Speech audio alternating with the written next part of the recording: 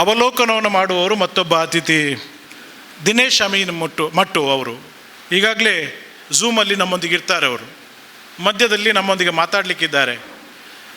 ಅವರನ್ನು ಕೂಡ ಈ ಕಾರ್ಯಕ್ರಮಕ್ಕೆ ಆತ್ಮೀಯವಾಗಿ ಸ್ವಾಗತಿಸ್ತಾ ಇದ್ದೇನೆ. ಅವಲೋಕನ ಮಾಡುವ ಮತ್ತೊಬ್ಬ ಹಿರಿಯ ಪತ್ರಕರ್ತ ರಾಜಾರಾಮ್ ತಲ್ಲೂರು ಅವರು ಕೂಡ ಝೂಮಲ್ಲಿ ನಮ್ಮೊಂದಿಗಿದ್ದಾರೆ. ಅವರನ್ನು ಕೂಡ ಆತ್ಮೀಯವಾಗಿ ಕಾರ್ಯಕ್ರಮಕ್ಕೆ ಸ್ವಾಗತಿಸ್ತಾ ಇದ್ದೇನೆ. ಮತ್ತೊಬ್ಬರು ಕೃಷಿ ಚಿಂತಕರು ಸುದರ್ಶನ್ KS ಅವರನ್ನು ಕೂಡ ಈ ಕಾರ್ಯಕ್ರಮಕ್ಕೆ ಅತ್ಯಂತ ಗೌರವಪೂರ್ವಕವಾಗಿ ಸ್ವಾಗತಿಸ್ತಾ ಇದ್ದೇವೆ. ಅಲ್ಲದೆ ಅನೇಕ ಹಿರಿಯರು ತಾವು ನಮ್ಮೊಂದಿಗಿದ್ದೀರಿ. ನಾವು ಈ ಕಾರ್ಯಕ್ರಮವನ್ನು ವೇದಿಕೆಯ ಮೇಲ್ಭಾಗದಲ್ಲಿ ಮಾಡಬೇಕು ಅಂತ ಒಂದು ಚಿಂತನೆ ಆಯಿತು. ಆದರೆ ವೇದಿಕೆಯ ಮುಂದೆ ಇರುವವರು ಸ್ವತಃ ಕೃಷಿ ಮಾಡಿದವರು, ಸಾಹಿತ್ಯಿಕವಾದ ಕೃಷಿ ಮಾಡಿದವರು, ರಾಜಕೀಯ ಕೃಷಿ ಮಾಡಿದವರು ಮತ್ತು ತಮ್ಮ ಗದ್ದೆಯಲ್ಲಿ ದುಡಿದಂಥ ಕೃಷಿಕರು ನಮ್ಮೊಂದಿಗಿರುವುದು. ನಿಮ್ಮ ಏನು ಸ್ಥಾನ ಉಂಟು ಮತ್ತು ನಮ್ಮ ಸ್ಥಾನ ಅದು ಒಂದೇ ರೀತಿಯದ್ದು. ಇದು ಒಟ್ಟಾಗಿ ಹೋದರೆ ಮಾತ್ರ ಅದು ದಡ ಸೇರುವುದಕ್ಕೆ ಸಾಧ್ಯತೆ ಇದೆ ಅನ್ನುವ ಅತ್ಯಂತ ಮನೋಜ್ಞವಾದ ಚಿಂತನೆಯೊಂದಿಗೆ ಈ ಕಾರ್ಯಕ್ರಮವನ್ನು ನಾವು ವೇದಿಕೆಯ ಕೆಳಗೆ ನೆಲದಲ್ಲಿ ನಿಂತು ಮಾಡಬೇಕು ಅನ್ನುವ ನಿಟ್ಟಿನಲ್ಲಿ ನೆಲ ಮುಟ್ಟಿ ನೋಡುವಂಥ ಒಂದು ವಿಚಾರವನ್ನು ಇಟ್ಟುಕೊಂಡು ತಮ್ಮೆಲ್ಲರನ್ನು ಆತ್ಮೀಯವಾಗಿ ಈ ಕಾರ್ಯಕ್ರಮಕ್ಕೆ ಬರಮಾಡಿಕೊಳ್ಳುತ್ತಾ ನಾವು ಪ್ರಾರಂಭದಲ್ಲಿ ರೈತ ಗೀತೆಯೊಂದಿಗೆ ಈ ಕಾರ್ಯಕ್ರಮವನ್ನು ಪ್ರಾರಂಭಿಸ್ತಾ ಇದ್ದೇವೆ. ನಮ್ಮ ರಾಮಕೃಷ್ಣ ಪ್ರೌಢಶಾಲೆಯ ವಿದ್ಯಾರ್ಥಿಯನ್ನು ನಮ್ಮನ್ನು ಸೇರಿಕೊಂಡಿದ್ದಾರೆ. ಅವರನ್ನು ಅತ್ಯಂತ ಪ್ರೀತಿಯಿಂದ ಈ ಕಾರ್ಯಕ್ರಮಕ್ಕೆ ಸ್ವಾಗತಿಸುತ್ತಾ ರೈತ ಗೀತೆಯೊಂದಿಗೆ ಈ ಕಾರ್ಯಕ್ರಮ ಪ್ರಾರಂಭ ಆಗ್ತದೆ. ಹಿಡಿದ ಹೊಲದಳು ಹಾಡುತ್ತ ಉಳುವ ಯೋಗಿಯ ನೋಡಲ್ಲಿ ಫಲವನ್ನು ಬಯಸದ ಸೇವೆಯ ಪೂಜೆಯು ಕರ್ಮವೆಯ್ಯ ಪರಸಾಧನವು ಕಷ್ಟದೊಳನ್ನವ ದುಡಿವನೆ ತ್ಯಾಗಿ ಸೃಷ್ಟಿ ನಿಯಮದೊಳಗವನೇ ಭೋಗಿ ಉಳುವ ಯೋಗಿಯ ನೋಡಲ್ಲಿ ಉಳುವ ಯೋಗಿಯ ನೋಡಲ್ಲಿ ಉಳುವ ಯೋಗಿಯ ನೋಡಲ್ಲಿ ಉಳುವ ಯೋಗಿಯ ನೋಡಲ್ಲಿ ಲೋಕದೊಳೆನೆ ನಡೆಯುತ್ತಲಿರಲಿ ತನ್ನೇ ಕಾರ್ಯವ ಬಿಡನೆಂದು ರಾಜಗಳು ದಿಸಲಿ ರಾಜ್ಯಗಳಲ್ಲಿ ಅಲಿ ಹಾರಲಿ ಗದ್ದುಗೆ ಮಕುಟಗಳು ಮುತ್ತಿಗೆ ಹಾಕಲಿ ಸೈನಿಕರೆಲ್ಲ ಮುತ್ತಿಗೆ ಹಾಕಲಿ ಸೈನಿಕರೆಲ್ಲ ಬಿತ್ತುಳುವುದನವ ಬಿಡುವುದೇ ಇಲ್ಲ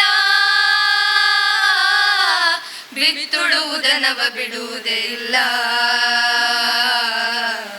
ಉಳುವ ಯೋಗಿಯ ನೋಡಲ್ಲಿ ಉಳುವ ಯೋಗಿಯ ನೋಡಲ್ಲಿ ಉಳುವ ಯೋಗಿಯ ನೋಡಲ್ಲಿ ಉಳುವ ಯೋಗಿಯ ನೋಡಲ್ಲಿ ಬಾಳಿತು ನಮ್ಮಿ ನಾಗರಿಕತೆ ಸಿರಿ ಮಣ್ಣೊಣಿ ನೇಗಿಲಿನಾಶ್ರಯದಿ ನೇಗಿಲ ಹಿಡಿದ ಕೈಯಾದಾರದಿ ದೊರೆಗಳು ದರ್ಪಗಳಾಡಿದರು ನೇಗಿಲ ಬಲದೊಳು ವೀರರು ಮೆರೆದರು ಶಿಲ್ಪಿಗಳೆಸೆದರು ಕವಿಗಳು ಬರೆದರು ಶಿಲ್ಪಿಗಳೆಸೆದರು ಕವಿಗಳು ಬರೆದರು ಉಳುವ ಯೋಗಿಯ ನೋಡಲ್ಲಿ ಉಳುವ ಯೋಗಿಯ ನೋಡಲ್ಲಿ ಉಳುವ ಯೋಗಿಯ ನೋಡಲ್ಲಿ ಉಳುವ ಯೋಗಿಯ ನೋಡಲ್ಲಿ ಯಾರು ಅರಿಯದ ನೇಗಿಲ ಯೋಗಿಯ ಲೋಕಕ್ಕೆ ಅನ್ನವ ನೀಯುವನು ಹೆಸರನ್ನು ಬಯಸದೆ ಅತಿ ಸುಖ ಕೆಳಸದೆ ದುಡಿವನು ಗೌರವ ಕಾಶಿಸದೆ ನೇಗಿಲ ಕುಲದೊಳು ಅಡಗಿದೆ ಕರ್ಮ ಹೋ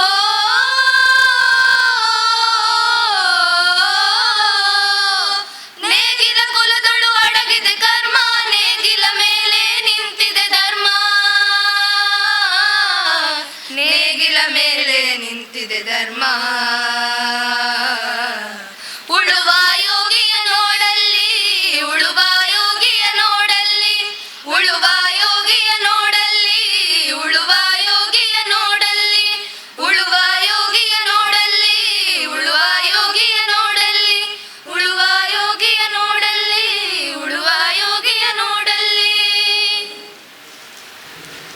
ಈಗಾಗಲೇ ರೈತ ಗೀತೆಯನ್ನು ಹಾಡಿದಂಥ ವಿದ್ಯಾರ್ಥಿನಿಯರು ಶ್ರೀ ರಾಮಕೃಷ್ಣ ಪ್ರೌಢಶಾಲೆಯ ಲೋಕೇಶ್ವರಿ, ಭೂಮಿಕಾ ರೈ, ಸೌಮ್ಯ ರೈ ಮತ್ತು ಪ್ರಾರ್ಥನಾ ಬಿ ಇವರಿಗೆ ಅತ್ಯಂತ ಹೃದಯ ತುಂಬಿದ ನಮನವನ್ನು ಸಲ್ಲಿಸುತ್ತಾ ಮುಂದಕ್ಕೆ ನಮ್ಮೆಲ್ಲರನ್ನ ಆತ್ಮೀಯವಾಗಿ ಕಾರ್ಯಕ್ರಮಕ್ಕೆ ಸ್ವಾಗತಿಸಲಿದ್ದಾರೆ ನಮ್ಮ ಈ ಒಟ್ಟು ಕಾರ್ಯಕ್ರಮದ ಹಿಂದೆ ನಿಂತು ಕೆಲಸ ಮಾಡಿದವರು ಮತ್ತು ನಮ್ಮ ಯಾವುದೇ ಕಾರ್ಯಕ್ರಮಕ್ಕೆ ನಮ್ಮೊಂದಿಗೆ ಅತ್ಯಂತ ಸಲಹೆ ಸಹಕಾರವನ್ನು ನೀಡುತ್ತಾ ಈ ನಮ್ಮ ಕಾರ್ಯಕ್ರಮದ ಈ ಒಂದು ಸಂಸ್ಥೆಯ ಕಾರ್ಯದರ್ಶಿಗಳು ಬೈಕಂಪಾಡಿ ಎಲ್ಯದಡಿ ಗುತ್ತು ನವೀನ್ ರೈ ಚೆಲ್ಯಡ್ಕ ಇವರನ್ನು ಆತ್ಮೀಯವಾಗಿ ವಿನಂತಿ ಮಾಡ್ತಾ ಇದ್ದೇನೆ, ನಮ್ಮೆಲ್ಲರನ್ನು ಆತ್ಮೀಯವಾಗಿ ಈ ಕಾರ್ಯಕ್ರಮಕ್ಕೆ ಸ್ವಾಗತಿಸ್ತಾರೆ. ಇಲ್ಲಿ ನೆರೆದಿರುವ ರೈತ ಮಿತ್ರರೇ, ರೈತ ಹಿತೈಷಿಗಳೇ, ವಿವಿಧ ಪಕ್ಷಗಳ ರಾಜಕೀಯ ನೇತಾರರೇ, ಸಮಾಜದಲ್ಲಿ ಹಲವು ರೀತಿಯ ಸಹಕಾರವನ್ನು ನೀಡುತ್ತಿರುವ ನಮ್ಮೆಲ್ಲರ ಹಿರಿಯ ಕಿರಿಯ ಸಹೋದರ ಸಹೋದರಿಯರೇ, ಇತ್ತೀಚೆಗೆ ನಾವೆಲ್ಲ ತಿಳಿದುಕೊಂಡಂತೆ ದೇಶ ಕೊರೋನಾ ಸಾಂಕ್ರಾಮಿಕ ರೋಗದಿಂದಾಗಿ ಲಾಕ್ಡೌನ್ ಹೇರಿತ್ತು. ಲಾಕ್ಡೌನ್ನಿಂದ ಹೊರಬರುವ ಹೊಸ್ತಿಲಲ್ಲಿ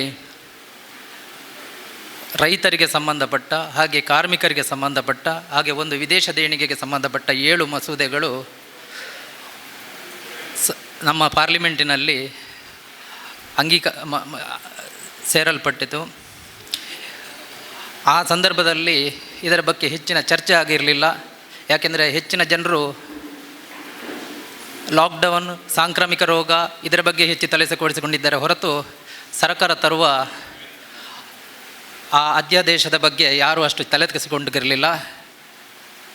ಬರುತ್ತಾ ಮುಂದೆ ಕೆಲವರಿಗೆ ಒಂದು ರೀತಿಯ ವಿಶ್ವಾಸ ಇದ್ದಿರಬಹುದು, ಮುಂದೆ ಇದು ರಾಜ್ಯಸಭೆಯಲ್ಲಿ ಅಂಗೀಕಾರಗೊಳ್ಳುವಾಗ ಬಹಳಷ್ಟು ಚರ್ಚೆಗೆ ಒಳಪಟ್ಟು ಅದರಲ್ಲಿರುವ ನ್ಯೂನತೆಗಳನ್ನು ಹೊರಗಿಡಬಹುದೆಂದು, ಅಥವಾ ಮುಂದೆ ಕಾನೂನಾಗಿ ಮಾರ್ಪಡುವಾಗ ರಾಷ್ಟ್ರಪತಿಗಳಿಂದ ಅಂಗೀಕಾರವಾಗುವಾಗ ಒಂದು ರೀತಿಯ ರೈತರಿಗೆ ಅನುಕೂಲವಾಗುವಂಥ ಒಂದು ಮಸೂದೆ ಬರ್ಬೋದಂತ ಹೆಚ್ಚಿನವರಲ್ಲಿ ಇತ್ತು. ಆದರೆ ಅದು ಯಾವುದೇ ಅವಕಾಶ ಇರಲಿಲ್ಲ. ಏಕಾಏಕಿ ಸಂದರ್ಭದ ಕೆಲವೊಂದು ಈ ರೋಗದ ಸನ್ನಿವೇಶಗಳಲ್ಲಿ ಇದಕ್ಕೆ ಒಂದು ಆಸ್ಪದ ಇಲ್ಲದೆ ಇದು ಅಂಗೀಕಾರಗೊಂಡು ಈಗ ಮಸೂದೆಯಾಗಿ ಪರಿವರ್ತನೆಗೊಂಡಿತು. ಆ ಸಂದರ್ಭದಲ್ಲಿ ಬಹಳಷ್ಟು ಪರ ವಿಮರ್ಶೆ ಚರ್ಚೆಗಳಾಗುವಾಗ ಸಹಜವಾಗಿ ನಮ್ಮ ರೈತರೆಲ್ಲ ಆತಂಕ ಭಯದಲ್ಲಿ ಒಳಪಟ್ಟರು. ಅವರಿಗೆ ಅದರ ಸರಿಯಾದ ಮಾಹಿತಿ ಇರಲಿಲ್ಲ. ಹಾಗೆ ನಮಗೆ ಇಲ್ಲಿ ಒಂದು ಮಾಹಿತಿ ಕೊಡುವ, ಯಾಕೆಂದರೆ ರೈತರು ಈ ದೇಶದ ಬೆನ್ನೆಲುಬೆಂದು ನಾವು ತಿಳ್ಕೊಂಡಿದ್ದೇವೆ. 60% ಜನರು, ಅಂದರೆ ದೇಶದ 70 ಕೋಟಿ ಜನರು ನೇರವಾಗಿ ಮತ್ತು ಪರೋಕ್ಷವಾಗಿ ಒಂದು ಗುರುತಿಸಿಕೊಂಡಿರುವ ವಲಯ. ಇವರಿಗೆ ನಾವೊಂದು ಮಾಹಿತಿ ಕೊಟ್ಟು ಈ ಮಸೂದೆಯಲ್ಲಿರುವ ಸಾಧಕಗಳನ್ನು ಜನರಿಗೆ ತಿಳಿಸಿ, ಬಾಧಕಗಳನ್ನು ಮುಂದೆ ಸರ್ಕಾರದ ಮೇಲೆ ಒತ್ತಾಯ ತಂದು ಇನ್ನೊಂದು ತಿದ್ದುಪಡಿ ಮೂಲಕ ಜನರಿಗೆ ಅನುಕೂಲವಾಗುವಂಥ ರೀತಿಯಲ್ಲಿ ಪರಿವರ್ತಿಸಬಹುದು ಎಂಬ ಚಿಂತೆಯಿಂದಾಗ ನಾವು ಈ ವಿಚಾರ ಸಂಕಿರಣವನ್ನು ಇಟ್ಟುಕೊಂಡಿದ್ದೆವು. ಇದಕ್ಕೆ ಕಾವು ಹೇಮನಾಥ ಶೆಟ್ಟಿಯವರು ರಾಜಕೀಯವಾಗಿ ಮಾತ್ರವಲ್ಲದೆ ಧಾರ್ಮಿಕ, ಶೈಕ್ಷಣಿಕ ಮತ್ತು ಹಲವು NGOಗಳಲ್ಲಿ ಸಮಾಜ ಸೇವೆಯಲ್ಲಿ ತೊಡಗಿಕೊಂಡು ಈಗ ರಾಜಕೀಯ ರಹಿತವಾಗಿ ಒಂದು ರೈತರಿಗೆ ಅನುಕೂಲವಾಗಬೇಕೆಂಬ ಉದ್ದೇಶದಿಂದ ರೈತ ಹಿತರಕ್ಷಣಾ ವೇದಿಕೆ ಪುತ್ತೂರು ಎಂಬ ಸಂಘಟನೆಯನ್ನು ಸ್ಥಾಪಿಸಿ ಎಲ್ಲರಿಗೆ ಅನುಕೂಲವಾಗುವ ರೀತಿಯಲ್ಲಿ ಇವತ್ತು ಈ ವಿಚಾರ ಸಂಕಿರಣವನ್ನು ನಾವು ಇಟ್ಟುಕೊಂಡಿದ್ದೇವೆ. ಇದಕ್ಕೆ ನಾವು ಇದನ್ನು ಉದ್ಘಾಟನೆ ಮಾಡಲು ನಮ್ಮ ಪುತ್ತೂರು APMC ಇದರ ಅಧ್ಯಕ್ಷ ದಿನೇಶ್ ಮೇಧು ಅವರು ಬಂದಿದ್ದಾರೆ. ಅವರಿಗೆ ನಾನು ಹೃತ್ಪೂರ್ವಕವಾದ ಸ್ವಾಗತವನ್ನು ಕೋರ್ತಾ ಇದ್ದೇನೆ.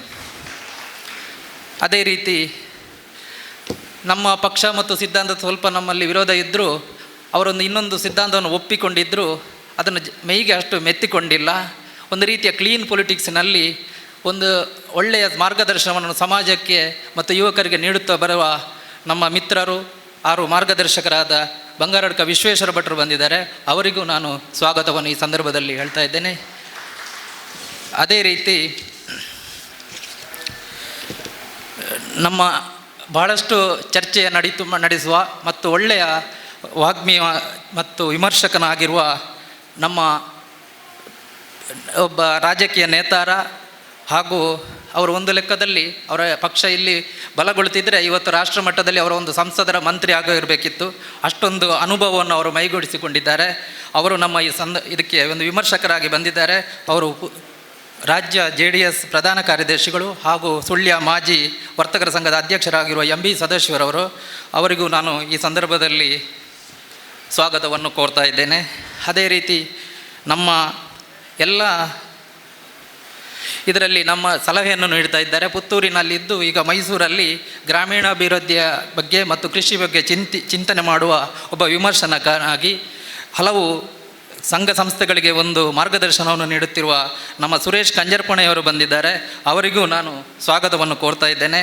ಹಾಗೆ ನಮ್ಮ ಇನ್ನೊಬ್ಬ ಅತಿಥಿ ಹಾಗೂ ತುಪ್ಪಟ್ಟು ಎಂಬ ಪುಸ್ತಕವನ್ನು ಬರೆದು ಪ್ರಸ್ತುತ ನಮ್ಮ ಈ ಕೃಷಿ ಮಸೂದೆ ಬಗ್ಗೆ ಅವಲೋಕನವನ್ನು ಮಾಡುತ್ತಿರುವ ರಾಜಾರಾಮ್ ತಲ್ಲೂರ್ ಅವರು ಝೂಮ್ ಆ್ಯಪಿನಲ್ಲಿ ಮೂಲಕ ನಮ್ಮಲ್ಲಿ ಸೇರಿಕೊಂಡಿದ್ದಾರೆ. ಅವರಿಗೂ ನಾನು ಸ್ವಾಗತವನ್ನು ಬಯಸ್ತಾ ಇದ್ದೇನೆ.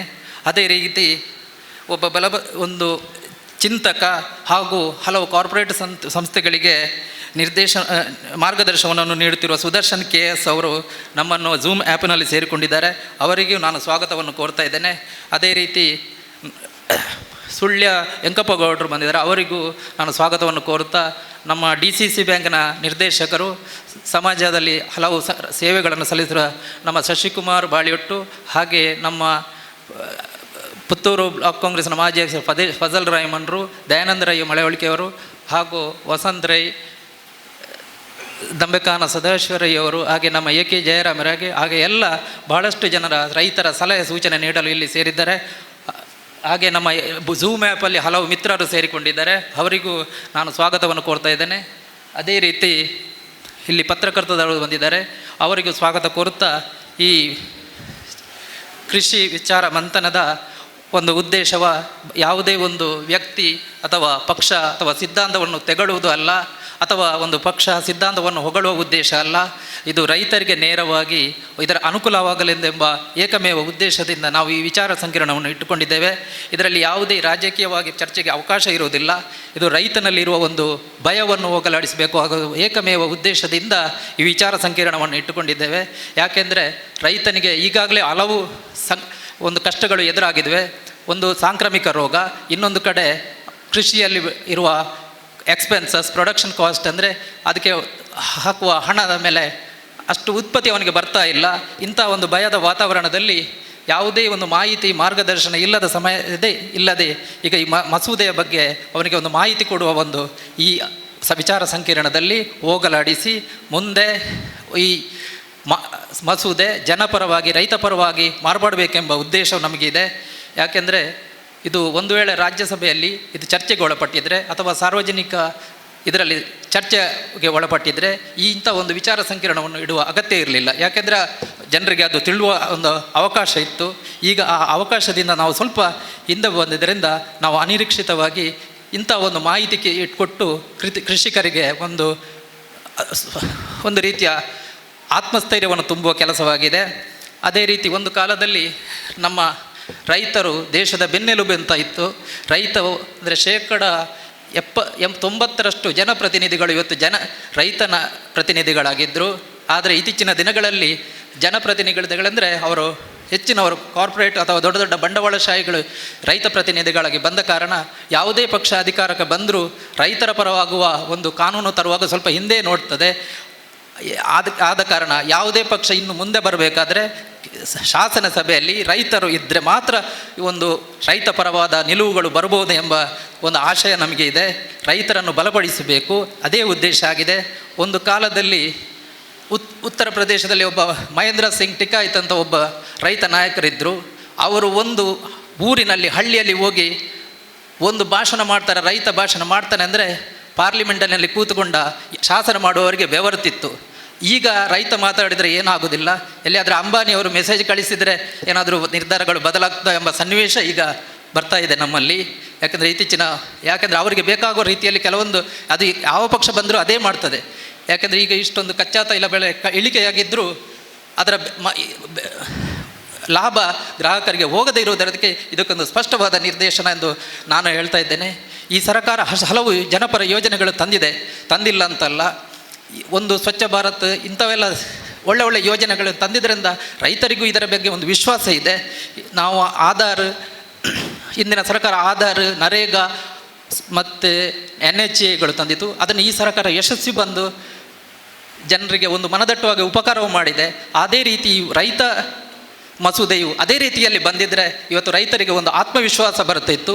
ಇನ್ನೊಂದು ಕಡೆ ರೈತರಲ್ಲಿ ಭಯಪಡುವ ಅವಶ್ಯಕತೆ ಯಾಕೆಂದರೆ ಈ ಸರ್ಕಾರದ ಮೇಲೆ ಕೆಲವೊಂದು ಯೋಜನೆಗಳನ್ನು ತಂದು ಅವಸರವಾಗಿ ತಂದು ಆ ಯೋಜನೆಗಳು ವಿಫಲವಾಗಿದ್ದನ್ನು ಕಂಡಿದ್ದೇವೆ. ಅದೇ ರೀತಿ ಈ ರೈತ ಮಸೂದೆಯು ಒಂದು ಆತುರವಾಗಿ ಅವಸರವಾಗಿ ಬಂದಿದೆ ಎಂಬ ಚಿಂತೆ ನಮಗೆಲ್ಲಿದೆ. ಯಾಕೆಂದರೆ ಈ ಸರ್ಕಾರದ ನೋಟು ಅಮಾನ್ಯೀಕರಣ ಇರ್ಬೋದು, ಅಥವಾ GST ಇರ್ಬೋದು, ಲಾಕ್ಡೌನ್ ಇರ್ಬೋದು, ಇಂಥ ಹಲವು ಯೋಜನೆಗಳು ವಿಫಲವಾಗಿದೆ. ಅದೇ ರೀತಿ ಈ ಮಸೂದೆಗಳು ವಿಫಲವಾದರೆ 90-70 ಜನರು ಒಂದು ದೊಡ್ಡ ಇದಕ್ಕೆ ಹೊಂಡಕ್ಕೆ ಬೀಳ್ತಾರೆ. ಆದ್ದರಿಂದ ನಾವು ಜಾಗೃತರಾಗದಿದ್ದರೆ ಮುಂದೊಂದು ದಿನ ರೈತನಿಗೆ ಇಲ್ಲಿ ಬದುಕುವ ಅಗತ್ಯ ಇಲ್ಲ. ಈಗಲೇ ಈ ಸರ್ಕಾರ 3 ರೀತಿಯ ಮಸೂದೆಯನ್ನು ತಂದಿದೆ. ಒಂದು farmers trade and commerce facilitation and empowerment act, ಇನ್ನೊಂದು ಎಸೆನ್ಷಿಯಲ್ ಕಮೋಡಿಟೀಸ್ ಆ್ಯಕ್ಟ್, ಇನ್ನೊಂದು farm service and price assurance act ಅಂತ 3 ಶಾಸನವು ಒಳ್ಳೆಯ ಉದ್ದೇಶ ಇದೆ. ಆದರೆ ಅದರಲ್ಲಿ ಇನ್ನೊಂದು ಕಡೆಯಲ್ಲಿ ಅದೊಂದು ಕಾರ್ಪೊರೇಟ್ ಆಗಿ ಬದಲಾವಣೆ ಕಂಡ್ರೆ ರೈತರಿಗೆ ಇನ್ನಷ್ಟು ಕಷ್ಟದಲ್ಲಿ ಹೋಗ್ಬೋದು. ಯಾಕಂದರೆ ಈ ಕೃಷಿ ಎಂಬುದು ನಮ್ಮ ಸಂವಿಧಾನದಲ್ಲಿ ಸ್ಟೇಟ್ ಸಬ್ಜೆಕ್ಟ್ ಆಗಿತ್ತು. ಕ್ಲಾಸ್ 2 ಅಂದರೆ ನಮ್ಮ ಸಂವಿಧಾನದ 246ನೇ ಅಡಿಯಲ್ಲಿ ಅದು ಕ್ಲಾಸ್ 2 ಆಗಿತ್ತು. ಈಗ ಅದು ಕ್ಲಾಸ್ 3 ಅಂದರೆ ಕೇಂದ್ರ ಸರ್ಕಾರಕ್ಕೆ ಒಳಪಡುವ ಶಾಸನವಾಗಿ ಬದಲಾಗಿದೆ. ಹಿಂದೊಮ್ಮೆ ಜವಾಹರ್ಲಾಲ್ ನೆಹರು ಕಾಲದಲ್ಲಿ ನಮ್ಮ ಕೃಷ್ಣಮಾಚಾರಿ ಕಾಮರ್ಸ್ ಮಿನಿಸ್ಟರ್ ಆದಾಗ ಕ್ಲಾಸ್ 2ನಿಂದ ಕ್ಲಾಸ್ 3 ಅಂದರೆ ಕೆಲವೊಂದು ಕೇಕ್, ಫೀಡ್ಸ್, ಆಯಿಲ್, ಜೂಟ್ ಮತ್ತು ಸ್ಪಿನ್ನಿಂಗ್ ಕಾಟನನ್ನು ಕ್ಲಾಸ್ 3ಗೆ ಮಾರ್ಪಾಡು ಮಾಡುವಾಗ ಆಗ ಅಂದಿನ ಒಬ್ಬ ಶಾಸನದಲ್ಲಿ ಇದಕ್ಕೆ ಬಹಳಷ್ಟು ವಿರೋಧ ವ್ಯಕ್ತಪಡಿಸಿದರು. ಒಬ್ಬ ಬಸು ಅಂತ, ಒಬ್ಬ ಮೆಹ್ತಾ ಅಂತ. ಯಾವತ್ತಂದರೆ ಇದು ರಾಜ್ಯ ಸರ್ಕಾರದ ಯಾವುದೇ ಶಾಸನ ಕೇಂದ್ರ ಸರ್ಕಾರಕ್ಕೆ ಹೋದರೆ ನಮ್ಮ ಯುನಿಲೇಟ್ರಲ್ ಸಿಸ್ಟಮ್ಗೆ ಬದಲಾಗ್ತದೆ. ನಮ್ಮದು ಫೆಡರಲ್ ಸಿಸ್ಟಮಿಂದ ಯುನಿಲೇಟ್ರಲ್ ಸಿಸ್ಟಮ್ಗೆ ಬದಲಾದರೆ ನಮ್ಮ ರಾಜ್ಯದ ಶಕ್ತಿ ವಿಹೀನ ಆಗ್ತದೆ. ಇದ್ರ ಮುಂದೊಂದು ದಿನ ನಮ್ಮ ಸಂವಿಧಾನ ಮತ್ತು ಪ್ರಜಾಪ್ರಭುತ್ವಕ್ಕೆ ವಿರುದ್ಧ ಆಗಬಹುದೆಂಬ ಚಿಂತನೆ ಆ ಕಾಲದಲ್ಲಿ ಇತ್ತು. ಆದರೆ ಈಗ ಇದೇ ವಿಷಯವನ್ನು ಕ್ಲಾಸ್ 2ನಿಂದ ಕ್ಲಾಸ್ 3ಗೆ ಕೊಂಡೋಗಿ ಕೃಷಿಯನ್ನು ಶೆಡ್ಯೂಲ್ 2ರ 33ನೇ ಇದಕ್ಕೆ ಸಂವಿಧಾನದಲ್ಲಿ ಸೇರ್ಪಾಡೆ ಮಾಡಿಸಿದ್ದಾರೆ. ಇದು ಮುಂದೊಂದು ದಿನ ಏನಾಗ್ತದೆ ಅಂದರೆ ರೈತ ಈಗಾಗಲೇ ಬಹಳಷ್ಟು ತೊಂದರೆಗೆ ಒಳಗಾಗಿದ್ದಾನೆ. ಇದರ ವಿಷಯವಾಗಿ ಬಹಳಷ್ಟು ಚರ್ಚೆಯನ್ನು ವಿಶ್ವೇಶ್ವರ ಭಟ್ರು ಮುಂದೆ ಮಾಡಲಿದ್ದಾರೆ. ಮೊದಲನೇದಾಗಿ ನಮ್ಮ ಫಾರ್ಮ್ ಟ್ರೇಡ್ ಅಂದರೆ APMC ಆ್ಯಕ್ಟ್. APMC ಅಂದರೆ ನಾವು ಬೆಳಿಗ್ಗೆ ಎದ್ದು ಅಡಿಕೆಗೆ ಎಷ್ಟು ರೇಟ್ ಅಂತ ನೋಡುವಾಗ ನಮಗೆ APMC ಅಗತ್ಯ ಇದೆ, ಅಲ್ಲಿಂದಲೇ ನಮ್ಮ ದರ ನಿಗದಿ ಆಗ್ತದೆ. ಆದರೆ ಇನ್ನು APMC ಇದೆ ಅಂತ ಹೇಳ್ತಾರೆ. ನಾವು ಇದನ್ನು ಯಾಕೆ ಇದೆ ಅಂತ ಹೇಳಿದರೆ APMCಯಲ್ಲಿ ಒಂದು ನಿರ್ದಿಷ್ಟ ಟ್ಯಾಕ್ಸ್ ಹಾಕ್ತಾರೆ. ಅದರಲ್ಲಿ ನಿರ್ದಿಷ್ಟ ಟ್ಯಾಕ್ಸ್ ಒಂದು ರಾಜ್ಯ ಸರ್ಕಾರಕ್ಕೆ ಹೋಗ್ತದೆ, ಒಂದು ಗ್ರಾಮೀಣಾಭಿವೃದ್ಧಿಗೆ ಹೋಗ್ತದೆ, ಮತ್ತೊಂದು ಕಮಿಷನ್ ಆಗಿ ಹೋಗ್ತದೆ. ಆದರೆ ಇನ್ನು ಈ ಟ್ಯಾಕ್ಸ್ ಇಲ್ಲದ ಈ ಪ್ರಸಕ್ತ ಕಾನೂನು ಈ ಟ್ಯಾಕ್ಸಿಗೆ ಅನುಕೂಲ ಇಲ್ಲ. ಯಾಕೆಂದರೆ ಅವರು APMC ಹತ್ರ ಯಾವುದೇ ವ್ಯವಹಾರ ಮಾಡುವ ಅವಶ್ಯಕತೆ ಇಲ್ಲ. ನೇರವಾಗಿ ರೈತರಲ್ಲಿ ಇದು ವ್ಯವಹಾರವನ್ನು ಮಾಡುವ ಸಂದರ್ಭದಲ್ಲಿ APMCನ ಟ್ಯಾಕ್ಸನ್ನು ಬೈಫರ್ಪೇಟ್ ಮಾಡ್ಬೋದು. ಅವನಿಗೆ APMCಗೆ ಒಂದು ದೊಡ್ಡ ನಷ್ಟ ಅಲ್ಲ, APMC ಅಗತ್ಯವಿರುವುದಿಲ್ಲ. ಆ ಸಂದರ್ಭದಲ್ಲಿ ಏನಾಗ್ತದೆ ಅಂದರೆ ರೈತ ಮತ್ತು ವರ್ತಕರ ಮಧ್ಯೆ ನೇರ ಏರ್ಪಾಡು ಪಟ್ಟರೆ APMC ಒಂದು ಕಾಲದಲ್ಲಿ ಅದರ ಅಗತ್ಯ ಇರುವುದಿಲ್ಲ. ಅಗತ್ಯ ಇದೆ ಅಂತ ಹೇಳಿದರೆ ಬಹಳಷ್ಟು ಜನರು ಹೇಳಿದ್ದಾರೆ BSNL ಉಳಿತದೆ ಪ್ರೈವೇಟ್ ಬಂದ್ರೆ ಅಂತ. ಇನ್ನು ಇಂಡಿಯನ್ ಏರ್ಲೈನ್ಸ್ ಉಳಿತದೆ ಅಂದರೆ ಅದು 2 ಈಗ ಮುಳುಗಿ ಹೋಗಿದೆ. ಮುಂದೊಂದು ದಿನ APMCಗೂ ಅದೇ ಗತಿ ಆದರೆ ನಮ್ಮ ನ್ಯಾಷನಲ್ ಪ್ರೊಕ್ಯೂರ್ಮೆಂಟ್ಗೆ ಬಹಳಷ್ಟು ಇದು ತೊಂದರೆ ಆಗ್ಬೋದು ಅಂತ. ಮತ್ತೆ ಅದರಲ್ಲಿ ಮಿನಿಮಮ್ ಸಪೋರ್ಟ್ ಪ್ರೈಸ್ APMC ಥ್ರೂವಲ್ಲೇ ಕೊಡ್ತಾ ಇದ್ದಾರೆ. ಅದು ಮುಂದೆ APMCನ ಅಪ್ರಸ್ತುತವಾದರೆ ಮಿನಿಮಮ್ ಸಪೋರ್ಟ್ ಪ್ರೈಸು ಇಲ್ಲದೆ ಇನ್ನೊಂದು ಇದಾಗ್ಬೋದು.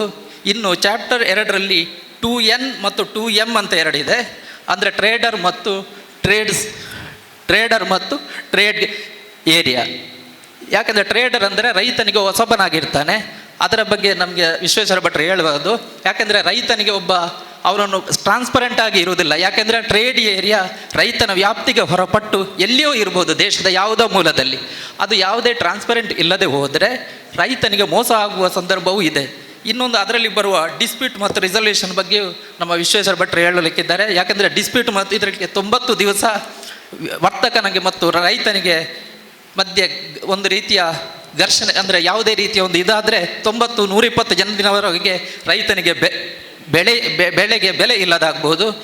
ಅದೇ ರೀತಿ ಇನ್ನೊಂದು ಮುಖ್ಯವಾಗಿ ಅದರಲ್ಲಿರುವ ಫಾರ್ಮ್ ಸರ್ವಿಸ್ ಮತ್ತು ಪ್ರೈಸ್ ಅಶ್ಯೂರೆನ್ಸ್ ಇದು ನೇರವಾಗಿ ನಮ್ಮ ರೈತರಿಗೆ ಅನುಕೂಲಕ್ಕೆ ಆಗ್ಬೋದು. ಯಾಕೆಂದರೆ ರೈತರಿಗೆ ಬೇಕಾಗುವ ಹಣ, ಅದಕ್ಕೆ ಬೇಕಾಗುವ ಬಂಡವಾಳ ಒಬ್ಬ ಕಾರ್ಪೊರೇಟ್ ಕೊಡ್ತಾ ಇದ್ದಾನೆ ಅಂತ. ಆದರೆ ಇನ್ನೊಂದು ಕಡೆಯಲ್ಲಿ ಭೂ ಸುಧಾರಣೆಯು ಬಂದ ಕಾರಣ ಇಲ್ಲಿ ದೊಡ್ಡ ದೊಡ್ಡ ಕಾರ್ಪೊರೇಟ್ ಕಂಪನಿಗಳು ಭೂಮಿಯ ಮೇಲೆ ಹಿಡಿತವನ್ನು ಸಾಧಿಸಬಹುದು. ಯಾಕೆಂದರೆ ರೈತನಿಗೆ ಉತ್ಪಾದನಾ ವೆಚ್ಚ ಜಾಸ್ತಿ ಆಗುವ ಸಂದರ್ಭ ಇದೆ. ಇಲ್ಲಿ ಕಾರ್ಪೊರೇಟ್ ಸಂಸ್ಥೆಗಳು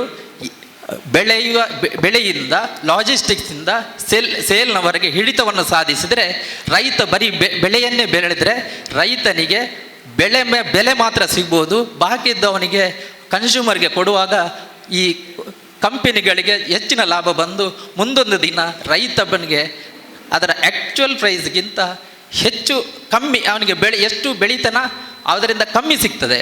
ಯಾಕೆಂದರೆ ಇವನಿಗೆ ಪ್ರೊಡಕ್ಷನ್ ಕಾಸ್ಟ್ ಜಾಸ್ತಿ ಇರೋದರಿಂದ ಇವನಿಗೆ ದೊಡ್ಡ ದೊಡ್ಡ ಕಂಪನಿಗಳೊಟ್ಟಿಗೆ ಕಾಂಪೀಟ್ ಮಾಡದೆ ಮುಂದೊಂದು ದಿನ ಕಾರ್ಪೊರೇಟ್ ಕಂಪನಿಗಳಿಗೆ ಗುಲಾಮನಾಗುವಂಥ ಒಂದು ಸನ್ನಿವೇಶವು ಬರ್ಬೋದು. ಇನ್ನು ಹಲವಾರು ಲೋಪದೋಷಗಳ ಇದನ್ನು ಮಾಹಿತಿಯನ್ನು ನಮ್ಮ ಜನರಿಗೆ, ನಮ್ಮ ರೈತರಿಗೆ ಕೊಡುವ ಕೆಲಸ ಆಗಬೇಕು ಅಂತ ಒಂದು ವಿಚಾರ ಸಂಕಿರಣವನ್ನು ಇಟ್ಟುಕೊಂಡದಕ್ಕೆ ಹಾಗೂ ಇಲ್ಲಿ ಬಂದವರಿಗೆ ನಿಮ್ಮ ಸಹಕಾರವನ್ನು ನಾನು ಬಯಸುತ್ತಾ ನಮ್ಮ ಕಾರ್ಯಕ್ರಮವು ಇನ್ನೂ ಮುಂದುವರಿಯುವುದು. ಇದೇ ರೀತಿ ಮಾಹಿತಿ ಕೇಂದ್ರಗಳ ಎಲ್ಲ ಕಡೆ ನಡೆದರೆ ಹೆಚ್ಚಿನ ಅನುಕೂಲ ಆಗ್ಬೋದು ಅಂತ ಹೇಳುತ್ತಾ ಮುಂದೆ ನಾನು ನಮ್ಮ ಕಾರ್ಯಕ್ರಮವನ್ನು ಮುಂದುವರಿಸಲು ನಾನು ದುರ್ಗಾಪ್ರಸಾದ್ ರೈ ಅವರನ್ನು ಕೇಳಿಕೊಳ್ತಾ ಇದ್ದೇನೆ. ನಮ್ಮ ಸಂದೇಹಗಳು ರೈತರ ಸಂದೇಹಗಳನ್ನು ಇಟ್ಟಿದ್ದಾರೆ. ಮುಂದೆ ನಾವು ವಿಮರ್ಶೆ ಮಾಡ್ತೇವೆ, ಅದರ ಸಾಧಕ ಬಾಧಕ ಎಲ್ಲ ನಮಗೆ ಗೊತ್ತಾಗ್ತದೆ. ನಮ್ಮ ಹೆದರಿಕೆ ಏನುಂಟು ಅದನ್ನು ಅವರು ತಮ್ಮ ಪ್ರಾಸ್ತಾವಿಕ ಮಾತಿನಲ್ಲಿ ಮುಂದಿಟ್ಟಿದ್ದಾರೆ ಹೊರತು ಬೇರೆ ಯಾವುದೇ ಅರ್ಥ ಇಲ್ಲ ಅನ್ನುವ ಒಟ್ಟಿಗೆ ನಾವು ಕಾರ್ಯಕ್ರಮ ಮುಂದುವರಿಸ್ತೇವೆ. ಇದು ಕಾರ್ಯಕ್ರಮವನ್ನು ಯಾವ ರೀತಿ ಮಾಡಬೇಕು ಅನ್ನುವ ಒಂದು ಚಿಂತನೆ ಮೂಡಿದಾಗ ಈ ಹೇಮನಾಥ ಶೆಟ್ಟಿಯವರು ಒಂದಷ್ಟು ಯುವಕರನ್ನು ಸೇರಿಸಿಕೊಂಡು ಇದು ಈ ರೀತಿ ಇರಬೇಕು, ಇದು ರೈತರಿಗೂ ಕೂಡ ಮುಟ್ಟಬೇಕು, ಸರ್ಕಾರಕ್ಕೂ ಮುಟ್ಟಬೇಕು, ಜನರಿಗೂ ಮುಟ್ಟಬೇಕು ಮತ್ತು ನಾವೆಲ್ಲರೂ ಈ ದೇಶದ ಅಭಿವೃದ್ಧಿಯತ್ತ ಚಿಂತನೆ ಮಾಡಬೇಕು ಅನ್ನೋ ನಿಟ್ಟಿನಲ್ಲಿ ಈ ಕಾರ್ಯಕ್ರಮದ ಸಂಯೋಜನೆ ಆಗಿದೆ. ಮುಂದೆ ಈ ಕಾರ್ಯಕ್ರಮದ ಉದ್ಘಾಟನೆ ನಡೀತದೆ. ಕಲ್ಪವೃಕ್ಷ ಇದೆ ಮುಂದೆ. ಅಧ್ಯಕ್ಷರಲ್ಲಿ ವಿನಂತಿ ಮಾಡ್ತೇನೆ, ನಮ್ಮ ಉದ್ಘಾಟಕರನ್ನು ಕಲ್ಪವೃಕ್ಷದ ಮುಂದಕ್ಕೆ ಕರೆದು ತಂದು ಅದಕ್ಕೆ ಗಿಂಡಿಯ ಮೂಲಕ ನೀರನ್ನು ಏರೆದು ತಮ್ಮ ಅತಿಥಿಗಳು ಕೂಡ ಸೇರಿಕೊಂಡ್ರೆ ಝೂಮಲ್ಲಿ ನಮ್ಮ ಎಲ್ಲರನ್ನ ನೋಡ್ತಾರೆ ಅನ್ನುವ ಮತ್ತು ಈ ಕಾರ್ಯಕ್ರಮ ಯಶಸ್ವಿ ಆಗ್ತದೆ ಅನ್ನುವ ನಂಬಿಕೆಯೊಂದಿಗೆ ಕಲ್ಪವೃಕ್ಷಕ್ಕೆ ನೀರನ್ನು ಎರೆಯುವುದರ ಮೂಲಕ ಈ ಕಾರ್ಯಕ್ರಮವನ್ನು ವಿದ್ಯುಕ್ತವಾಗಿ ಉದ್ಘಾಟಕರು ಉದ್ಘಾಟಿಸಬೇಕು ಅಂತ ವಿನಂತಿ ಮಾಡ್ತಾ ಇದ್ದೇನೆ. ದಿನೇಶ್ ಮೆದು.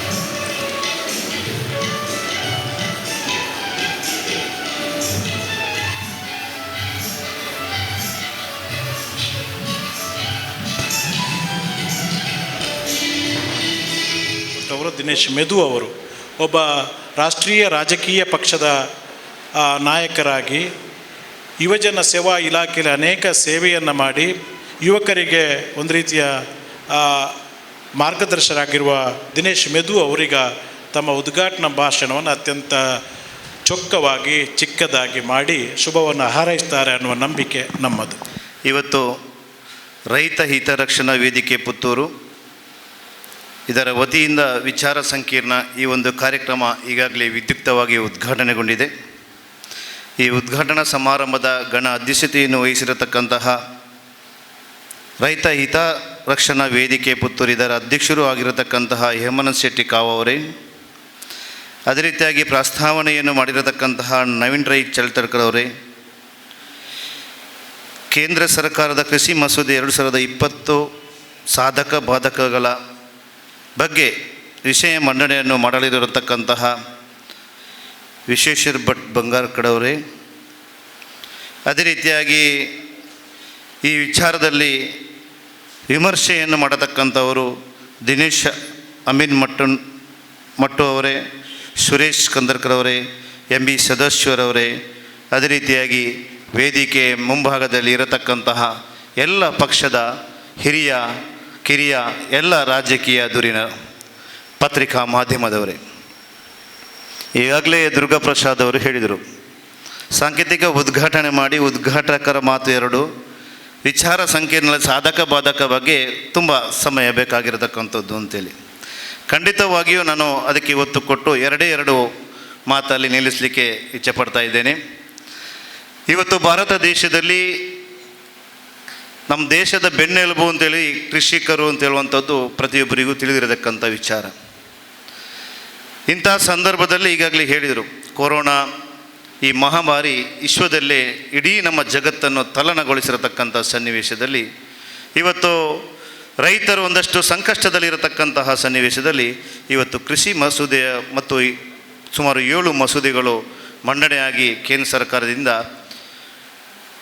ಆಗಿರತಕ್ಕಂತಹ ಸಂದರ್ಭದಲ್ಲಿ ಇವತ್ತು ಸಾಧಕ ಬಾಧಕ ವಿಚಾರವನ್ನು ಇವತ್ತು ಇಟ್ಟುಕೊಂಡಿರತಕ್ಕಂಥದ್ದು. ಯಾಕೆಂತೇಳಿದರೆ ರೈತ ಒಂದು ರೀತಿಯಲ್ಲಿ ಗೊಂದಲದಲ್ಲಿರತಕ್ಕಂತಹ ಸನ್ನಿವೇಶದಲ್ಲಿ ಇವತ್ತು ಪುತ್ತೂರಿನ ರೈತ ಹಿತರಕ್ಷಣಾ ವೇದಿಕೆಯವರು ವಿಚಾರ ವಿಮರ್ಶೆ ಮಾಡಿಕೊಂಡು ಅದರಲ್ಲಿ ಬರತಕ್ಕಂತಹ ಸಾಧಕ ಬಾಧಕಗಳು ಒಳ್ಳೆಯ ವಿಚಾರ. ನಾನು ಖಂಡಿತವಾಗಿಯೂ ಈ ರೈತ ಹಿತರಕ್ಷಣಾ ವೇದಿಕೆ ಪುತ್ತೂರು ಇವರಿಗೆ ನಾನು ಕೃತಜ್ಞತೆಯನ್ನು ಸಲ್ಲಿಸ್ತಾ ಇದ್ದೇನೆ. ಯಾಕೆ ಅಂತೇಳಿದರೆ ಯಾವುದೇ ಒಂದು ವಿಚಾರದಲ್ಲಿ ಯಾವುದೇ ಒಂದು ಕಾನೂನನ್ನು ತರುವಾಗ ಅದರಲ್ಲಿ ಸಾಧಕ ಬಾಧಕ ಇರುತ್ತದೆ. ಆ ಸಾಧಕ ಬಾಧಕಗಳು ಯಾವ ರೀತಿ ಇರುತ್ತದೆ ಅಂತ ಹೇಳಿದವರು ರೈತರಿಗೆ ತಿಳಿಯಬೇಕಾಗಿರತಕ್ಕಂಥದ್ದು. ರೈತ ಪಾಪ ಹೊಲದಲ್ಲಿ ದುಡಿದು ತನ್ನ ಉತ್ಪನ್ನಗಳನ್ನು ಮಾರುಕಟ್ಟೆಗೆ ತಂದು ತನ್ನ ಆ ಉತ್ಪನ್ನಗಳ ವೆಚ್ಚಕ್ಕಿಂತ ಕಡಿಮೆ ದರದಲ್ಲಿ ಅವನು ಮಾರುಕಟ್ಟೆಯಲ್ಲಿ ಇವತ್ತು ದಲಾಳಿ ಮುಖಾಂತರ ಅದು ವ್ಯಾಪಾರ ಆಗುವುದನ್ನು ನಾವು ನೋಡ್ತಾ ಇದ್ದೀವಿ. ಆದರೆ ಇವತ್ತು ಕೇಂದ್ರ ಸರ್ಕಾರ ಒಂದು ಹೊಸ ಮಸೂದೆಯನ್ನು ತಂದಿರತಕ್ಕಂಥದ್ದು ಕೃಷಿ ಮಸೂದೆ. ಇದರಲ್ಲಿ ಸಾಧಕ ಬಾಧಕಗಳು ಇರಬಹುದು. ಆದರೆ ನಾನು ಒಂದು 2 ವಿಚಾರಗಳನ್ನು ಮಾತ್ರ ಇಲ್ಲಿ ಹೇಳಲಿಕ್ಕೆ ಇಚ್ಛಪಡ್ತಾ ಇದ್ದೇನೆ. ಒಂದು ಸಾಧಕ ಕೂಡ ಬಾಧಕ ಕೂಡ. ಆದರೆ ಇವತ್ತು ಕೇಂದ್ರ ಸರ್ಕಾರ ಉದ್ದೇಶ ಒಳ್ಳೆಯದಿದೆ, ಆದರೆ ಇದನ್ನು ದುರುಪಯೋಗಪಡಿಸಿಕೊಳ್ಳತಕ್ಕಂಥ ವ್ಯಕ್ತಿಗಳು ಯಾವ ರೀತಿ ಇದ್ದಾರೆ ಅಂತ ಹೇಳೋದನ್ನು ನಾವು ಸ್ವಲ್ಪ ವಿಮರ್ಶೆ ಮಾಡಬೇಕಾಗಿದೆ. ಈಗಾಗಲೇ ಹೇಳಿದರು, APMC ಕಾಯ್ದೆಯಲ್ಲಿ ಕೂಡ ಇದಕ್ಕೆ ಒಂದಷ್ಟು ಕಾಯ್ದೆಯಲ್ಲಿ ಕೂಡ ನಮಗೆ APMCಗೆ ಹೊಡೆತ ಬೀಳತಕ್ಕಂಥದ್ದು ಅಂತೇಳಿ ಖಂಡಿತವಾಗಿಯೂ ಹೌದು, ನಾವು ಅದರಲ್ಲಿ 2 ಪ್ರಶ್ನೆ ಇಲ್ಲ. ಯಾಕೆ ಅಂತೇಳಿದರೆ ಕೃಷಿಕರಿಗೆ ಬೆನ್ನೆಲುಬಾಗಿರತಕ್ಕಂತಹ APMC ನಮ್ಮ ಈ ದಕ್ಷಿಣ ಕನ್ನಡ ಜಿಲ್ಲಾ ಭಾಗದಲ್ಲಿ ಕೂಡ ಒಳ್ಳೆಯ ರೀತಿಯಲ್ಲಿ ಪುತ್ತೂರು APMC ನಡೆದುಕೊಂಡು ಬರತಕ್ಕಂಥದ್ದು. ಅದೇ ರೀತಿಯಾಗಿ ಕರ್ನಾಟಕದ ಮೈಸೂರು ಮಂಡ್ಯ ಭಾಗಕ್ಕೆ ಹೋದರೆ ಅಲ್ಲಿ ರೈತರಿಗೆ APMCಯೇ ಅದರ ಮೂಲಾಧಾರ. ಅವರ ಉತ್ಪನ್ನಗಳನ್ನು APMCಗೆ ತಂದೆ ಮಾರಾಟ ಮಾಡತಕ್ಕಂಥ ಕೆಲಸ ಆಗ್ತಿರುವಂಥದ್ದು.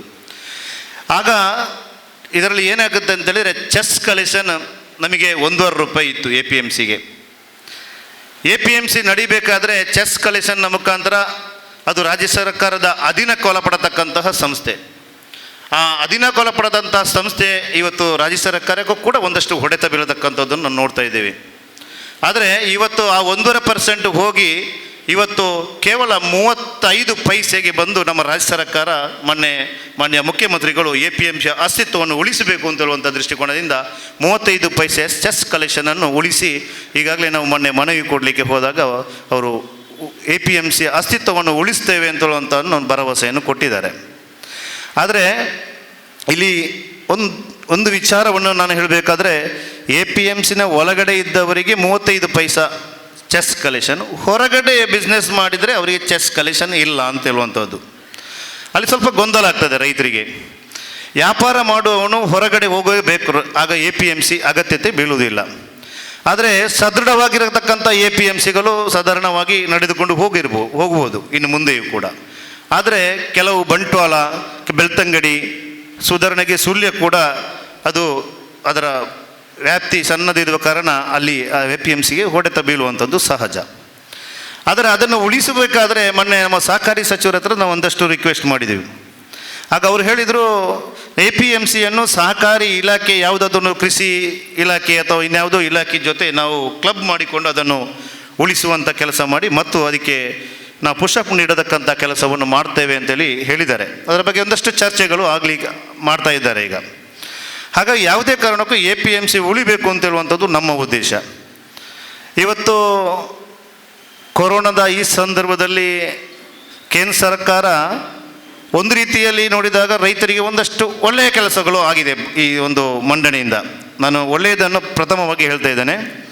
ಇವತ್ತು ಕಿಸಾನ್ ರೈಲ್ವೆ ಮುಖಾಂತರ ನಾನು ನಮ್ಮ ಪುತ್ತೂರು APMCಯಲ್ಲಿ ಪ್ರಪ್ರಥಮ ಬಾರಿಗೆ ಯಾಕೆಂದರೆ ರೈಲ್ವೆ ಇಲಾಖೆಯವರು ಮುಂದೆ ಬಂದು ಪುತ್ತೂರಿನಿಂದ ನಮ್ಮ ಜೊತೆ ಮಾತನಾಡಿ ಅಡಿಕೆ, ರಬ್ಬರು ಇನ್ನಿತರ ಕೃಷಿ ಉತ್ಪನ್ನಗಳನ್ನು ಉತ್ತರ ಭಾಗದ ರಾಜ್ಯಗಳಿಗೆ ಕೊಂಡೋಗುವಂಥ ವ್ಯವಸ್ಥೆ ಆಗಿರತಕ್ಕಂಥದ್ದು. ಯಾಕೆಂತೇಳಿದರೆ ಇವತ್ತು ರೈಲ್ವೆಯವರನ್ನು ಮಾತಾಡಬೇಕಾದ್ರೆ ಕಷ್ಟ ಇತ್ತು.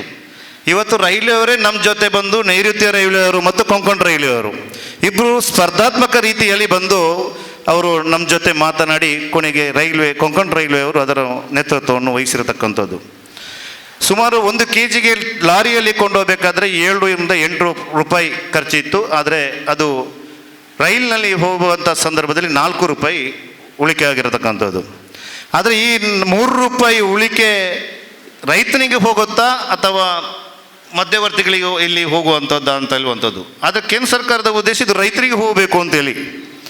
ಹಾಗಾಗಿ ಒಂದಷ್ಟು ಈ ಮಧ್ಯವರ್ತಿಗಳು ನಾವು ಹೇಳ್ತೇವೆ, ಈಗ ಕೇಂದ್ರ ಸರ್ಕಾರದ ಉದ್ದೇಶ ಏನಿತ್ತು, ಮಧ್ಯವರ್ತಿಗಳಿಂದ ತಪ್ಪಿಸಿ ನೇರವಾಗಿ ಕೃಷಿಕರನ್ನು ಅವರನ್ನು ಉತ್ಪಾದನೆಗಳಿಗೆ ಸರಿಯಾದ ಬೆಲೆ ಸಿಕ್ಕಬೇಕು ಅಂತೇಳಿ. ಹಾಗಾಗಿ ನೇರವಾಗಿ ರೈತ ಇವತ್ತು ರೈಲಿನ ಮುಖಾಂತರ ಗುಜರಾತ್, ಮಹಾರಾಷ್ಟ್ರ ಅಥವಾ ಉತ್ತರ ಪ್ರದೇಶ ರಾಜ್ಯಗಳಿಗೆ ಕೊಂಡೋಗ್ಲಿಕ್ಕೆ ಸಾಧ್ಯವಾ ಅಂತ ಹೇಳುವಂಥದ್ದು ಪ್ರಶ್ನೆ ಬರುತ್ತದೆ. ಹಾಗಾಗಿ ಆದರೂ ಕೂಡ ಇವತ್ತು ಒಂದು ರೀತಿಯ ಪೂರಕವಾದ ವಾತಾವರಣ ಸೃಷ್ಟಿಸಿಕೊಂಡು ಇವತ್ತಿಗೆ ಅಡಿಕೆಯ ಕೂಡ ನಮ್ಮ ಎಲ್ಲ ಕೃಷಿ ಉತ್ಪನ್ನಗಳಿಗೂ ಕೂಡ ಒಳ್ಳೆಯ ಧಾರಣೆಗಳು ಸಿಕ್ಕಿರತಕ್ಕಂಥದ್ದು ಸನ್ನಿವೇಶವನ್ನು ನೋಡ್ತಾ ಇದ್ದೇವೆ. ಅದೇ ರೀತಿಯಾಗಿ ನಮ್ಮ ಪಂಜಾಬ್, ರಾಜಸ್ಥಾನಗಳಿಗೆ APMCಗಳಿಗೆ ಹೋದರೆ ಅಲ್ಲಿ ಮಧ್ಯವರ್ತಿಗಳದ್ದೇ ತುಂಬ ಅವರದ್ದೇ ಇಡೀ ರಾಜ್ಯ ಮಾಡತಕ್ಕಂಥದ್ದು. ಒಬ್ಬ ರೈತ ಭತ್ತ ತಗೊಂಡು ಹೋದರೆ ಅಲ್ಲಿ ತೂಕದಲ್ಲಿ ವ್ಯತ್ಯಾಸ ಮಾಡುವಂಥದ್ದು ಮತ್ತು ಅವನಿಗೆ ಚೌಕಾಸಿ ದುಡ್ಡನ್ನು ಕೊಟ್ಟು ಅವನು ಉತ್ಪಾದನಾ ವೆಚ್ಚಕ್ಕಿಂತಲೂ ಕಡಿಮೆ ವೆಚ್ಚ ಮಾಡಿ ನಷ್ಟವನ್ನು ಅನುಭವಿಸಿ ಹೋಗ್ತಾ ಇರುವಂಥ ಸನ್ನಿವೇಶವನ್ನು ನೋಡಿಕೊಂಡು ಕೇಂದ್ರ ಸರ್ಕಾರ ಅದಕ್ಕೂ ಒಂದು ಕಡಿವಾಣ ಹಾಕಬೇಕು ಅಂತ ಹೇಳುವಂಥ ಉದ್ದೇಶವನ್ನು ಇಟ್ಟಿರತಕ್ಕಂಥದ್ದು. ಇವತ್ತು ಈ APMCಯ ಕಾಯ್ದೆಯಲ್ಲಿ ಒಂದಷ್ಟು ತಿದ್ದುಪಡಿ ಮಾಡೋದ್ರಿಂದ ಇವತ್ತು ಹೊರಗಡೆ ಹೋದಾಗ ಇವತ್ತು ರೈತ ಒಂದಷ್ಟು ವ್ಯಾಪಾರೀಕರಣದಲ್ಲಿ ಮೋಸ ಹೋಗುವಂಥ ಸನ್ನಿವೇಶಗಳನ್ನು ಕಾಣಬಹುದು. ಯಾಕೆಂತೇಳಿದರೆ ರೈತರನ್ನು ನೇರವಾಗಿ ಖರೀದಿ ಮಾಡುವಾಗ ಅವರಿಗೆ ಬಿಳಿ ಚೀಟು, ಕೆಂಪು ಚೀಟಿನ ವ್ಯವಹಾರಗಳು ನಡೆಯುವಂಥದ್ದು. ಇದಕ್ಕೆ ಮೊದಲು APMC ಅದಕ್ಕೆ ಒಂದಷ್ಟು ಕಡಿವಾಣ ಹಾಕ್ತಾ ಇತ್ತು. ಆದರೆ ಇನ್ನೂ ಅದು ಕಡಿವಾಣ ಹಾಕಲಿಕ್ಕೆ ಆಗ್ತಾ ಇಲ್ಲ. ಹಾಗಾಗಿ ಇದೆ ಬೇರೆ ರಾಜ್ಯಗಳಿಗೆ ಕೊಂಡು ಹೋಗಬೇಕಾದ್ರೆ ಟ್ಯಾಕ್ಸ್ ಇತ್ತು, ಟ್ಯಾಕ್ಸ್ ಕೂಡ ಫ್ರೀ ಆಗಿರುವಂಥದ್ದು. ಈ ಎಲ್ಲ ಹಣವನ್ನು ರೈತನಿಗೆ ಹೋಗಬೇಕು ಅಂತೇಳುವಂಥ ಉದ್ದೇಶ ಇತ್ತು. ಅದು ಒಳ್ಳೆಯ ಉದ್ದೇಶ. ಆದರೆ ಮಧ್ಯವರ್ತಿಗಳು ಇದನ್ನು ಯಾವ ರೀತಿಯಾಗಿ ಪ್ರಭಾವ ಬೀಳಿಸ್ತಾರೆ ಅಂತೇಳುವಂಥದ್ದು ಪ್ರಶ್ನಾರ್ಥಕ ಚಿಹ್ನೆ.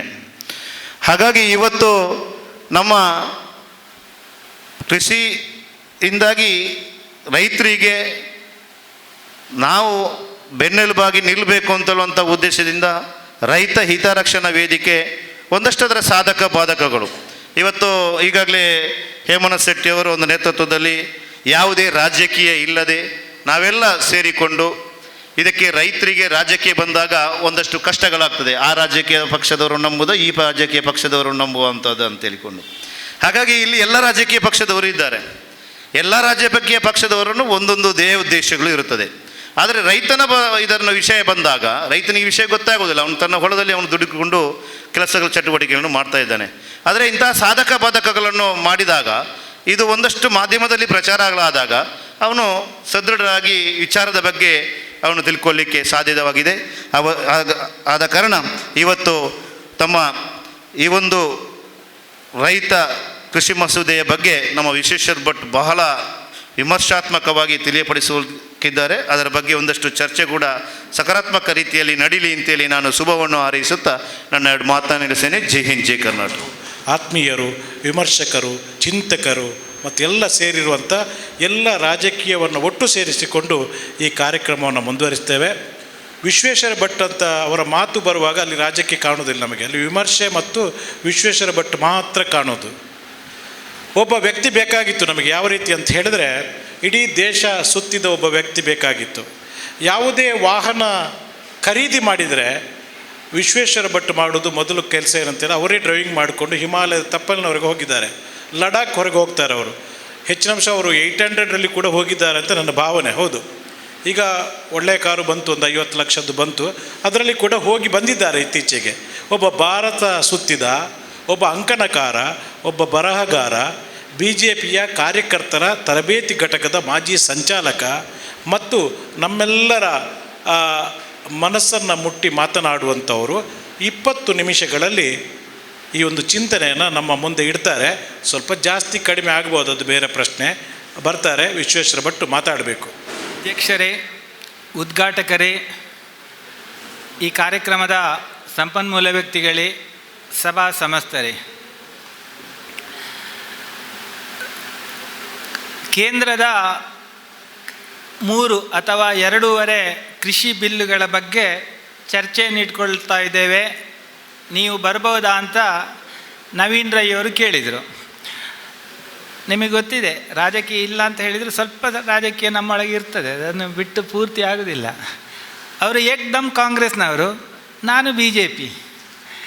ಅವರು ಆ ಕಾರಣಕ್ಕಾಗಿ ನೀವು ಬರ್ಬೋದಾ ಅಂತ ಕೇಳಿದರು. ಒಂದು ನಿಮಿಷ, ನಾನು ಹೇಳಿದೆ ಏನು ಬರದೆ ನವೀನ್, ನಾನು ಬೇಕಾದ್ರೆ ಕಾಂಗ್ರೆಸ್ ಆಫೀಸಿಗೆ ಬಂದು ಬೇಕಾದ್ರೆ ಭಾಷಣ ಮಾಡ್ತೇನೆ ಹೇಳಿದೆ ನಾನು ಅವ್ರ ಹತ್ರ. ಅಂದರೆ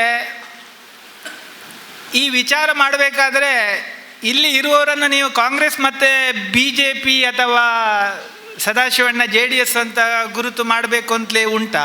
ಇಲ್ಲ. ಇಲ್ಲಿ ಇರುವವರು ಎರಡೂ ನನ್ನ ಬಳಗದವರೇ ಇರೋದು. ಅಂದರೆ ಒಂದ ನೀವು ಕೃಷಿಕರು, ನಾನು ಸಾಧುವೆ, ಇಲ್ಲದಿದ್ದರೆ ನೀವು ರಾಜಕಾರಣಿಗಳು, ನಾನು ಸಾಧುವೆ. ಹಾಗಾಗಿ ನನಗೆ ಅಲ್ಲದವರು ಅಂತ ಹೇಳೋರು ಇಲ್ಲಿ ನನಗೆ ಯಾರು ಕಾಣಿಸೋದಿಲ್ಲ. ಈ ವಸಂತರು, ಇವರು ಸುರೇಶರೆಲ್ಲ ನನ್ನ ಕ್ಲಾಸ್ಮೇಟ್ಗಳು ಕೂಡ.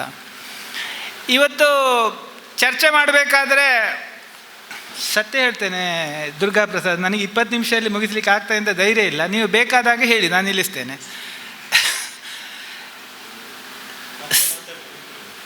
ಓಕೆ. ಅಂದರೆ ಯಾಕೆಂದರೆ ನೀವೊಂದು ಇಡೀ ಬಿಲ್ಲನ್ನು ಪ್ರೆಸೆಂಟ್ ಮಾಡಬೇಕು ಹೇಳಿದಿರಿ, ಅದು ಮುಖಾಲಲ್ಲಿ ನಿಂತರೂ ನನಗೇನು ತೊಂದರೆ ಇಲ್ಲ. ನಾವು ಯೋಚನೆ ಮಾಡಬೇಕಾದರೆ ನಾನು BJP ಅಂತ ಯೋಚನೆ ಮಾಡೋದು ಒಂದು ಭಾಗ, ಹೇಮನಾಥರು ನವೀನರು ಕಾಂಗ್ರೆಸ್ ಅಂತ ಯೋಚನೆ ಮಾಡೋದು ಒಂದು ಭಾಗ, ಇವರು ವಿಪಕ್ಷೀಯರು ಅಂತ ಹೇಳೋ ಕಾರಣಕ್ಕಾಗಿ ಅದೇ JDSನವರು ಅಂತ ಯೋಚನೆ ಮಾಡೋದು. ಇನ್ನು ಅಪಕ್ಷೀಯರು ಅಂತ ಶಬ್ದ ಉಂಟಾ ಅಂತ ಗೊತ್ತಿಲ್ಲ, ಸುರೇಶನ್ ಅಂತಾರೆ, ಅವ್ರು ಯಾವ ಪಕ್ಷ ಅಂತ ಇನ್ನೂ ಗುಟ್ಟು ಬಿಟ್ಟಿಲ್ಲ ಅಂಥವರು ಒಂದು ಬಣ. ಇದು ಯೋಚನೆ ಮಾಡಿದರೆ ಹೇಗೆ ಅನಿಸ್ತದೆ ಅಂತ ಹೇಳಿದರೆ, ಒಂದು ಮನಸ್ಸಲ್ಲಿ ಕಾಂಗ್ರೆಸ್ಸ BJPಯ ಕಾಂಗ್ರೆಸ್ಸ JDS ಅಂತ ಬರ್ತದೆ. ಒಂದಷ್ಟು ಹೊತ್ತಿನವರೆಗೆ ನಾವು ಅದಲ್ಲ ಸರ್ಕಾರ ಮತ್ತು ರೈತರು ಅಂತ ಯೋಚನೆ ಮಾಡಿದರೆ ನಿಮಗೆ ಇದರ ಬಗ್ಗೆ ಹೆಚ್ಚು ಸ್ಪಷ್ಟತೆ ಬರ್ಬೋದು ಅಂತ ನನಗೆ ವಿಶ್ವಾಸ ಇದೆ. ನೀವು ಬರೀ ನಾವು ಸರ್ಕಾರ ಮತ್ತು ರೈತರು ಅಂತ ಆ ಸ್ಥಿತಿಯಲ್ಲಿ ಮಾತಾಡಬೇಕಾದ್ರೆ ಸರ್ಕಾರದ ಪರವಾಗಿ ಮಾತಾಡೋ ನಾನು ಒಬ್ಬನೇ ಇಲ್ಲಿರುವ ಈಗ, ಯಾಕೆಂದರೆ ನನ್ನನ್ನು ಒಬ್ಬನೇ ಕರೆದಿದ್ದೀರಿ ಆ ವಿಷಯಕ್ಕೆ. ನೀವೆಲ್ಲರೂ ಕೂಡ ರೈತರಾಗಿ ವಿಪಕ್ಷೀಯರು ಅಂತ, ರಾಜಕೀಯವಾಗಿ ವಿಪಕ್ಷೀಯರು ಅಂತ ಅಲ್ಲ. ಹಾಗಾಗಿ ನೀವು ಯಾವುದನ್ನು ಹೇಳಿದರೂ ನನಗೆ ಬೇಜಾರಿಲ್ಲ. ನಾನು ಒಬ್ಬನೇ ಆದರೂ ಕೂಡ ಸರ್ಕಾರದಿಂದ ಒಬ್ಬನೇ ಮಾತಾಡಬೇಕಾದ್ದು ಕೂಡ ಅದು ಸರಿಯಾದಂಥ ಒಂದು ಕ್ರಮ ಕೂಡ. ಹಾಗಾಗಿ ನಾನು ಈ ಕೇಸು ವಕಾಲತ್ತು ಫಾರ್ಮಿಗೆ ಸೈನ್ ಹಾಕುವಾಗ ಇದೊಂದು ಇಂಡಿಫೆನ್ಸಿಬಲ್ ಕೇಸು ಅಂತ ಹೇಳಿ ಏನು ಗ್ರೇಸಿ ಬಂದದಲ್ಲಿ, it is a defensible case ಅಂತಲೇ ನಾನು ಇಲ್ಲಿಗೆ ಬಂದಿರುವಂಥದ್ದು. ದಟ್ ಈಸ್ ಒನ್ ವಕೀಲರೇ ಇದ್ದಾರೆ ಇಲ್ಲಿ. ಈಗ ನಾನೊಂದು PPT ತಂದಿದ್ದೇನೆ, ಅದನ್ನು ನೀವೇನು ಅದನ್ನು ಫಾಲೋ ಮಾಡಬೇಕಾಗಿಲ್ಲ, ನೀವು ನನ್ನೊಟ್ಟಿಗೆ ಫಾಲೋ ಮಾಡಿದರೆ ಸಾಕು. ನಾನು PPT ಜೊತೆ ಭಾಷಣ ಮಾಡಲ್ಲ, ಬಟ್ ಅದು ಒಂದು ಕರಾಬರೇಟಿವ್ ಆಗಿ ಅದು ಒಟ್ಟಿಗೆ ಹೋಗ್ತಾ ಇರಲಿ. ಸಾಧ್ಯ ಅಗತ್ಯ ಇದ್ದರೆ ನಾನು ನಂಬರ್ಸ್ ಹೇಳ್ತೇನೆ, ಸ್ಲೈಡ್ ನಂಬರ್ಸ್ ಇದೆ, ಯಾರಿಗಾದರೂ ಬೇಕು ಅಂತ ಇದ್ದರೆ you can use the slide numbers also. ಅಲ್ಲಿಗೆ ಯು ಕ್ಯಾನ್, ಅದು ಹಿಂದೆ ಬರಲಿಕ್ಕೆ ಗೊತ್ತಿದೆಯಲ್ಲ ನಿಮಗೆ. ಅಗತ್ಯ ಇದ್ದರೆ ಮಾತ್ರ, ಅದನ್ನೇ ಯಾರು ನೋಡಬೇಕಾದ ಅಗತ್ಯವೂ ಏನು ಅಂಥದ್ದೇನು ಇಲ್ಲ. ಭಾಷಣ ಮಾಡೋದೇ ನನಗೆ ಹೆಚ್ಚು ಖುಷಿ, PPT ತೋರಿಸೋದೆಲ್ಲ ಅಷ್ಟು ಇಂಟ್ರೆಸ್ಟ್ ಇಲ್ಲ. 3 ಕೇಂದ್ರ ಸರ್ಕಾರದ ಕಾಯ್ದೆಗಳ ಬಗ್ಗೆ ಮಾತಾಡುವಂಥದ್ದು ಇರುವಂಥದ್ದು. ಅದರ ಮೊದಲಲ್ಲಿ ಸರ್ಕಾರ ಯಾಕೆ ಅಂತ ಹೇಳುವಂಥ ಒಂದು ಪ್ರಶ್ನೆ ಬರುತ್ತೆ. ಅದರಲ್ಲಿ ಗವರ್ಮೆಂಟ್ ಆಫ್ ಇಂಡಿಯಾ ಅಂತ, ಅದು UPA NDA ಜನತಾದಳ ಅಂತ ಹೇಳೋದನ್ನು ಬಿಟ್ಟು ಗವರ್ಮೆಂಟ್ ಆಫ್ ಇಂಡಿಯಾ ಅಂತ ಯೋಚನೆ ಮಾಡಿದಾಗ ಸರ್ಕಾರ ಯಾಕೆ ಅಂತ ಹೇಳುವಂಥ ಪ್ರಶ್ನೆ ಬರುತ್ತೆ. ಸರ್ಕಾರ ಯಾಕೆ ಅಂತ ಕೇಳಿದರೆ ಪಾಠ ಮಾಡುವಾಗ ಓದಿದ ನೆನಪು ಏನು ಅಂತ ಹೇಳಿದರೆ, ಜನರ ಇಚ್ಛೆಯನ್ನು ಈಡೇರಿಸಲಿಕ್ಕೆ ಬೇಕಾಗಿ ಸರ್ಕಾರ ಅಂತ ಹೇಳುವಂಥ ವ್ಯವಸ್ಥೆ ಅಂತ ಹೇಳುವಂಥದ್ದನ್ನು ಯಾರೋ ಫ್ರಾನ್ಸಿನವರು ಯಾರೊಬ್ಬರು ರೂಸೋ ಯಾರೋ ಒಬ್ಬರು ಹೇಳಿದ್ದಾರೆ, ಅದನ್ನು ಜನರಲ್ ವಿಲ್ ಅಂತ ಕರೆದಿದ್ದಾರೆ ಅವರು. ಅದರ ಆಧಾರದಲ್ಲಿ ಸುಮಾರಾಗಿ ಸರ್ಕಾರ ನಡಿಬೇಕು ಅಂತ. ಅಂದರೆ ಅವರಿಗೆ ಕನ್ನಡವೂ ಬರ್ತಿತ್ತು, ಅದು ಜನರ ವಿಲ್ಲು ಅಂತ ನಮ್ಮ ಭಾಷೆಯಲ್ಲಿ ಅದು ತರ್ಜುಮೆ ಆಗ್ತದೆ. ಜನರಲ್ ವಿಲ್ಲು ಅಂತ ಹೇಳೋದನ್ನು ಜನರ ವಿಲ್ಲು ಅಂತ ಹೇಳಿ ಜನರ ಇಚ್ಛೆ ಅಂತ ಹೇಳಿ ತರ್ಜುಮೆ ಆಗುತ್ತೆ.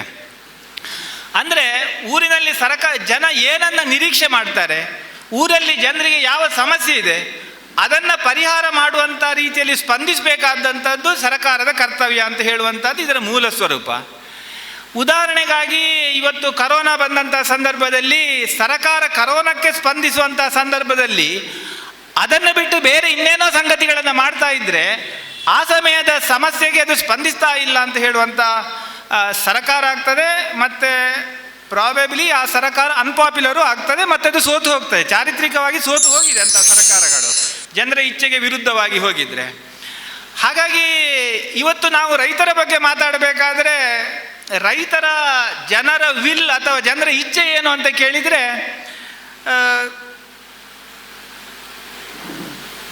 ನಾನೀಗ ಸ್ಲೈಡ್ ನಂಬರ್ 2 ಅಲ್ಲಿದ್ದೇನೆ. ಜನರ ಇಚ್ಛೆ ಏನು ಅಂತ ಕೇಳಿದರೆ ರೈತರಿಗೆ ಒಂದಷ್ಟು ಸಮಸ್ಯೆ ಇದೆ. ಈ ಸಮಸ್ಯೆಗಳು ಕಾಲಕಾಲಕ್ಕೆ ಬೇರೆ ಬೇರೆ ಆಗಿದೆ. ಅದರ ಪರಿಹಾರಕ್ಕೆ ಸರ್ಕಾರ ಸ್ಪಂದಿಸಬೇಕು ಅಂತ ಹೇಳುವಂಥ ಸ್ಥಿತಿ. ಅದನ್ನು ಪರಿಹಾರ ಮಾಡಬೇಕಾದ್ರೆ ಏನು ಅಂತ ಹೇಳುವ ಯೋಚನೆ ಹೇಗೆ ಶುರುವಾಯಿತು ಅಂತ ಕೇಳಿದರೆ ಸ್ವಾತಂತ್ರ್ಯ ಬರುವಂಥ ಸಂದರ್ಭದಲ್ಲಿ ಸರ್ಕಾರ 1950ರಲ್ಲಿ ನಮ್ಮ ಎಲೆಕ್ಟೆಡ್ ಸರ್ಕಾರ ಬಂದಿರುವಂಥ 50ನೇ ಇಸವಿಯಲ್ಲಿ ಅಂತ ನೆನಪು. ಜನವರಿ 26 ತಾನೆ ಅಲ್ವಾ ಸದಾಶಿವಣ್ಣ? ಮೊದಲಿದ್ದದ್ದು ಸೆಲೆಕ್ಟೆಡ್ ಗೌರ್ಮೆಂಟ್. ಆ ಸರ್ಕಾರಕ್ಕೆ ಆ ಸಂದರ್ಭದಲ್ಲಿ ಜನರ ಇಚ್ಛೆ ಏನಿತ್ತು ಅಂತ ಹೇಳಿದರೆ ಈ ದೇಶದಲ್ಲಿ ವಿಪರೀತವಾದಂಥ ಬಡತನ ಮತ್ತು ಆಹಾರದ ಕೊರತೆ ಇತ್ತು. ಹಂಗರ್ ಆ್ಯಂಡ್ ಸ್ಟಾರ್ವೇಷನ್ ನಮ್ಮ ಸಮಸ್ಯೆ ಇತ್ತು. ಅದನ್ನು ಪರಿಹಾರ ಮಾಡಬೇಕಾದಂಥದ್ದು ಸರ್ಕಾರದ ಜವಾಬ್ದಾರಿಯಾಗಿತ್ತು. ಅದಕ್ಕೆ ಬೇಕಾಗಿ ಇಂಪೋರ್ಟ್ ಮಾಡುವಂಥದ್ದು, ಬೆಳೆಯನ್ನು ಜಾಸ್ತಿ ತೆಗೆಯುವಂಥದ್ದು, ಆ ಬಗ್ಗೆ ಯೋಚನೆ ಮಾಡಿದೆ ಸರ್ಕಾರಗಳು. ಆವಾಗ ಜವಾಹರ್ಲಾಲ್ ನೆಹರು ಅವರು ಪ್ರಧಾನಮಂತ್ರಿ ಆಗಿದ್ದರು. 1950 ಅಂಕೆ ಸಂಖ್ಯೆಗಳು ನವೀನ್ರಿಗೆ ಗೊತ್ತು. 1955ರಲ್ಲಿ ಕೃಷಿ ಕಾಯ್ದೆಯನ್ನು ಪಾಸ್ ಮಾಡಿದ್ದಾರೆ. ಆ ಸಂದರ್ಭದಲ್ಲಿ ಗ್ರೀನ್ ರೆವಲ್ಯೂಷನ್ ಅದು ಇದು ಅಂತ ಹೇಳಿ ಆಹಾರ ಉತ್ಪತ್ತಿಯನ್ನು ಜಾಸ್ತಿ ಮಾಡೋದು ಮಾತ್ರ ಸರ್ಕಾರ ಯೋಚನೆ ಮಾಡಿತ್ತು. ಆದರೆ ವರ್ಷ ಹೋದಾಗೆ ಜನರ ಸಮಸ್ಯೆಗಳು, ಜನರ ಅಭಿರುಚಿಗಳು ಬದಲಾವಣೆ ಆಗುತ್ತೆ. ಹಾಗಾಗಿ ಈ ಒಂದು agriculture policy of the government of India ಅಂತ ಹೇಳೋದು 1955ರಲ್ಲಿ ಇವಾಲ್ವ್ ಆಗಿದೆ. ಅದು ತುಂಬ ಬಾರಿ ಬದಲಾವಣೆ ಆಗಿದೆ, ಅಥವಾ ಅದಕ್ಕೆ ತುಂಬ ಎಡಿಷನ್ಗಳು ಮತ್ತು ಡಿಲೀಷನ್ಗಳಾಗಿದೆ. ಪೂರ್ತಿ ಸಮಗ್ರವಾಗಿ ಬದಲಾವಣೆ ಆಗಿದೆ ಅಂತ ಏನಿಲ್ಲ. ಕೆಲವು ಬಾರಿ ಎಡಿಷನ್ ಆಗಿದೆ, ಕೆಲವು ಬಾರಿ ಡಿಲೀಷನ್ ಆಗಿದೆ. ಉದಾಹರಣೆಗಾಗಿ ಸಾಕಷ್ಟು ಆಹಾರ ಉತ್ಪಾದನೆ ಆದ ಮೇಲೆ ಮತ್ತು ಆಹಾರ ಉತ್ಪಾದನೆ ಈ ಮಾತುಗಳು ಯಾವುದು ನಮ್ಮ ಜಿಲ್ಲೆಯ ರೈತರಿಗೆ ಟಚ್ ಆಗುವುದಿಲ್ಲ. ಯಾಕೆಂದರೆ ಈ ರೈತರ ಸಮಸ್ಯೆ ಅಂತ ಹೇಳುವಾಗ 420 ರೂಪಾಯಿಗೆ ಅಡಿಕೆ ಮಾರುವವರಿಗೆ ಈ ರೈತರ ಸಮಸ್ಯೆ ಅಂದರೆ ಏನು ಅಂತ ಹೇಳಿ ಸಂಶಯ ಬರಲಿಕ್ಕೆ ಶುರು ಆಗುತ್ತೆ. ನನಗೆ ಗೊತ್ತಿದೆ. ಅಲ್ಲಿ ಘಟ್ಟದ ಮೇಲೆ ಹೋದರೆ ಅವರಿಗೆ ಹೆಚ್ಚು ಸ್ಪಷ್ಟ ಆಯಿತು. ಇಲ್ಲಿ ದಕ್ಷಿಣ ಕನ್ನಡದಲ್ಲಿ ನಾನು ತುಂಬ ಸರ್ತಿ ನೋಡಿದ್ದೇನೆ. ಇದು ಅರ್ಥ ಆಗೋದಿಲ್ಲ ಜನರಿಗೆ, ರೈತರ ಸಮಸ್ಯೆ ಏನು ಅಂತ ಹೇಳಿ. ತಪ್ಪು ತಿಳ್ಕೊಳ್ಬೇಡಿ, ನಾನು ಸಹ ನಿಮ್ಮಾಗೆ ರೈತ. ಹಾಗಾಗಿ ಆ ಸಂದರ್ಭದಲ್ಲಿ ಸರ್ಕಾರ ಮುಂದಿನ ಹೆಜ್ಜೆ ಏನು ಮಾಡಿತು ಅಂತ ಹೇಳಿದರೆ, ಆವಾಗಿನ ಸಮಸ್ಯೆ ಅಂತ ಹೇಳಿದರೆ ಮಕ್ಕಳಿಗೆ ಪೌಷ್ಟಿಕಾಂಶದ ಆಹಾರ ಇಲ್ಲ, ಸರಿಯಾದ ನ್ಯೂಟ್ರಿಷನಲ್ ವ್ಯಾಲ್ಯೂ ಇರುವಂಥ ಫುಡ್ ಇಲ್ಲ ಅಂತ ಹೇಳುವಂಥ ಕಾರಣಕ್ಕಾಗಿ ಪೌಷ್ಟಿಕಾಂಶಕ್ಕೆ ಜಾಸ್ತಿ ಒತ್ತು ಕೊಡಬೇಕು ಅಂತ ಹೇಳುವಂಥ ಸಂಗತಿಗಳನ್ನು ಶುರು ಮಾಡಿ ಇದು ಬದಲಾವಣೆ ಮಾಡಿರುವಂಥ ಸರ್ಕಾರ ಯಾವುದಂತ ಕೇಳಬೇಡಿ. ಗೌರ್ಮೆಂಟ್ ಆಫ್ ಇಂಡಿಯಾ ಮಾಡಿರುವಂಥದ್ದು. ಯಾರು ಪ್ರಧಾನಿ ಅಂತಲೂ ನನ್ನ ಹತ್ರ ಕೇಳಬೇಡಿ. ಇನ್ನು 1990ನೇ ಇಸವಿ ಬಂದ ಮೇಲೆ ಇನ್ನೇನು ಅಂತ ಹೇಳಿದರೆ sustainability of agriculture is threatened ಅಂತ ಹೇಳುವಂಥ ಭಾವನೆ ಇತ್ತು. ಅಂದರೆ ಭೂಜಲ ತೆಗೆದರು, ಇಂಥ ನೀರು ಅಂತರ್ಜಲ ನಷ್ಟ ಆಗುವಂಥದ್ದು, ರಾಸಾಯನಿಕ ತುಂಬ ಉಪಯೋಗ ಆಗುವಂಥದ್ದು. ಅಂದರೆ ರೈತನಲ್ಲಿ ಉತ್ಪತ್ತಿ ಬರಬೇಕು, ದೀರ್ಘಕಾಲವಾಗಿ ಕೂಡ ಆರೋಗ್ಯಪೂರ್ಣವಾಗಿ ಬೇಕು ಅಂತ ಹೇಳಿ ಅದಕ್ಕೆ ಬೇಕಾಗಿ ಒಂದಷ್ಟು ಕಾನೂನುಗಳನ್ನು ಮಾಡಿದೆ. ಇವತ್ತು ಅದೇ ಸ್ಥಿತಿ ಇದೆ ಅಂತ ಏನಿಲ್ಲ. ಈ ಸ್ಥಿತಿಯಲ್ಲಿ ಏನಿದೆ ಅಂತ ಹೇಳಿದರೆ ಈ ಸ್ಲೈಡಲ್ಲಿ ಕಾಣುವಂಥದ್ದು 4 ಅಂಶಗಳು ನಮ್ಮ ಏನು broad framework of the agriculture policy of the government of India. ಇದರಲ್ಲಿ ಐಟಮ್ ನಂಬರ್ 2 ಏನು ಹೇಳುತ್ತೆ ಅಂತ ಹೇಳಿದರೆ, ಆಗ ನವೀನ್ ರೈ ಅವರು ಹೇಳಿದ್ದು, ಅವರು ಸ್ವಲ್ಪ ಕೇಂದ್ರ ಸರ್ಕಾರಕ್ಕೆ ಆರೋಪವೇ ಮಾಡಿದರು, ಆದರೆ ಅವರ ಕೂಗು ಸರಿ ಇದೆ. ಏನು ಅಂತ ಹೇಳಿದರೆ, ರೈತರಿಗೆ ನಿರೀಕ್ಷಿತ ಮಟ್ಟದ ಹಣ ಕನ್ವರ್ಷನ್ ಆಗುವುದಿಲ್ಲ ಅಂತ ಹೇಳಿ. ಅಂದರೆ ಬೆಳೆದಂಥ ಬೆಳೆ ಹಣ ಆಗಿ ಕನ್ವರ್ಷನ್ ಆಗುವಾಗ ಸಿಗುವಂಥದ್ದು ಭಾರಿ ಕಡಿಮೆ ಅಂತ ಹೇಳುವಂಥದ್ದನ್ನು monetization of the farmers produce ಅಂತ ಹೇಳುವ ಕಾರಣಕ್ಕಾಗಿ ಅದು ಸಣ್ಣದಿದೆ ಅಂತ ಹೇಳುವಂಥ ಕೂಗಿದ ಸತ್ಯ ಕೂಡ ಅಡಿಕೆ ತೋಟದವರಲ್ಲಿ ಕೂಡ ಇದೆ. ಇತ್ತೆ ಏತು ಬೆಂದುಂಡೆಲ್ಲ ಕಾಸು ವರಿಪುಜ್ಜಿ ಯಾರುಜ್ಜಿ ಅಂತ ಇವತ್ತು ಅಡಿಕೆ ರೇಟ್ ಆಗಿದೆ ಬಿಡಿ, ಸಂಗತಿ ಬಿಡಿ, ಆ ಸ್ಥಿತಿಗಳು ಇದ್ದಾವೆ. ಅದಕ್ಕೆ ಬೇಕಾಗಿ ಅದು ಜನರ ಇಚ್ಛೆ. ಅದನ್ನು ಮಾಡಬೇಕಾದ್ರೆ ಏನು, ರೈತನ ಬೆಳೆಗೆ ಒಳ್ಳೆಯ ರೀತಿಯ ಏನು ಲಾಭ ಬರಬಹುದಾದಂತಹ ಒಂದು ಬೆಳೆಯನ್ನು ಕೊಡಬೇಕಾದಂಥ ಒಂದು ಜವಾಬ್ದಾರಿ ಆ ಸರ್ಕಾರಕ್ಕೆ ಇದೆ ಅಂತ ಹೇಳುವಂಥ ಯೋಚನೆ ನಾವು ಮಾಡಿದಲ್ಲ. ಈ ಯೋಚನೆಯನ್ನು 2005ನೇ ಇಸವಿಯಲ್ಲೇ ಮಾಡಿದ್ದಾರೆ. ಮನಮೋಹನ್ ಸಿಂಗ್ ಅವರು ಈ ದೇಶದ ಪ್ರಧಾನಿಯಾಗಿದ್ದಾಗ, ನೆನಪಿಡಿ ಅವರು ನಮ್ಮ ಪಕ್ಷದವರಲ್ಲ, ನಾನು ರಾಜಕೀಯ ಸ್ವಲ್ಪ ಇಟ್ಟೇ ಮಾತಾಡ್ತೇನೆ, ಯಾಕೆಂತ ಹೇಳಿದರೆ ಮೊನ್ನೆ ನನಗೆ ರಾಜಕೀಯವಾಗಿ ಹೇಮನಾಥ್ ಶೆಟ್ಟರ್ ನನ್ನನ್ನು ಸಿಕ್ಕಾಕ್ಸಿದ್ದಾರೆ. ಮನಮೋಹನ್ ಸಿಂಗ್ ಅವರು ಆ ಸಂದರ್ಭದಲ್ಲಿ ಹೇಳಿದ ಮಾತಿದೆ, ನಾನು ಈಗ ಕೆಯೂರಲ್ಲಿ BJP ಸಭೆಯಲ್ಲಿ ಹೋಗಿ ನಿಮ್ಮನ್ನು ತುಂಬ ಬೈದು ಬಂದದ್ದಷ್ಟೇ ಕಾಂಗ್ರೆಸ್ಸನ್ನು, ಆದರೆ ಇಲ್ಲಿ ಅದಲ್ಲ. ಮನಮೋಹನ್ ಸಿಂಗ್ ಅವರು ತುಂಬ ಈ ಎಕ್ಸ್ಪರ್ಟು, ಅವರು ಏನು ಸಾಕಷ್ಟು ವಿಷಯ ಗೊತ್ತಿದ್ದವರು ಅಂತ ನನ್ನ ಮನಸ್ಸಲ್ಲಿ ಏನು ಮನದಟ್ಟಿ ಇದೆ, ಮತ್ತು ನಾನು ಅದನ್ನು ಸಾರ್ವಜನಿಕವಾಗಿ ಕೂಡ ಪ್ರಕಟಪಡಿಸಿದ್ದೇನೆ. ಅವರು ಹೇಳಿದರು ಭಾರತದ GDP ಗ್ರೋತ್ ಎಷ್ಟು, 8, 7.5, 9 ಎಲ್ಲ ಇತ್ತು. ಈ ಸಂದರ್ಭದಲ್ಲಿ ರೈತ ಉಳಿಬೇಕಾದ್ರೆ ಒಂದು ಸಾಮಾನ್ಯ ಒಂದು ಅದಕ್ಕೇನು ಮಾನದಂಡಕ್ಕೆ ಅಂತ ಹೇಳೋದಪ್ಪ ಒಂದು ಇರುತ್ತೆ, ಕನಿಷ್ಠ 4% ಆದರೂ ಕೂಡ ಫಾರ್ಮ್ ಇನ್ಕಮ್ ಗ್ರೋತ್ ಆಗಬೇಕು ಅಂತ ಹೇಳುವಂಥ ಮಾತನ್ನು, ಇಲ್ಲದಿದ್ದರೆ ರೈತ ಸೋಲ್ತಾನೆ ಅಂತ ಹೇಳುವಂಥ ಸಂಗತಿಯನ್ನು ಅವತ್ತು ಬಜೆಟ್ ಮಾಡುವಾಗ ಮನಮೋಹನ್ ಸಿಂಗ್ ಅವರು ಹೇಳಿದರು. ಅವರು ಕಾಂಗ್ರೆಸ್ BJP ಅಂತ ಹೇಳಿದಲ್ಲ, ಅವರಿಗೊಂದಷ್ಟು ಆರ್ಥಿಕತೆಯ ಬಗ್ಗೆ ತಿಳುವಳಿಕೆ ಇದೆ, ಅದರ ಆಧಾರದಲ್ಲಿ ಹೇಳಿದ್ದಾರೆ ದೇಶದ ಗ್ರೋತು 6 to 9% ಇದೆ ಅಂತ ಆದರೆ a viable farming community has to grow at a rate of a minimum of 4% ಅಂತ, ಇಲ್ಲದಿದ್ದರೆ ರೈತ ಸೋತು ಹೋಗ್ತಾನೆ ಅಂತ. ಇವತ್ತು ವಸ್ತುಶಃ ರೈತರು, ದಕ್ಷಿಣ ಕನ್ನಡ ಬಿಟ್ಟು ಹೇಳ್ತಾ ಇದ್ದೇನೆ, ರೈತರು ಸೋತಿರುವಂಥದ್ದು ಇದೇ ಕಾರಣಕ್ಕಾಗಿ. ನಮ್ಮ GDPಗಳು ವೇಗ ಜಾಸ್ತಿ ಆದಾಗ ರೈತನಿನ ಏನು ಎಕ್ಸ್ಪೆಂಡೆಬಲ್ ಇನ್ಕಮ್ ಅಥವಾ ಏನು ಹೇಳೋದು, ಖರ್ಚು ಮಾಡಲಿಕ್ಕೆ ಉಳಿಯುವಂಥ ಹಣದ ಗಾತ್ರ ಸಣ್ಣದಾಗಲಿಕ್ಕೆ ಶುರುವಾಗಿದೆ. ಹಾಗಾಗಿ ಬಹುಶಃ ನಮ್ಮ PV ನರಸಿಂಹರಾವ್ ಅವರ ಗ್ಲೋಬಲೈಸೇಷನ್ ವಗೇರೆ ಶುರುವಾದ ಮೇಲೆ ರೈತನಿಗೆ ಬಂದಿರುವಂಥ ಸಮಸ್ಯೆ ಇದು. ಇದರ ಪರಿಹಾರ ಏನು ಅಂತ ಕೇಳಿದರೆ, ಪರಿಹಾರದ ಬಗ್ಗೆ ಈ ಬಿಲ್luಗಳು ಬಂದಿರುವಂಥದ್ದು. ಆದರೆ ಈ ಬಿಲ್ಲಲ್ಲೇ ಎಲ್ಲ ಪರಿಹಾರ ಆಗುತ್ತಾ? ಆಗಲ್ಲ. ಅಥವಾ ಈ ಬಿಲ್ಲೇ ಅಂತಿಮ, ಇದುವೇ ಕೃಷಿ ಮಸೂದೆಯ? ಇದು ಕೃಷಿಯೂ ಅಲ್ಲ, ಇದು ಕೃಷಿ ನೀತಿ ಅಲ್ಲ. ಕೃಷಿ ನೀತಿಗೆ ಸಂಬಂಧಪಟ್ಟು 2.5 ಬಿಲ್luಗಳು, ಅಂದರೆ 2 full bill and 1 partial amendment bill ಇರುವಂಥದ್ದು, ಇದನ್ನು ಮಾಡಿರುವಂಥದ್ದು. ಒಂದು ನನ್ನ ಪ್ರಶ್ನೆ ಎಗ್ರಿಮೆಂಟಿನ ಬಗ್ಗೆ, ಕಾಂಟ್ರಾಕ್ಟ್ನ ಬಗ್ಗೆ ನಾವು ಆತಂಕ ಏನು ಮಾಡಿಕೊಂಡಿದ್ದೇವೆ, ಆತಂಕ ನಮ್ಮ ಹತ್ರ ಏನಿದೆ ಅಂತ ಹೇಳಿದ್ರೆ, ಒಪ್ಪಂದ ಕರಾರನ್ನು ಮಾಡಬೇಕಾದಂಥ ಸಂದರ್ಭದಲ್ಲಿ ಅಲ್ಲೇ ಸೆಕ್ಷನ್ಗಳಲ್ಲಿ ವಿವರವಾಗಿ ಹೇಳ್ತಾ ಇದೆ, ಅದು ಅದರ ಏನು ಕ್ವಾಲಿಟಿ ಇರಬೇಕು, ಅದರ ಸ್ಟ್ಯಾಂಡರ್ಡ್ ಇರಬೇಕು, ಆ ಪ್ರಕಾರ ಅದು ಅದನ್ನು ಎಕ್ಸೆಪ್ಟ್ ಮಾಡತಕ್ಕಂಥ mutually agreed by both the parties ಅನ್ನುವಂಥ ರೀತಿಯಲ್ಲಿ ಎಗ್ರಿಮೆಂಟ್ಗಳು ಆಗಬೇಕು ಅನ್ನುವಂಥದ್ದು ಹೇಳ್ತಾ ಇದೆ. ಸೊ ನನ್ನ ಪ್ರಶ್ನೆ ಅದರಲ್ಲಿ, ನಾವು ಕೃಷಿಕರು, ಸಣ್ಣ ಕೃಷಿಕರು, ನಾವು ಅದನ್ನು ಬೆಳಿತೇವೆ, ಆದರೆ ಅದರಲ್ಲಿ ಅದರ ಸ್ಟ್ಯಾಂಡರ್ಡ್ ಇರುವುದಿಲ್ಲ, ಅವರಿಗೆ ನಿರೀಕ್ಷೆ ಮಾಡಿದ ರೀತಿಯ ಸ್ಟ್ಯಾಂಡರ್ಡ್ ಇರುವುದಿಲ್ಲ. ಅಂಥ ಸಂದರ್ಭದಲ್ಲಿ ನಮ್ಮನ್ನು ಅವರು ರಿಜೆಕ್ಟ್ ಮಾಡ್ತಾರೆ ಅನ್ನುವಂಥ ಒಂದು ಪ್ರಶ್ನೆ ನನ್ನದು ಎಗ್ರಿಮೆಂಟಿಗೆ ಸಂಬಂಧಪಟ್ಟು. ಎರಡನೇದಾಗಿ ಒಟ್ಟಿಗೆ ಆನ್ಸರ್ ಮಾಡಿ. ನೆಕ್ಸ್ಟ್ ಏನಾಗಿದೆ ಅಂತ ಹೇಳಿದ್ರೆ, ಈ ಒಪ್ಪಂದ ಕರಾರು ಮಾಡಿಕೊಂಡಂಥ ಏನು ರೈತ ಏನಿದ್ದಾನೋ ಆ ರೈತ ಮಾರಾಟ ಮಾಡತಕ್ಕಂಥ ಸಂದರ್ಭದಲ್ಲಿ ಅದು ಎಗ್ರಿಮೆಂಟ್ ರಿಜಿಸ್ಟರ್ ಆಗಬೇಕು ಅನ್ನುವಂಥದ್ದು ಇದೆ. ಎಗ್ರಿಮೆಂಟ್ ರಿಜಿಸ್ಟರ್ ಆಗಿರತಕ್ಕಂಥ ಸಂದರ್ಭದಲ್ಲಿ ನಮ್ಮ ಎಲ್ಲ ಈ ರೈತನ ಖಾತೆ ಕೂಡ ಬಹುಶಃ ಸರ್ಕಾರದ ಮಟ್ಟದಲ್ಲಿ ಬಹಿರಂಗ ಆಗ್ತದೆ, ಏನು ಹಣ ಬಂತು ಅನ್ನುವಂಥದ್ದು ಗೊತ್ತಾಗ್ತದೆ. ಈ ಸಂದರ್ಭದಲ್ಲೂ ಕೂಡ ನಮ್ಮ ಆತಂಕ ಇದೆ ಅನ್ನುವಂಥ ಉತ್ತರಗಳು ನೀವು ಅದಕ್ಕೆ ಹೇಗೆ ಅನ್ನುವಂಥ ಕೊಡಿ. ಆತಂಕ ಇದೆ ಅನ್ನುವಂಥದ್ದು ನನ್ನ ಇನ್ನೊಂದು ಪ್ರಶ್ನೆ.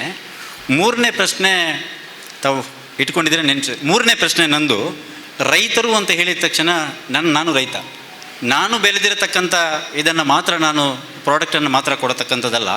ರೈತ ಅಂತ ಹೇಳಿದರೆ ಬಹುಶಃ 7-8 ಡೆಫಿನೇಷನ್ನಲ್ಲಿ 7-8 ಸ್ತರದ ಜನಗಳನ್ನು ತೋರಿಸಿದ್ದಾರೆ. ಒಂದು ರೈತ ಇರ್ಬೋದು, ಇನ್ನೊಂದು ಕಂಪೆನಿ ಇರ್ಬೋದು, ಇನ್ನೊಂದು ಪಾರ್ಟ್ನರ್ಶಿಪ್ ಫರ್ಮ್ ಇರ್ಬೋದು, ಈ ರೀತಿಯ ಇನ್ನೊಂದು ಆರ್ಗನೈಜೇಷನ್ಸ್ ಇರ್ಬೋದು. ಹಾಗೆ 7-8 ಜನರ ತಂಡಗಳನ್ನು ಒಬ್ಬ ಇಂಡಿವಿಜುವಲ್ನ ಥರ ಅವ್ರು ಮಾಡ್ತಾ ಇದ್ದಾರೆ. ಇಲ್ಲಿ ನನ್ನ ಪ್ರಶ್ನೆ, ಇಂಡಿವಿಜುವಲ್ ಬೆಳೆಯುವಂಥ ಬೆಳೆಯು ಮತ್ತು ಒಂದು ಆರ್ಗನೈಜೇಷನ್ಸ್, ಒಂದು ಕಂಪನಿ ಬೆಳೆಯುವಂಥ ಬೆಳೆಯು ಸ್ಟ್ಯಾಂಡರ್ಡ್ಗಳಲ್ಲಿ ವ್ಯತ್ಯಾಸ ಇರ್ತದೆ. ಸೊ ಸಪೋಸ್ ಇವರ ಹತ್ರ ಒಪ್ಪಂದ ಕರಾರು ಮಾಡಿಕೊಂಡ್ರೆ ಈ ನನ್ನಂಥ ಕೃಷಿಕ ಬೆಳೆಯುವಂಥ ಸ್ಟ್ಯಾಂಡರ್ಡ್ ಅದಕ್ಕೆ ಬರುವುದಿಲ್ಲ. ಅದಕ್ಕೆ ಫಾರ್ ಎಕ್ಸಾಂಪಲ್ ನಿಮಗೆ ಒಂದು ಉದಾಹರಣೆಯನ್ನು ಬಹುಶಃ ತಾವೆಲ್ಲ ನೋಡಬೇಕು, ಅದನ್ನು ನಾನು ನಿಮಗೆ ತೋರಿಸ್ತಾ ಇದ್ದೇನೆ. ಒಂದು ಜೋಳವನ್ನು ನಾವು ಬೆಳೆಯುತ್ತೇವೆ.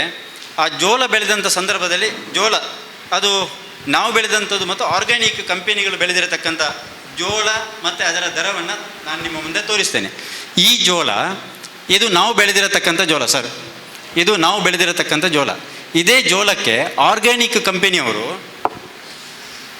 ಒಂದು ಕವರನ್ನು ಹಾಕಿ ಕೊಡ್ತಾರೆ. ಒಂದು ಕವರನ್ನು ಹಾಕಿ ಕೊಡ್ತಾರೆ. ಅದೊಂದು ಸ್ವಲ್ಪ ಚೆಂದ ಕಾಣ್ತಾ ಇದೆ. ನಾನು ಆಗ ತೋರಿಸಿದಂಥ ಜೋಳಕ್ಕೆ ಮಾರ್ಕೆಟ್ನಲ್ಲಿ ಹೋದರೆ 5 ರೂಪಾಯಿ ಸಿಗುತ್ತೆ, ಈ ಜೋಳಕ್ಕೆ 25 ರೂಪಾಯಿ ಸಿಗುತ್ತೆ. ಆ ಜೋಳ ಮಾರ್ಕೆಟ್ನಲ್ಲಿ ಬಹುಶಃ ಒಬ್ಬ ರೈತಂದು 5, 6 ಏನೋ 10 ತನಕ ಸೇಲ್ ಆಗ್ತದೆ ಅಂತ ಒಬ್ಬ ಅಂಗಡಿಯು ಹೇಳಿದ. ಇದು ದಿನಕ್ಕೆ 100 ಸೇಲ್ ಆಗ್ತದೆ. ಅಂದರೆ ನನ್ನ ಉದ್ದೇಶ ಅವರು ಬೆಳೆದಿರತಕ್ಕಂಥ ಪ್ರಾಡಕ್ಟ್ ಮತ್ತು ನಮ್ಮ ಅಂಥ ರೈತ ಬೆಳೆದಿರತಕ್ಕಂಥ ಪ್ರಾಡಕ್ಟ್ನ ಬಗ್ಗೆ ವ್ಯತ್ಯಾಸ ಇರ್ತದೆ. ಆ ವ್ಯತ್ಯಾಸಕ್ಕೆ ಇದು ಅನುವು ಮಾಡಿಕೊಡ್ತದೆ. ದೊಡ್ಡ ದೊಡ್ಡ ಕಂಪನಿಗಳು ಬಂದಾಗ ಇದಕ್ಕೆ ಅನುವು ಮಾಡಿಕೊಡ್ತದೆ ಅನ್ನುವಂಥದ್ದು ನನ್ನ ಒಂದು ಸ್ಪಷ್ಟವಾಗಿರತಕ್ಕಂಥ ಒಂದು ಆತಂಕ. ಜೊತೆಗೆ ಸರ್ಕಾರ ಏನು ಹೇಳ್ತಾ ಇದೆ ಅಂತೇಳಿದ್ರೆ ಮನೆ ಬಾಗಿಲಿಗೆ ಒಂದು ಪರ್ಚೇಸ್ ಮಾಡ್ತಾರೆ ಅಂತ. ಇಲ್ಲ, ಅದರಲ್ಲಿ ಕೂಡ ಎಗ್ರಿಗೇಟರ್ ಅಲ್ಲ, ನೀವು ಓದಿರಬೇಕು. ಎಗ್ರಿಗೇಟರನ್ನು ಮಧ್ಯವರ್ತಿಯನ್ನು ತೋರಿಸಿದ್ದಾರೆ. ಬಹುಶಃ ಸ್ಪಾನ್ಸರ್ ಮತ್ತು ರೈತ ಅನ್ನುವಂಥದ್ದು, ಸ್ಪಾನ್ಸರ್ ಮತ್ತು ಆರ್ಗನೈಸ್ ಅಥವಾ ಕಂಪನಿಗಳು ಆರ್ಗನೈಜೇಷನ್ಸ್ ಅನ್ನುವಂಥದ್ದು ಇದೆ. ಅಲ್ಲಿ ಕೂಡ ಮಧ್ಯವರ್ತಿಗಳನ್ನು ತೋರಿಸಿದ್ದಾರೆ, ಆ್ಯಕ್ಟಿನಲ್ಲಿ ತೋರಿಸಿದ್ದಾರೆ ಅನ್ನುವಂಥದ್ದು ನನ್ನ ಭಾವನೆ. ಹಾಗಾಗಿ ತಾವೇನು ಹೇಳ್ತೀರಾ, ನೇರವಾಗಿ ರೈತರಿಂದ ಖರೀದಿ ಮಾಡತಕ್ಕಂಥ ವ್ಯವಸ್ಥೆ ಇದೆ ಅನ್ನುವಂಥದ್ದು ಒಂದಷ್ಟು ತಪ್ಪು ಇದೆ. ಮತ್ತೊಂದು ಪಾಯಿಂಟನ್ನು ಹೇಳ್ತಾ ಇದ್ದೀನಿ. ನಾವು ವಿರೋಧ ಪಕ್ಷದವರೆಲ್ಲ ವಿರೋಧವಾಗಿ ಮಾತಾಡ್ತಾರೆ, ತಾವು ಒಂದು ಕಡೆಯಿಂದ ಮಾತಾಡ್ತೀರಿ ಅಂತ. ನಾನು ಕೇಳ್ತಾ ಇದ್ದೇನೆ ಒಂದು ಪ್ರಶ್ನೆಯನ್ನು. ಪಂಜಾಬಿನಲ್ಲಿ ಅಕಾಲಿ ದಲ್ ತಮ್ಮ ಜೊತೆಗೆ ಇದ್ದಿರತಕ್ಕಂಥವರು, ಅವರು ಇದನ್ನು ವಿರೋಧಿಸಿ ಹೊರಗಡೆ ಬಂದಿದ್ದಾರೆ ಅಂತ ಹೇಳಿದ್ರೆ, ನಾನು ರಾಜಕೀಯ ಎಲ್ಲ ಮಾತಾಡೋದು, ಹೊರಗಡೆ ಬಂದಿದ್ದಾರೆ ಅಂತ ಹೇಳಿದ್ರೆ ಕೃಷಿ ನೀತಿಯನ್ನು, ಈಗಿನ ಕೃಷಿ ನೀತಿಯನ್ನು ಒಪ್ಪಲಿಲ್ಲ ಅನ್ನುವಂಥದ್ದಕ್ಕೆ ಇದು ಒಂದು ಉದಾಹರಣೆ ಅನ್ನುವಂಥದ್ದನ್ನು ನಾನು ತಮ್ಮ ಮುಂದೆ ಪ್ರಸ್ತಾವನೆ ಮಾಡ್ತಾ ಇದ್ದೇನೆ. ಮತ್ತೆ ಪ್ರಶ್ನೆಗಳು ಬಂದಾಗ ನನ್ನ ಹತ್ರ ಬೇರೆ ಇದ್ದಾವೆ. ಆ ಸಂದರ್ಭದಲ್ಲಿ ನಾನು ಲ್ಯಾಂಡ್ ರಿಫಾರ್ಮ್ಸ್ ಆ್ಯಕ್ಟ್ ಬಗ್ಗೆ ತಾವು ಮಾತಾಡಿಲ್ಲ, ಅದರಲ್ಲಿ ನನ್ನ ಹತ್ರ ಪ್ರಶ್ನೆಗಳಿದ್ದಾವೆ ಅನ್ನುವಂಥದ್ದಕ್ಕೆ ನಾನು ಶಾರ್ಟಾಗಿ ಮುಗಿಸ್ತಾ ಇದ್ದೇನೆ. ಅವರು ಬಿಟ್ಟದ್ದು ಒಂದು ರಾಜಕೀಯ, ಮತ್ತೊಂದು ಉಳಿದದ್ದು ಬಾಕಿ ರೈತರಿಗೆ ಸಂಬಂಧಪಟ್ಟದ್ದು. ಅಕಾಲಿ ದಳದವರು ಬಿಟ್ಟದ್ದು ರೈತರಿಗೆ ತೊಂದರೆ ಆಗ್ತದೆ ಅಂತಲ್ಲ, ಅಕಾಲಿ ದಳದವರಿಗೆ ಈ ಫಾರ್ಮ್ ಬಿಲ್ಲಿನ ಏನು ವಾತಾವರಣ ಸೃಷ್ಟಿಯಾಗ್ತದೆ ಅದು ಅವರಿಗೆ ರಾಜಕೀಯವಾಗಿ ನಷ್ಟ ಆಗಬಹುದು ಮುಂದಿನ ಚುನಾವಣೆಯಲ್ಲಿ ಹೇಳುವ ಕಾರಣಕ್ಕಾಗಿ ಅವರು ಹೋಗಿದ್ದಾರೆ. ಅದು ಬಿರಲಿ, ಅದು ಬೇರೆ ಪಾರ್ಟ್. ಇನ್ನೊಂದು ಕ್ವಾಲಿಟಿಯ ಬಗ್ಗೆ ನೀವು ಹೇಳಿರುವಂಥ ಸಂಗತಿ, ನಾನು ಈಗ ಅದನ್ನು ನನ್ನ ಫೋನಲ್ಲಿ ಇದರ ಟ್ಯಾಬಲ್ಲೆಲ್ಲ ಇದೆ, ಬಟ್ ಅದನ್ನು ಪುನಃ ಓದಿದರೆ ತುಂಬ ಟೈಮ್ ಹೋಗುತ್ತೆ, ನಾನು ಹೇಳಲ್ಲ. ನನ್ನ ಹತ್ರ ಇದೆ, ಪರವಾಗಿಲ್ಲ, ನಾನು ಅದೆಲ್ಲ ತರದೆ ಬರ್ತೇನಾ. ಒಂದು ಪಾರ್ಟ್ ಕ್ವಾಲಿಟಿ ಏನು ಅಂತ ಹೇಳೋದು ಅದರಲ್ಲಿ ಮೆನ್ಷನ್ ಆಗಿರುತ್ತೆ. ಆ ಕ್ವಾಲಿಟಿ ಮೆನ್ಷನ್ ಆದ ಮೇಲೆ ನೀವು ಕ್ವಾಲಿಟಿ ಸರಿ ಇಲ್ಲ ಅಂತ ಹೇಳೋದ್ರಲ್ಲಿ ಒಂದು ಪಾರ್ಟ್ ಇದೆ. ರೈತನು ಆ ಕ್ವಾಲಿಟಿಯನ್ನು ಕೊಡಬೇಕಾದ ಅವಶ್ಯಕತೆ ಇದೆ. ಕ್ವಾಲಿಟಿ ಅದರಲ್ಲಿ ಇನ್ನೊಂದು ಕ್ಲಾಸಲ್ಲಿ ಇದೆ, ಏನು ಕಾಂಪ್ಲಿಕೇಶನ್ ಬಂದರೆ ಯೂನಿಲ್ಯಾಟ್ರಲ್ ಆಗಿ ಡಿಸ್ಪ್ಯೂಟ್ ಮೆಕ್ಯಾನಿಸಮಿನವರು ಇಂಟರ್ವ್ಯೂನ್ ಮಾಡ್ಬೋದು ಅಂತ ಹೇಳುವಂಥ ಸಂಗತಿ ಇದೆ. ಇನ್ನು ಆ್ಯಟ್ ಎನಿ ಕಾಸ್ಟ್ ನಾವು ಹಣ ಹಾಕಿದ್ದೇವೆ ಅಂತ ಹೇಳುವ ಕಾರಣಕ್ಕಾಗಿ ಅವನಿಗೆ ರೈತನ ಮೇಲೆ ಸವಾರಿ ಮಾಡಲಿಕ್ಕೆ ಅವಕಾಶ ಇಲ್ಲದ ಹಲವು ಕ್ಲಾಸ್ಗಳನ್ನು ಇಟ್ಟಿದ್ದಾರೆ. ಉದಾಹರಣೆಗಾಗಿ ಏನಪ್ಪ ಅಂತ ಕೇಳಿದರೆ, ಯಾನು 1.5 ಲಕ್ಷ ರೂಪಾಯಿ ಇರ್ನ ಬೆಳಕು ಪಾಡ್ತೆ ಅಂಚಾತು ಐನು ಏನೇ ಕಡಪು ಇದ್ದೇಣಿಂಕ ನಷ್ಟ ಅಪ್ಪಡೇನಪ್ಪ ಕಾಸು ಬರ್ಪುಜಿ ಅಂತ ಹೇಳಲಿಕ್ಕೆ at any cost owner of the ಬೆಳೆ ಯಾರು ಅಂತ ಹೇಳಿದರೆ ರೈತನೇ. ಅದನ್ನು ಅವರು ಓನರ್ ಅಂತ ಅವರ ಹಣದ ವಿಷಯ ಚರ್ಚೆ ಮಾಡೋದು, ಅವರಿಗೆ ಬೆಳೆಯನ್ನು ತಗೊಂಡು ಹೋಗ್ಲಿಕ್ಕೆ ಅವಕಾಶ ಇಲ್ಲ. ಎರಡನೇದಾಗಿ ಅಗ್ರಿಗೇಟರ್ ಅಂತ ಹೇಳುವಂಥ ಪ್ರಶ್ನೆ ಕೇಳಿರುವಂಥದ್ದು. ಅಗ್ರಿಗೇಟರ್ ಯಾಕೆ ಅಂತ ಕೇಳಿದರೆ, ಅಗ್ರಿಗೇಟರ್ ಅನಿವಾರ್ಯ. ಈಗ ಟ್ರಾನ್ಸಿಷನ್ ಪೀರಿಯಡಲ್ಲಿ ಹೊಸತನ ತರಬೇಕಾದ್ರೆ ನಿಮಗೆ ಹೋಗಿ ಒಂದು ರಿಲಯನ್ಸ್ ಹತ್ರ ಮಾಡಲಿಕ್ಕೆ ಸಾಧ್ಯ ಇಲ್ಲ. ಯಾರೋ ಒಂದು ಎಂಟರ್ಪ್ರೈಸಿಂಗ್ ತಂಡದವರು ಹೋಗಿ ಮಾಡುವುದಾದರೆ aggregator will be a party to the agreement. But first party in any agreement ಎಷ್ಟು ಜನ ಇದ್ರೂ ಕೂಡ ಫಾರ್ಮರ್ ಫಸ್ಟ್ ಪಾರ್ಟಿ ಅದರಲ್ಲಿ ಫಾರ್ಮರೇ ಆಗಿರ್ತಾರೆ. ಅಗ್ರಿಗೇಟರ್ ಇಲ್ಲದಿದ್ದರೆ ಕೆಲವು ಸರ್ತಿ ಫಾರ್ಮರಿಗೆ ಮಾಡಲಿಕ್ಕೆ ಆಗಲ್ಲ. ಆ ಕಾರಣಕ್ಕಾಗಿ ಅಗ್ರಿಗೇಟರ್ ಅವರನ್ನು ಸೇರಿಸಿದ್ದಾರೆ. ಅಲ್ಲ, ಮಧ್ಯವರ್ತಿ ನೀವು ರಫೇಲ್ ಮತ್ತು ಬೋಫೋರ್ ತಗೊಳ್ಳುಗಳು ಮಧ್ಯವರ್ತಿ ಅನಿವಾರ್ಯ, ಅದು ಇದೆ. ಈ ಮಧ್ಯವರ್ತಿಗಳನ್ನು ನಾನು ಕೆಟ್ಟದಾಗಿ ಕನ್ಸಿಡರ್ ಮಾಡೋದಿಲ್ಲ, ಯಾಕೆಂದರೆ ಅವರು ವ್ಯಾಪಾರಿಗಳು, ಅವರು ಒಂದು ಗೌರವಾನ್ವಿತವಾಗಿ ಜೀವನ ಮಾಡುವವರು. ಅಲ್ಲ ಸರ್ ಒಂದು ಈಗ ಝೂಮಲ್ಲಿ ಕೆಲವರು ಕೈ ಎತ್ತಾ ಇದ್ದಾರೆ, ನಾವು ಅವರನ್ನು ಬಿಟ್ಟಿದ್ದೇವೆ ಅಂತ ಆಗುತ್ತಲ್ಲ, ಅವರ ಪ್ರಶ್ನೆಗೆ ಒಂದು ಇಲ್ಲಿ ಉತ್ತರ ತಗೊಂಡು ಸರ್ ಹಿರಿಯರಿದ್ದಾರೆ ಸಾಕಷ್ಟು, ಅವರಿಬ್ಬರು ಮಾತಾಡೋದು. ಆ ನಂತರ ನಮ್ಮ ಸುರೇಶ್ ಅವರು ಮಾತಾಡ್ತಾರೆ. ಝೂಮಲ್ಲಿ ಯಾರು ಕೈ ಎತ್ತಿದಾರಲ್ಲ ಒಬ್ರು, ಅವರು ದೂರದಿಂದ ಬಂದಿದ್ದಾರೆ ಕೂಡ. ಮತ್ತೆ ಸರ್ ಒಂದು ನೋಡು ಸರ್, ಸರ್ ಮತ್ತೆ ಮಾತಾಡೋ ಸರ್. ನಮ್ಮ ತುಂಬ ದೂರದಿಂದ ಒಬ್ಬ ಗ್ರಾಮೀಣ ಅಭಿವೃದ್ಧಿ ತಜ್ಞ ಸುರೇಶ್ ಕಂಜರ್ಪನೆ ಅವರು ತಮ್ಮ ಎಲ್ಲ ಕೆಲಸ ಬಿಟ್ಟು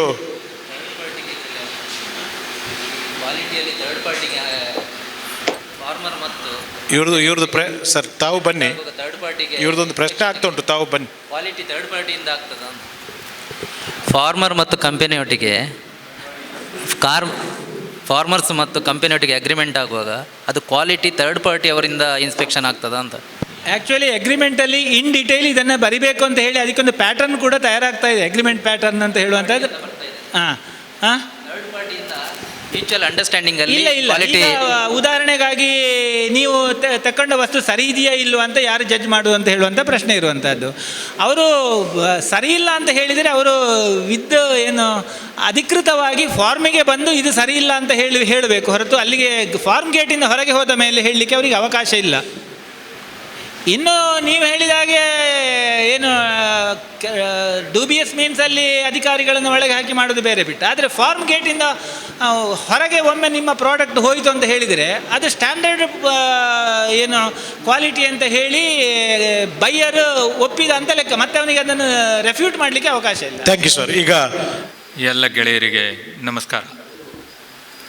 ಹಾಗೆ ವಿಷಯ ಮಂಡನೆಯನ್ನು ಮಾಡಿದ ನನ್ನ ಸಹಪಾಠಿ ಗೆಳೆಯ ವಿಶ್ವನಿಗೂ ಅಭಿನಂದನೆಗಳು.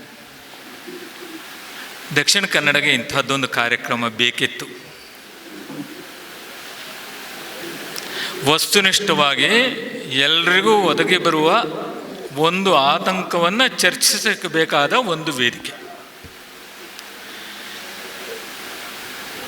ಆದ್ದರಿಂದ ಇದು ಭಾಳ ಶ್ಲಾಘನೀಯವಾದ ಕೆಲಸ. ಇದರಲ್ಲಿ ನನ್ನಲ್ಲಿ ಕೇಳಿದಾಗ ನಾನು ಬರ್ತೀನಿ ಅಂದಿದ್ದಕ್ಕೆ ಇನ್ನೊಂದು ಕಾರಣ ಇತ್ತು. ನಾನು ಬೆಳೆದ ಊರಿದು. ನಾನು ಸ್ವಲ್ಪ ಬೇಗ ಬರ್ತೇನೆ ಅಂತ ಹೇಳಿದ್ದೆ ನಾನು ಓಡಾಡಿದ ಬೀದಿಗಳಲ್ಲೆಲ್ಲ ಒಂದು ರೌಂಡ್ ಓಡಾಡ್ದೆ. ಬೇಕೆ ಪ್ರಭು ಅಂಗಡಿ ಬಾಗಿಲು ಹಾಕಿತ್ತು ಇವತ್ತು. ಕಟ್ಲೇರಿ ಅಂಗಡಿಯಲ್ಲಿ ಹೋಗೋ ಸಣ್ಣ ಇಬ್ರಾಹಿಂ ಅಂಗಡಿಯಲ್ಲಿ ಒಂದು ಸಣ್ಣ ನೋಟ್ಬುಕ್ ತಗೊಂಡೆ. ಇದು ಯಾವ್ಯಾವುದು ಮೂಲೆಗಳು. ನಾನು ಈ ಕಾನೂನುಗಳ ಬಗ್ಗೆ ಮಾತಾಡೋ ಮೊದಲು ಅದರ ಒಂದು ಹಿನ್ನೆಲೆಯನ್ನು ಸ್ವಲ್ಪ ಒಂದು 5 ನಿಮಿಷ ಮಾತಾಡೋಕ್ಕೆ ಪ್ರಯತ್ನಿಸ್ತೀನಿ. ಮೈಸೂರಿನಲ್ಲಿ ತ್ರಿಪುರಾಂತಕಪುರ ಅಂತ ಒಂದಿದೆ. ಒಂದು ಚರಂಡಿಯೂ ಇಲ್ಲದ ಸಣ್ಣ ಹಳ್ಳಿ, ಹೆಸರು ತ್ರಿಪುರಾಂತಕಪುರ. ಶ್ರೀರಂಗಪಟ್ಟಣ ಅದಕ್ಕೆ ಸ್ವಲ್ಪ ದೊಡ್ಡದು. ಅದು ಒಂದು ಕಾಲದಲ್ಲಿ ರಾಜಧಾನಿ ಆಗಿದ್ದು, ಇವತ್ತು ಹಾಗೆ ತೂಕಡಿಸ್ಕೊಂಡಿದೆ, ನೀವು ನೋಡಿದ್ದೀರಿ. ಇನ್ನೊಂದು ಊರು ಬೆಂಗಳೂರು, ಮೈಸೂರು, ಅದು ದಡೂತಿ ರಾಜಧಾನಿಯಾಗಿ ಬೆಳೆದಿದೆ. ಒಂದು ನಾಗರಿಕತೆಯ ಪ್ರಗತಿಯಲ್ಲಿ ಏನಾಗ್ಬಿಡುತ್ತೆ ಅಂದರೆ, ಈ ರೀತಿಯ ಬದಲಾವಣೆಗಳು ಬಂದಾಗ ಏನಾಗತ್ತೆ, ನಮ್ಮ ಬದುಕಿನಲ್ಲಿ ಏನೇನು ಮಾರ್ಪಾಡುಗಳಾಗತ್ತೆ, ನಮ್ಮನ್ನು ಆಳುವವರ ಆಯ್ಕೆಯಲ್ಲಿ ಏನೇನು ಬದಲಾವಣೆಗಳು ಬರುತ್ತೆ, ಅವರು ಆಡಳಿತ ಮಾಡುವಾಗ ನೀತಿಯಲ್ಲಿ ಏನೇನು ಮಾರ್ಪಾಡುಗಳು ಮಾಡಬೇಕಾಗತ್ತೆ, ಇದು ಕಳೆದ 70 ವರ್ಷದಲ್ಲಿ ನಾವು ನೋಡಿದ್ದೀವಿ. ನಾನು ಹೇಳಿದ 3 ಉದಾಹರಣೆಗಳು ಒಂದು ಕಾಲದಲ್ಲಿ ಪೂರವಾಗಿದ್ದು, ಈಗ ಒಂದು ಸಣ್ಣ ಚಿಲ್ಲರೆ ಚರಂಡಿಯೂ ಇಲ್ಲದ ಒಂದು ಹಳ್ಳಿ. ರಾಜಧಾನಿ ಆಗಿದ್ದು ಒಂದು ಸಣ್ಣ ಪಟ್ಟಣ. ಊರು ಅಂತಿದ್ದು ಒಂದು ಇತಿಹಾಸದಲ್ಲಾದ ಬದಲಾವಣೆಯನ್ನು ಮನಸ್ಸಿನಲ್ಲಿ ಒಂದು ಫ್ರೇಮ್ನಲ್ಲಿ ಇಟ್ಕೊಳ್ಳಿ. ಮುಂದೆ ನಾನು ಹೇಳ್ತಾ ಇರೋದು, ವಿಶ್ವ ಅದನ್ನು ಆರಂಭದಲ್ಲೇ ಭಾಳ ಚೆನ್ನಾಗಿ ಹೇಳಿದರು. ಒಂದು ಸರ್ಕಾರ ಅಲ್ಲ, ಒಂದು ಕುಟುಂಬದ ಯಜಮಾನನ ಜವಾಬ್ದಾರಿ ಏನು, ಒಂದು ಸಾಂದರ್ಭಿಕ ಸನ್ನಿವೇಶ ಇರುತ್ತೆ. ಆ ಸನ್ನಿವೇಶ ಏನಿದೆ ಅದಕ್ಕೆ ತಕ್ಕಂಗೆ ನಾವು ಸ್ಪಂದಿಸಬೇಕು, ಅದಕ್ಕೆ ತಕ್ಕಂಗೆ ಒಂದು ರೆಸ್ಪಾನ್ಸ್ ಅಂತಿರುತ್ತೆ. ಏನು ಮಾಡಬೇಕು, ಮಳೆ ಶುರುವಾದಾಗ ನೀರು ಸೋರುತ್ತೆ ಅಂದರೆ ಹಂಚು ಸರಿ ಮಾಡಿ ಇಡೋದು, ಒಡೆದ್ರೆ 4 ಹಂಚು ತರೋದು,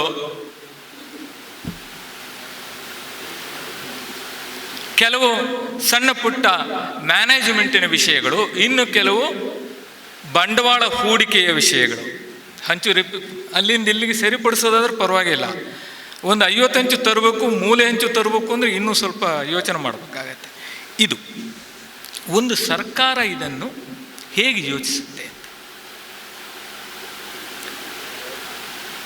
90ರವರೆಗೂ ಅಥವಾ 2000 ಇಸ್ವಿಯವರೆಗೂ ಒಂದು ಸರ್ಕಾರ ಕಲ್ಯಾಣ ರಾಜ್ಯದ ಜವಾಬ್ದಾರಿ ಏನು ಅಂದರೆ, ನಿಮ್ಮ ಎಲ್ಲ ಯೋಗಕ್ಷೇಮವನ್ನು ನಾನು ನೋಡ್ಕೊಳ್ತೇನೆ,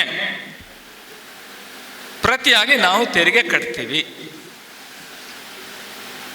ಅಕ್ಕಿ ಕೊಟ್ಟರೆ ಬಿಟ್ಟಿ ಅಕ್ಕಿ ಕೊಟ್ಟರು ಅಂತಾರಲ್ಲ, ಅವನೊಂದು ಬೀಡಿ ತಗೊಂಡಾಗ GST ಕಟ್ತಿರ್ತಾನೆ ಸರ್ಕಾರಕ್ಕೆ. 12% ಟ್ಯಾಕ್ಸು ಒಬ್ಬ BPL ಕಾರ್ಡ್ನವನು ತಾನು ಕೊಳ್ಳುವ ಯಾವುದಕ್ಕೂ ಕೊಡ್ತಿರ್ತಾನೆ. ಎಷ್ಟೋ ಸರ್ತಿ ಅವನು ಕೊಳ್ಳುವ ಅಕ್ಕಿಗಿಂತ ಜಾಸ್ತಿ ಟ್ಯಾಕ್ಸ್ ಅವನು ವರ್ಷ ಪೂರ್ತಿ ಕಟ್ಟಿರ್ತಾನೆ.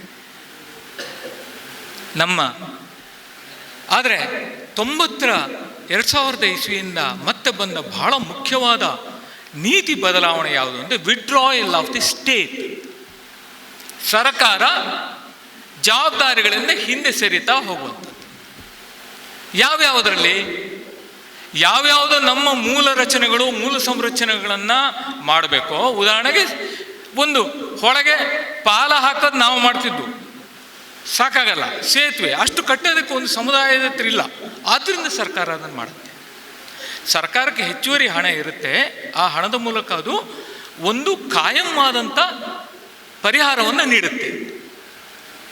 ಸರ್ಕಾರ ಅದರಿಂದ ಸತತವಾಗಿ ಹಿಂದೆ ಸರಿತಾ ಬರುತ್ತೆ. ಅದರ ಬದಲು ಯಾರೋ ನೀನು ಯಾಕೆ ಖರ್ಚು ಮಾಡ್ತೀಯಾ? ಸರ್ಕಾರ ಕೈ ಹಾಕಿದಲ್ಲಿ ಅಥವಾ ಸರ್ಕಾರವೇ ನಡೆಸೋ ಸಂಸ್ಥೆಗಳು ಅದಕ್ಷತೆ ಮತ್ತು ಭ್ರಷ್ಟಾಚಾರದಿಂದ ಕೂಡಿದೆ, ಆದ್ದರಿಂದ ಸರ್ಕಾರ ಅದರಿಂದ ಹಿಂದೆ ಸರಿಬೇಕು. ಇದು ಮೂಲತತ್ವದ ದೋಷ ಅಲ್ಲ, ಅದು ಅದರ ವರ್ತನೆಯ ಲಕ್ಷಣ ಅಷ್ಟೇ. KSRTC ಕೆಟ್ಟಿರೋದು KSRTC ಡೆಫಿನೇಷನ್ನಲ್ಲಿ ಇಲ್ಲ, KSRTC ಫಂಕ್ಷನಿಂಗ್ನಲ್ಲಿದೆ. ಆದ್ದರಿಂದ ಏನು ಮಾಡಬೇಕು ಒಂದು ಸರ್ಕಾರ?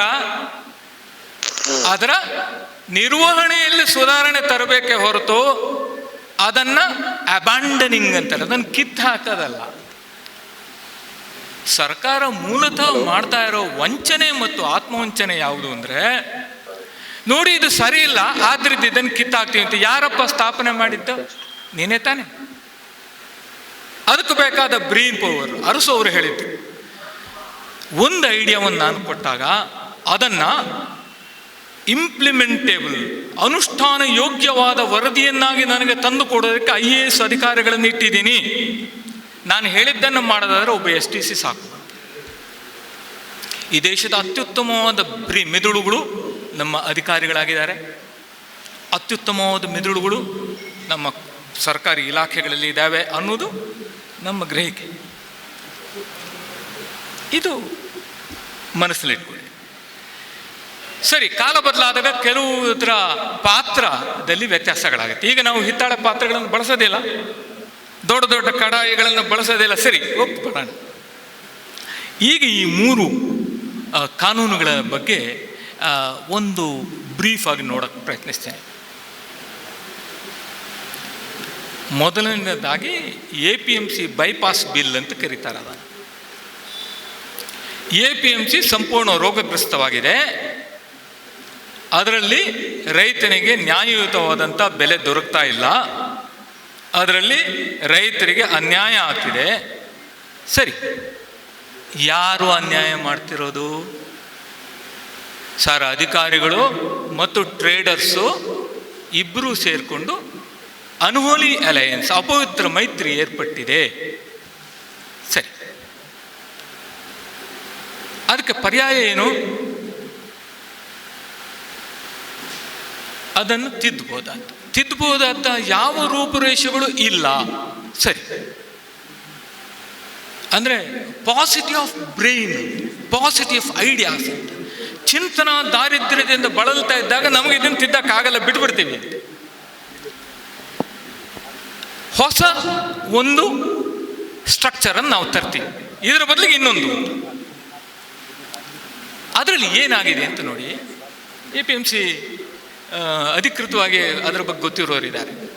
APMCಯಲ್ಲಿ ಒಂದು ಫ್ಲೋರ್ ಪ್ರೈಸ್ ಇರುತ್ತೆ.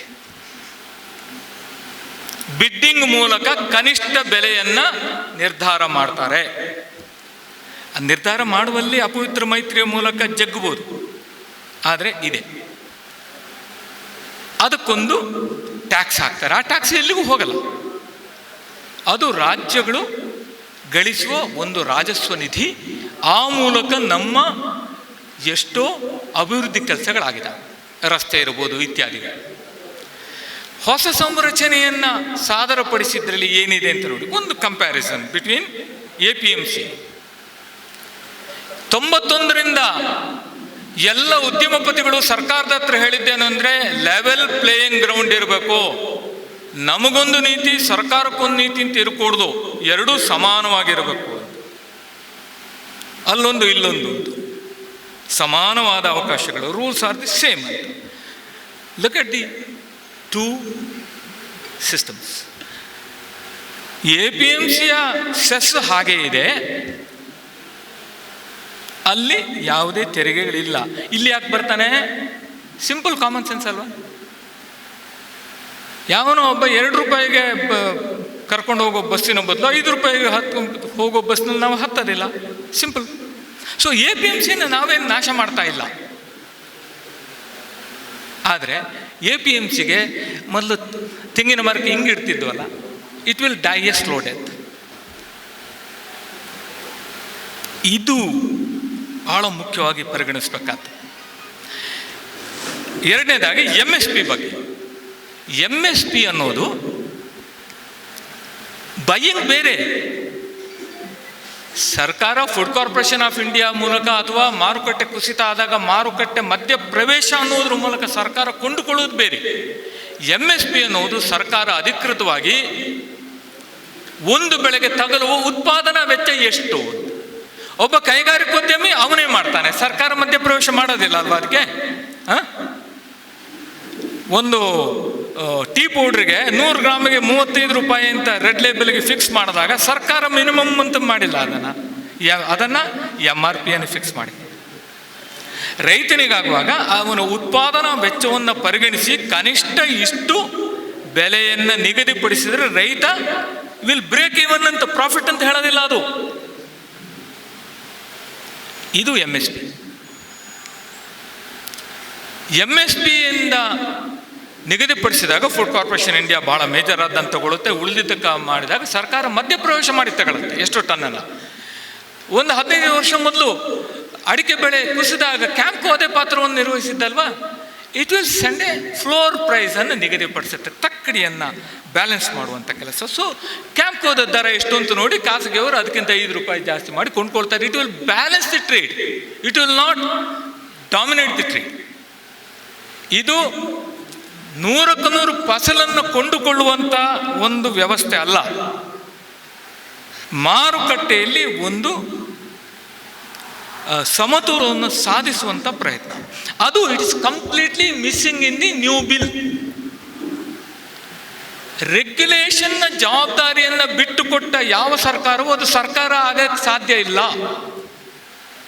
ಹೊಸ ಬಿಲ್ನಲ್ಲಿ APMCಯಿಂದ ಹೊರಗಡೆ ಯಾರು ವ್ಯಾಪಾರ ಮಾಡ್ತಾರೋ ಅಲ್ಲಿ ಯಾವುದೇ ತೆರಿಗೆಗಳಿಲ್ಲ, ಅಲ್ಲಿ ಯಾವುದೇ ಫ್ಲೋರ್ ಪ್ರೈಸಿನ ಖಚಿತತೆಯ ಸೂಚಿಗಳಿಲ್ಲ. ಅಷ್ಟು ಮಾತ್ರ ಅಲ್ಲ, ಎಷ್ಟು ಪ್ರಮಾಣ ಕೊಂಡುಕೊಳ್ಳಬೇಕು ಅನ್ನುವುದರ ಸೂಚಿಗಳೂ ಇಲ್ಲ. APMCಯಲ್ಲಿ ತಂದಿದ್ದನ್ನೆಲ್ಲ ಕೊಂಡ್ಕೋತಾರೆ, ಅದನ್ನೇ ನಮ್ಮ ಹಾಪ್ ಕೌನ್ಸಿಲೂ ತಗೋತಾರೆ. ರೈತ ಎಷ್ಟು ತಂದರೂ ತಗೋತಾರೆ. ಸೊ ರೈತನಿಗೆ ಈ ಖಚಿತತೆಗಳನ್ನು ನೀಡದೆ ಇದ್ದಾಗ ಯಾರ ಕೈ ಮೇಲಾಗತ್ತೆ? ಅತ್ಯಂತ ಸ್ಪಷ್ಟವಾಗಿ it will be the buyers paradise, traders paradise.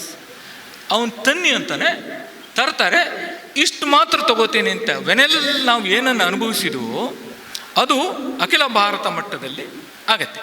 ರೈತರಿಗೆ ಅತ್ಯುತ್ತಮ ದರ ಸಿಗುತ್ತೆ, ವಿಶ್ವೇಶ್ವರ ಹೇಳಿದಾಗೆ ಸಿಗುತ್ತೆ. ಯಾರಿಗೆ ಅಂದರೆ ಸುಮಾರಾಗಿ ಉತ್ತಮವಾದ ಬೆಳೆಯುತ್ತೆ. ಯಾರು ಗುಣಮಟ್ಟದ ಮಾನದಂಡವನ್ನು ನಿಗದಿಪಡಿಸ್ತಾನೆ, ಆ ಟ್ರೇಡರ್, ಅಂಬಾನಿ ಇರ್ಬೋದು, ಅದಾನಿ ಇರ್ಬೋದು, ಅಥವಾ ನಮ್ಮವರೇ ಇರ್ಬೋದು, ಯಾರೇ ಇರ್ಬೋದು, ಆ ಬೆಲೆಯನ್ನು ಅವನು ನಿಗದಿಪಡಿಸಿದಾಗ ಆ ಮಾನದಂಡಕ್ಕನುಗುಣವಾದ ಪ್ರಮಾಣವನ್ನು ಮಾತ್ರ ತಗೋತೀನಿ, ಉಳಿದಿದ್ದನ್ನು ತಗೊಳ್ಳಲ್ಲ. ಸಿಂಪಲ್. ಈ ಪ್ಲ್ಯಾನ್ ಯಾವಾಗ ಸೆಟ್ ಆಗಿದೆ ಗೊತ್ತಾ? 2 ವರ್ಷ ಆಯಿತು. Strategy paper for future India ಅಂತ ಒಂದು ದೊಡ್ಡ ಡಾಕ್ಯುಮೆಂಟನ್ನು 2018ನೇ ಇಸ್ವಿನಲ್ಲಿ ಸರ್ಕಾರ ಬಿಡುಗಡೆ ಮಾಡಿದೆ. ಅದಕ್ಕಿಂತ 2 ವರ್ಷ ಮೊದಲು ಅದರ ಡ್ರಾಫ್ಟ್ ಆಗಿದೆ. ಅದರಲ್ಲಿ ಎಲ್ಲವೂ ಇದೆ. ಎಸೆನ್ಷಿಯಲ್ ಕಮೋಡಿಟಿ ಆ್ಯಕ್ಟನ್ನು ಕಿತ್ತಾಕಬೇಕು, ಕಾಂಟ್ರಾಕ್ಟ್ ಫಾರ್ಮಿಂಗನ್ನು ರೆಗ್ಯುಲರೈಸ್ ಮಾಡಬೇಕು, APMCಯನ್ನು ಕಿತ್ತಾಕಬೇಕು, ಅಥವಾ ಅದರ ಪವರ್ಸನ್ನು ಕಡಿಮೆ, ಎಲ್ಲ ರೆಕಮೆಂಡೇಶನ್ಸ್ ಅಲ್ಲಿದೆ. ಕೋವಿಡ್ ಕಾಲಕ್ಕೆ ತಂದಿದ್ದಲ್ಲ ಇದು. ಒಂಥರ ನಮ್ಮಲ್ಲಿ ಒಂದು ಸುಪಾರಿ ಕೊಟ್ಟು 6 ತಿಂಗಳು ಆದಮೇಲೆ ಕೊಲೆ ಮಾಡ್ದಂಗೆ ಇವತ್ತಿದಲ್ಲ ಅದು. It was planned much before it's implementation. ಅದರ ಅರ್ಥ ಏನು ಅಂದರೆ ಸರ್ಕಾರ ಇದನ್ನು ಸುದೀರ್ಘವಾಗಿ ಧ್ಯಾನಿಸ್ತಾ ಕೂತಿತ್ತು 3-4 ವರ್ಷಗಳಿಂದ. ಇದರ ಅಗತ್ಯ ಇದೆಯಾ? ಸರ್ಕಾರಕ್ಕೆ ಏನು ಬೇಕಾಗಿತ್ತು? 2 ಅಂಶಗಳಿದೆ.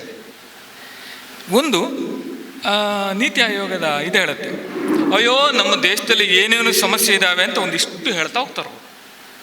ಪ್ರೊಡಕ್ಟಿವಿಟಿ ಕಡಿಮೆ, ತಂತ್ರಜ್ಞಾನದ ಅಳವಡಿಕೆ ಇಲ್ಲ, ರೈತರಿಗೆ ತಗೊಂಡೋಗೋದಕ್ಕೆ ಕಷ್ಟ ಆಗತ್ತೆ,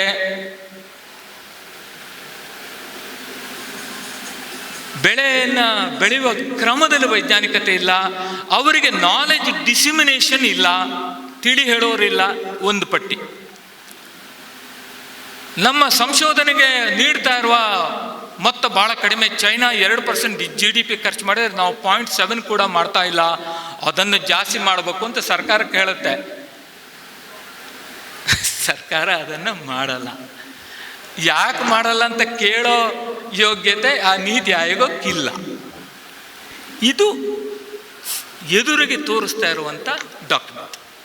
ಇನ್ನೊಂದು ಕಡೆಯಲ್ಲಿ ಸರ್ಕಾರ ಏನು ಹೇಳುತ್ತೆ ಅಂದರೆ, ನಾವು ಜಗತ್ತಿನಲ್ಲಿ ಅತ್ಯಂತ ಹೆಚ್ಚು ಆಹಾರ ಉತ್ಪಾದನೆಯಲ್ಲಿ ತೊಡಗಿದ್ದೇವೆ, ಅತ್ಯಂತ ಹೆಚ್ಚು ಹಾಲು ಉತ್ಪಾದಕ ಮಾಡುವ ರಾಷ್ಟ್ರ ನಮ್ಮದು, ಹಣ್ಣು ಉತ್ಪಾದನೆ ನಮ್ಮದು 3ನೇ ಸ್ಥಾನ, ಇನ್ನೊಂದಲ್ಲ 5ನೇ ಸ್ಥಾನ. ಅರೆ, ಒಂದು ಕಡೆ ಉತ್ಪಾದನೆ ಜಾಸ್ತಿ ಆಗ್ತಾ ಇದೆ, ದೇಶಕ್ಕೆ ಬೇಕಾದಷ್ಟು ಆಹಾರ ಬೆಳೀತಾ ಇದ್ದೀವಿ ಅಂತ ಹೇಳ್ತಿದ್ದೀರಿ ನೀವು, ಇನ್ನೊಂದು ಕಡೆ ಉತ್ಪಾದಕತೆ ಕಡಿಮೆ ಅಂತ ಹೇಳ್ತಾ ಇದ್ದೀರಿ.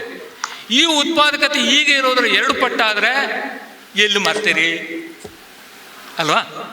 ಭತ್ತದ್ದು, ಅಡಿಕೆದು, ರಾಗಿದು ರಾಗಿ ಉತ್ಪಾದಕತೆ 5 ಕ್ವಿಂಟಾಲ್ ಎಕರೆಗೆ. ಅದು ಏನೂ ಅಲ್ಲ, 10 ಕ್ವಿಂಟಾಲ್ ಆಗ್ಬೇಕು ಅಂತಾರೆ. 10 ಕ್ವಿಂಟಾಲ್ ಈಗಲೇ ರೇಟ್ ಇಲ್ಲ. 10 ಕ್ವಿಂಟಾಲ್ ಎಲ್ಲಿ ಮಾರ್ತಾನೋ? ಸರ್ಕಾರ ರಾವಣನ 10 ತಲೆ ಆದರೂ ಒಂದೇ ಥರ ಯೋಚನೆ ಮಾಡ್ತಿತ್ತಂತೆ. ಈ 2 ಸರ್ಕಾರದ ತಲೆಗಳು ಹೆಂಗೆ ಯೋಚನೆ ಮಾಡ್ತಿರ್ತವೆ ಅಂದರೆ, ಇಲ್ಲಿ ಹೇಳೋದಕ್ಕೂ ಯಾವ ಸಂಬಂಧವಿಲ್ಲದಿರೋದು ಒಂದೇ ಡಾಕ್ಯುಮೆಂಟ್ ಒಳಗಡೆ ಇದೆ. ಅದ್ರ ಒಳಗಡೆ ಮೋಸ್ಟ್ ಅನ್ವೆರಿಫೈಡ್ ರೆಕಮೆಂಡೇಶನ್ಸ್ ಇದೆ. ಕೃಷಿಗೆ ಸುಸ್ಥಿರತೆ ತರೋದಕ್ಕೆ ಏನು ಮಾಡಬೇಕು ಅಂದರೆ, ಶೂನ್ಯ ಬಂಡವಾಳದ ಕೃಷಿಯನ್ನು ಸಾರ್ವತ್ರಿಕವಾಗಿ ಅಳವಡಿಸ್ಕೊಳ್ಬೇಕು ಅಂತ. ಅದೇ Indian council for agriculture research ಅದು ಅನ್ಟೆಸ್ಟೆಡ್ ಎಕ್ಸ್ಪೆರಿಮೆಂಟ್ ಅಂತ ಹೇಳುತ್ತೆ. ಈ ಹಂತದಲ್ಲಿ ಸರ್ಕಾರ ಮಾಡಬಹುದಾದ್ದು ಯಾವುದು ಅಂದರೆ, ಅದು ಸ್ಪಷ್ಟವಾಗಿ ಗೊತ್ತು. ಯಾವ್ಯಾವುದನ್ನು ಕಾರ್ಪೊರೇಟೀಕರಣ ಮಾಡ್ಬೋದೋ ಕಾನೂನು ಮೂಲಕ ಅದನ್ನು ಮಾಡುತ್ತೆ. ತಾನು ಮಾಡಬೇಕು ಅಂತ ಹೇಳಿದ್ದನ್ನು ಮಾಡಲ್ಲ. ಉದಾಹರಣೆಗೆ ನಾಲೆಡ್ಜ್ ಡಿಸಿಮಿನೇಷನ್, ಅಥವಾ ರೈತನ ಬೀಜಗಳ ಉತ್ಪಾದನೆಯಲ್ಲಿ ಉತ್ತಮ ಗುಣಮಟ್ಟದ ಬೀಜವನ್ನು ಕೊಡೋದು ಆಗಲ್ಲ. ಇದನ್ನು ನಾನು ಹೇಳಿದ್ದು. ಸರ್ಕಾರ ವಿಡ್ರಾ ಮಾಡ್ತಾ ಬಂದ ಹಾಗೆ ಅದರ ಜವಾಬ್ದಾರಿಯನ್ನು ಖಾಸಗೀಕರಣಗೊಳಿಸ್ತಾ ಹೋಗುತ್ತೆ. ಖಾಸಗೀಕರಣಗೊಳಿಸ್ತಾ ಹೋದಾಗ ಜಗತ್ತಿನ ಎಲ್ಲೂ ಕೂಡ ಖಾಸಗೀಕರಣದ ಮೂಲಕ ಅಭಿವೃದ್ಧಿಶೀಲ ದೇಶಗಳಲ್ಲಿ ಖಾಸಗೀಕರಣದ ಮೂಲಕ ರೈತರಿಗೆ ಲಾಭವಾದ ಉದಾಹರಣೆಗಳಿಲ್ಲ. ವ್ಯಾಲ್ಯೂ ಚೈನ್ ಅಂತ ಏನು ಕರಿತೀವಿ, ಇಲ್ಲಿಂದ ಅಲ್ಲಿವರೆಗೆ ಉತ್ಪಾದಕನೇ ಗ್ರಾಹಕನವರೆಗೆ ಆಗುವ ಹಂತಗಳು 10 ಇದ್ದದ್ದನ್ನು 5ಕ್ಕೆ ಇಳಿಸಿ 5ರಿಂದ 3ಕ್ಕೆ ಇಳಿಸ್ತಾನೆ ಅಂಬಾನಿ ಅಂತ ಇಟ್ಕೊಳ್ಳೋಣಪ್ಪ. ಆವಾಗ ರೈತನಿಗೆ ಬಂದ ಲಾಭ ಕೇವಲ 11%. ಅತ್ಯಂತ ಕಡಿಮೆ ಮಾರ್ಜಿನ್ ಇಟ್ಕೊಂಡು ಅತ್ಯಂತ ಹೆಚ್ಚು ರೈತನಿಗೆ ಕೊಡ್ತಾ ಇರೋದು ಯಾವುದು ಅಂದರೆ ಹಾಲು ಮಾತ್ರ. That's something remarkable what KMF has done. ರೈತನಿಗೆ 24 ರೂಪಾಯಿ ಕೊಟ್ಟಿದ್ದನ್ನು ಸುಮಾರು 42 ರೂಪಾಯಿಗೆ ಮಾರ್ತಾ ಇದೆ. 1:2. ಮೋಸ್ಟ್ ಪೆರಿಷಬಲ್ ಆದಂಥ ವಸ್ತು ಅಲ್ವಾ, 3 ಗಂಟೆ ಒಳಗಡೆ ಹಾಳಾಗತ್ತೆ. ಆದರೆ ನಾನ್ ಪೆರಿಷಬಲ್ ಆದಂಥ ಬೇಳೆಕಾಳುಗಳು, ದ್ವಿದಳ ಧಾನ್ಯಗಳು, ಎಣ್ಣೆ ಕಾಳುಗಳು, ಸುಮಾರಾದ ತರಕಾರಿಗಳು, ಇವು ಯಾಕೆ ಇಷ್ಟು ಸ್ಥಿತ್ಯಂತರದಲ್ಲಿ ಇರುತ್ತೆ?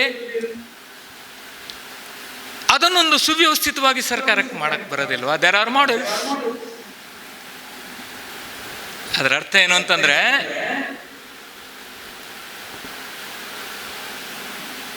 ಗೊತ್ತಿದ್ದು ತನಗೆ ಸಾಮರ್ಥ್ಯ ಇದ್ದು ಅದನ್ನು ಮಾಡೋದಕ್ಕೆ ಬೇಕಾದ ಇಚ್ಛಾಶಕ್ತಿ ಇಲ್ಲದೆ ಇಚ್ಛಾಶಕ್ತಿ ಗೇರು ಹಾಜರಿಯ ಮೂಲಕ ದೂರ ಸರಿತಾ ಹೋಗೋದು. ಆವಾಗ ನಾವು ಒದ್ದಾಡ್ತಿರ್ತೀವಿ. KSRTCಯನ್ನು ಅಥವಾ ಪ್ರೈವೇಟೈಸ್ ಮಾಡೋದು ಯಾಕೆ ಹೇಳಿ? ಸರ್ಕಾರ ಸರಿ ಇಲ್ಲ ಅನ್ನೋ ಸನ್ನಿವೇಶವನ್ನು ಮೊದಲು ಸೃಷ್ಟಿ ಮಾಡೋದು, ಆಮೇಲೆ ಬಿಡಿ ಅದನ್ನು. ಇದು ಬಹಳ ಮುಖ್ಯವಾದ. ಆಮೇಲೆ ಕಾನೂನಿನ ಒಳಗಡೆ ಈ ಕಾಂಟ್ರಾಕ್ಟ್ ಫಾರ್ಮಿಂಗ್ ಮೇಲೆ ಭಾಳ ಸಿಂಪಲ್ ಆಯ್ತು. ನಾನು ಅದರಲ್ಲಿ ಯಾವ ಪ್ರೈಸ್ ಬ್ಯಾಕಪ್ ಇಲ್ಲ, ಫ್ಲೋರ್ ಪ್ರೈಸ್ ಇಲ್ಲ, ಏನೂ ಇಲ್ಲ. ಉಳಿಕೆಯನ್ನು ಏನು ಮಾಡಬೇಕು ಅನ್ನೋ ಪ್ರಸ್ತಾಪ ಇಲ್ಲ. ಇಲ್ಲಿ ಡಿಸ್ಪ್ಯೂಟ್ ರೆಸಲ್ಯೂಷನ್ ಇದು ಇವತ್ತಲ್ಲ, 2012ನೇ ಇಸ್ವಿಯಲ್ಲಿ ಬಂದಾಗ ನಾವು ಅದನ್ನು ವಿರೋಧಿಸಿದ್ದು. ಈ ಎಲ್ಲವೂ ಕೂಡ ನಿಜಕ್ಕೂ ಆದರೆ BJPಯ ಮೋದಿ ಸರ್ಕಾರ ಅನ್ನೋದು UPA ಸರ್ಕಾರದ ಏನದ ಬಾಳೆ ಬರುತ್ತಲ್ಲ, ಏನು ಕಸಿ ಬಾಳೆ ಅದು, ಅದರ ಸೆಲ್ಲಿನಿಂದ ತರ್ತೀವಲ್ಲ, G9 ಬರುತ್ತಲ್ಲ, ಅಷ್ಟೇ. UPA ಧ್ಯಾನ ಮಾಡ್ತಾ ತರಬೇಕು ವಿಶ್ವ ಬ್ಯಾಂಕಿನ ಒತ್ತಡದಿಂದ ಅಂತ ಏನು ಆಸೆ ಪಡ್ತಾ ಇತ್ತೋ ಅದನ್ನು ತರುವ ಧೈರ್ಯ ಇಲ್ಲದೆ ಹಾಗೇ ಕೂತಿತ್ತು. ಅದನ್ನು ಈ ಸರ್ಕಾರ ಇನ್ನೂ ಯಶಸ್ವಿಯಾಗಿತ್ತಂತೆ ಅದರ ಆಶಯ. ಅದರಲ್ಲೇ ನೋಡಿ, ಯಾವುದೇ ಸರ್ಕಾರ ಯಾವುದೇ ದೇಶದಲ್ಲಿ ಡಿಸ್ಪ್ಯೂಟ್ ರೆಸೊಲ್ಯೂಷನನ್ನು ತನ್ನದೇ ಎಕ್ಸಿಕ್ಯೂಟಿವ್ಗೆ ಕೊಡೋದಿಲ್ಲ. ಜುಡಿಷಿಯರಿ ಇರುತ್ತೆ. ಜುಡಿಷಿಯರಿ ಇರೋದೇನೆ ಅದು ಸಂಪೂರ್ಣ ಸ್ವಾಯತ್ತವಾದ ಸಂಸ್ಥೆಯ ಮೂಲಕ ಆಗಬೇಕು ಅಂತಲ್ವಾ. ಒಂದು ಇಂಡಿಪೆಂಡೆಂಟ್ ಆಡಿಟರ್ನ ಯಾಕೆ ಇಟ್ಕೋತೀವಿ ನಾವು? ಇದರಲ್ಲಿ ಕೋರ್ಟಿಗೆ ಹೋಗೋ ಅವಕಾಶ ಇಲ್ಲ. DCA ಮೂಲಕ ಆಗುತ್ತೆ. DCA ಮೇಲೆ ಪ್ರಭಾವದಿಂದ ಮಾಡ್ಬೋದು. ಅಲ್ಲ ಸರ್, ಕೋರ್ಟಿಗೆ ಹೋದರೆ ಎಷ್ಟೋ ವರ್ಷ ಎಳೆಯಲ್ವ ನ್ಯಾಯ ಸಿಗಕ್ಕೆ ಅಂತ, ಅದು ಮುಖ್ಯ ಅಲ್ಲ. ಪೆಪ್ಸಿಗೆ ಕೂಡ ಬೇಡ. ಪೆಪ್ಸಿ ಒಂದು ಕೇಸಲ್ಲಿ ಸಿಕ್ಕಾಕೊಂಡು 12 ವರ್ಷ ಜೇತ್ಮಲಾನೆಗೆ ಫೀಸ್ ಕೊಡಕ್ಕೆ ತಯಾರಿಲ್ಲ. ಒಂದು ಕೋರ್ಟ್ ಕೇಸ್ನಲ್ಲಿ ನಿಮಗೆ ಈ ಕಾರ್ಪೊರೇಟ್ ಅಂಬಾನಿಯನ್ನು ನೀವು ಪುತ್ತೂರಿನಲ್ಲೋ ಅರಸೀಕೆರೆನಲ್ಲೋ ಕೇಸ್ ಹಾಕಿದರೆ 6 ವರ್ಷ ಅವನು ಇರ್ತಾನೆ ಅದರಲ್ಲಿ, ರೈತ ಮಾತ್ರ ಅಲ್ಲ. ಗೆದ್ದವ ಸೋತವ ಸತ್ತ ಸಿವಿಲ್ ಕೇಸ್ನಲ್ಲಿ ಗೊತ್ತು ನಮಗೆ. ಅವನು ಒದ್ದಾಡಲಿ, ನ್ಯಾಯ ಸಿಗುವುದಿಲ್ಲ. ಈ ಒಂದು ಅಂಶವನ್ನೇ ಸರ್ಕಾರ it is ಕನ್ವೀನಿಯಂಟ್ಲಿ kept it out. ಇದು ನಾನು ಹೇಳ್ತಾ ಇರೋದು, ಇದು ಇಂಟೆನ್ಷನಲ್ ಟ್ರೆಚರಿ, ಉದ್ದೇಶಪೂರ್ವಕ ಧೂರ್ತತನ ಒಂದು ಸರ್ಕಾರ ಮಾಡ್ಬೋದಾಗ್ತ. ಇದಕ್ಕೆ ಎಲ್ಲ ಪಕ್ಷಗಳ ಒಪ್ಪಿಗೆ ಇದೆ, ನೆನ್ಪಿಟ್ಕೊಳ್ಳಿ. ಎಲ್ಲ ಪಕ್ಷಗಳು ಇದನ್ನು ಸ್ವಾಗತಿಸ್ತವೆ. ಯಾಕೆಂದರೆ ಎಲ್ಲ ಕಾರ್ಪೊರೇಟರ್ ಸ್ನೇಹಗಳು. ಮೂರನೇದು ಎಸೆನ್ಷಿಯಲ್ ಕಮೋಡಿಟೀಸ್ ಬಿಡಿ, ಸಿಂಪಲ್. ಯಾರು ಎಷ್ಟು ಬೇಕಾದ್ರೂ ಸ್ಟೋರ್ ಮಾಡಬಹುದು. ನಿಮಗೆ ಇಡೀ ಆಲೂಗಡ್ಡೆ, ಈರುಳ್ಳಿ ಮತ್ತು ತೂರ್ದಾಲ್, ತೊಗರಿ, ಇದರ ಸಂಪೂರ್ಣ ನಿಯಂತ್ರಣ ಕೇವಲ 4 ಕಂಪನಿಗಳ ಕೈನಲ್ಲಿದೆ. ಮಹಾರಾಷ್ಟ್ರ, ಗುಜರಾತ್ ಅಂದರೆ ಏಷ್ಯಾದ ಅತ್ಯಂತ ದೊಡ್ಡ ಮಾರುಕಟ್ಟೆ ಇದು ಮಹಾರಾಷ್ಟ್ರದಲ್ಲಿದೆ. ಈಗಾಗಲೇ ಸ್ಟಾಕ್ ಇದೆ. ಈಗ ಆ ನಿಯಂತ್ರಣ ಬಿಟ್ಟಾಗ ಏನಾಗುತ್ತೆ, ಯಾವಾಗ ತರ್ತೀನಿ ಅದಕ್ಕೊಂದು ನಿರ್ದಿಷ್ಟತೆ ಬೇಕಲ್ವಾ. ಕಾನೂನಿನ ಒಳಗಡೆ ನಿರ್ದಿಷ್ಟತೆ ಬೇಕು. ವೇಗ್ನೆಸ್ ಅನ್ನೋದು ಕಾನೂನು ಒಳಗಡೆ ಇರ್ಕೊಡೋದು. ಮಾತಾಡೋಕೆ ಎಷ್ಟು ಬೇಕಿದ್ರೆ ಇರಲಿ. ಎಕ್ಸ್ಟ್ರಾರ್ಡಿನರಿ ಸರ್ಕಮ್ಸ್ಟೆನ್ಸಸ್, ವಿಶೇಷವಾದ ಸಂದರ್ಭಗಳು ಯಾವುದು ಅಟ್ಲೀಸ್ಟ್ ನಮೂದಿಸಿ. 100% ಬೆಲೆ ಏರಿದರೆ, 100% ಬೆಲೆ ಏರಿದರೆ ಮಾತ್ರ ಜನ ಸಾಯದ. 50% ಏರಿದರೆ ತೊಂದರೆ ಆಗಲ್ವಾ? ದಟ್ ಶುಡ್ ಬಿ ಅಲ್ವಾ. ಅಂದರೆ ಈರುಳ್ಳಿಗೆ 40 ರೂಪಾಯಿ ಇದ್ದದ್ದು 80 ರೂಪಾಯಿಗಾದರೆ ಮಾತ್ರ ಸರ್ಕಾರ ಮಧ್ಯಪ್ರವೇಶ ಮಾಡೋದು. 40, 45, 50, 60 ಆಗುವವರೆಗೂ ಮಾತಾಡಲ್ಲ. 70, 80 ರೂಪಾಯಿ ಆಗುವವರೆಗೂ ಸರ್ಕಾರ ಮಧ್ಯಪ್ರವೇಶ ಮಾಡಲ್ಲ. 103 ಡಿಗ್ರಿ ಜ್ವರ ಬಂದರೆ ಮಾತ್ರನೇ ಆಸ್ಪತ್ರೆಗೆ ಅಂತ. ಈ ನಿಲುಮೆಗಳಿದಾವಲ್ಲ ಸರ್ಕಾರದ್ದು, ಇದು ಏನಾಗುತ್ತೆ ನಾಳೆಗೆ? ಫುಡ್ ಕಾರ್ಪೊರೇಷನ್ ಆಫ್ ಇಂಡಿಯಾ ಇದೆ, MSP ಇದೆ. ಕಾರ್ಪೊರೇಟ್ಗಳು ಯಾವುದ್ರಲ್ಲಿ ವ್ಯಾಪಾರ ಮಾಡ್ತಾರೆ? ಕಾರ್ಪೊರೇಟ್ಗಳು ಯಾವ ಕಾರಣಕ್ಕೆ ಭತ್ತ ಗೋಧಿ ವ್ಯಾಪಾರ ಮಾಡಲ್ಲ. ಅವರು ಯಾವ ಭತ್ತ ಅವ್ರು ಮಾಡೋದು? ಉದಾಹರಣೆಗೆ ಕರ್ನಾಟಕದ ಉದಾಹರಣೆ ಅಂತ ತಗೊಳ್ಳಿ. ಕರ್ನಾಟಕದ ಭತ್ತವನ್ನೇ ನಾವು ಯಾಕೆ ಬಳಸಬಾರ್ದು ಅಂತ ನಾನು ಕೇಳಿದ್ದೆ ಕರ್ನಾಟಕ ಸರ್ಕಾರದಲ್ಲಿ. ಯಾವುದು ನಮ್ಮ ಕೃಷಿ ಬೆಲೆ ಆಯೋಗದ ಸೆಮಿನಾರ್ನಲ್ಲಿ. ನಮ್ಮ ಗಂಗಾವತಿಯಲ್ಲಿ ಬೆಳೆಯೋದು ಸೋನಾ ಮಸೂರಿ, ಅದು PDS ನಲ್ಲಿ ಬರಲ್ಲ. ನಮಗೆ ಬರೋದು ಆಂಧ್ರ ಮತ್ತು ಛತ್ತೀಸ್ಗಢನಲ್ಲಿ ಬೆಳೆಯೋ ದಪ್ಪಕ್ಕಿ. ಆಯ್ತಾ? ಇನ್ನು ಅಲ್ಲಿ ಬೆಳೆಯುವಂಥ ದಪ್ಪಕ್ಕಿಯನ್ನು ಕಾರ್ಪೊರೇಟ್ ತಗೊಳ್ಳಲ್ಲ, ಅದು ತಗೊಳ್ಳೋದು ಪರಿಮಳ ಭರಿತವಾದಂಥ ಅಕ್ಕಿಯನ್ನು. ಈ ಅಕ್ಕಿ ಗೋಧಿಯನ್ನು ಸರ್ಕಾರವೇ ಕೊಳ್ಳಬೇಕು, ಇನ್ನು ಅವರು ತಲೆ ಹಾಕಲ್ಲ ಅಲ್ಲಿಗೆ. ಅವರು ಯಾವುದನ್ನು ಸ್ಟ್ರಾಟಜಿಕಲಿ ಯಾವುದನ್ನು ಸ್ಟೋರ್ ಮಾಡ್ತಾರೆ ಅದು ದ್ವಿದಳ ಧಾನ್ಯಗಳು ಮತ್ತು ಎಣ್ಣೆಕಾಳು. ಯಾಕೆಂದರೆ ಇಂಡಿಯಾ ನೀರಾವರಿ ಸೌಲಭ್ಯ ಜಾಸ್ತಿ ಮಾಡಿದಷ್ಟು ಭಾರತದಲ್ಲಿ ಉತ್ಪಾದನೆ ಕಡಿಮೆ ಆಗಿದ್ದು ಯಾವುದು ಅಂದರೆ ಎಣ್ಣೆಕಾಳು ಮತ್ತು ದ್ವಿದಳ ಧಾನ್ಯಗಳು. ಇಲ್ಲ, ನೀವು ಡೈವರ್ಸಿಫೈ ಮಾಡಿ ಫ್ರೂಟ್ ಕ್ರಾಪ್ಸನ್ನು ಬೆಳೆಯಿರಿ ಅಂತ ನೀತಿ ಆಯೋಗದಲ್ಲಿದೆ. ನಮ್ಮಲ್ಲಿ ನೀರಿಲ್ಲದ ಫ್ರೂಟ್ ಕ್ರಾಪ್ಸ್ ಅಂತ ಇಲ್ಲ. ಹುಣಸೆ ಹಣ್ಣು ನಮ್ಮ ಹಾರ್ಟಿಕಲ್ಚರ್ ಡಿಪಾರ್ಟ್ಮೆಂಟ್ ಲಿಸ್ಟಲ್ಲೇ ಇಲ್ಲ. ಅದಕ್ಕೆ ಬೇಕಾದ ನೀರು ಭಾರತದಲ್ಲಿ ಇಲ್ಲ. 60% ಮಳೆ ಆಶ್ರಿತ ಕೃಷಿಯಲ್ಲಿ ನೀರು ಇಲ್ಲ.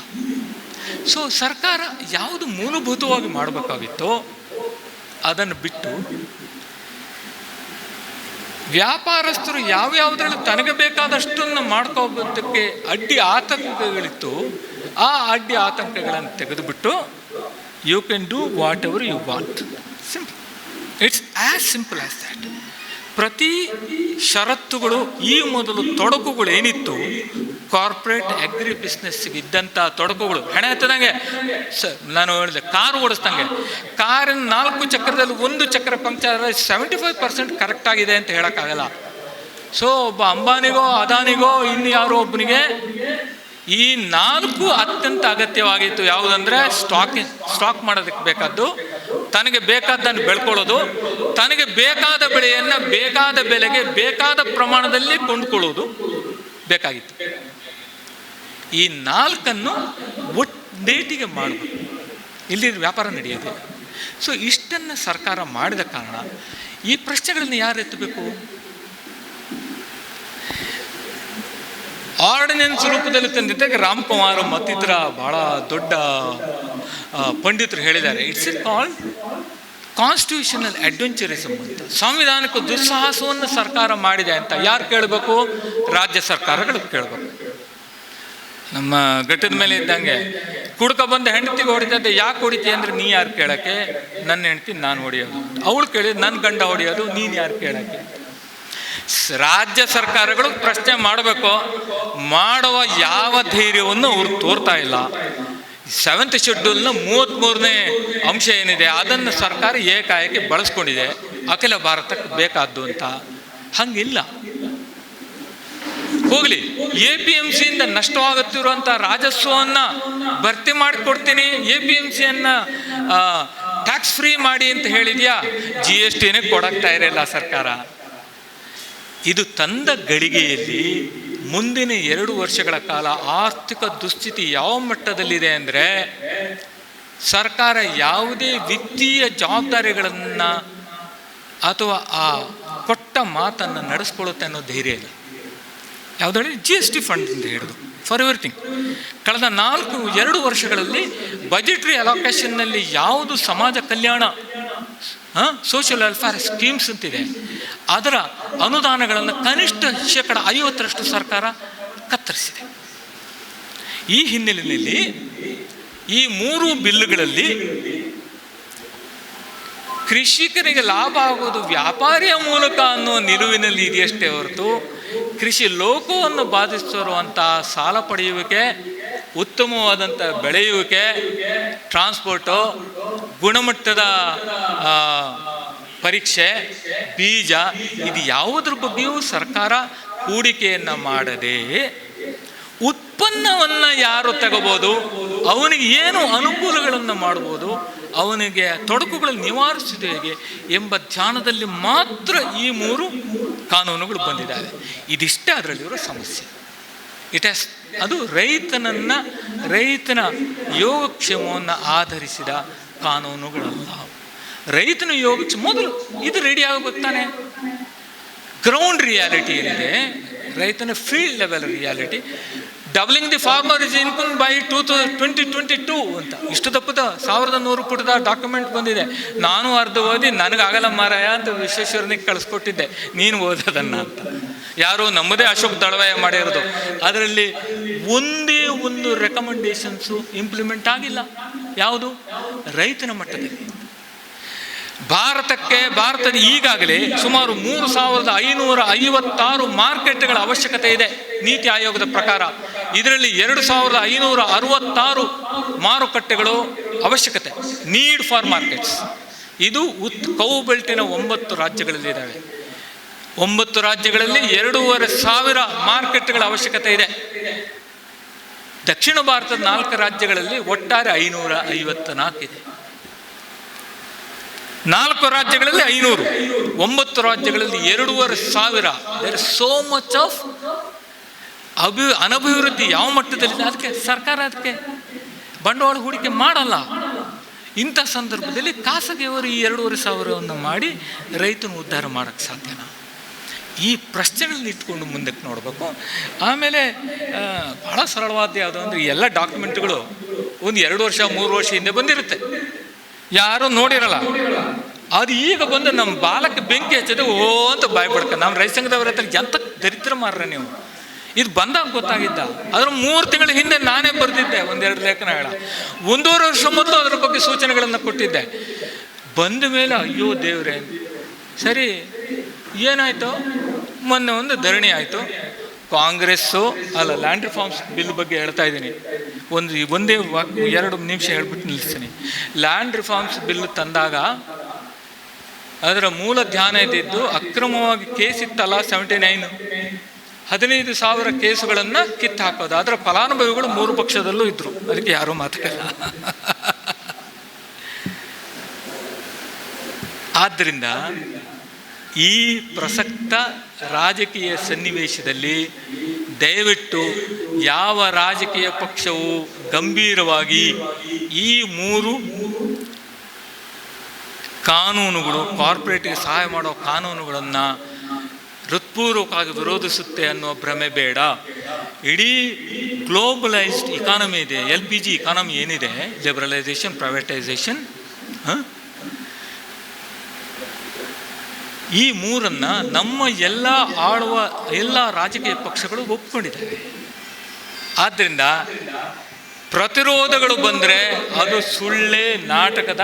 ಇವತ್ತಿಗೆ BJPಯ ಪಂಜಾಬಿನ ರಾಜ್ಯ ಕಾರ್ಯದರ್ಶಿ ರಾಜೀನಾಮೆ ಕೊಟ್ಟನಂತೆ. ನಾನು ತಕ್ಷಣ ಹಾಕಿದ ಅದು ಇನ್ನೊಂದು ದೊಡ್ಡ ನಾಟಕ ಅದು ಅಂತ.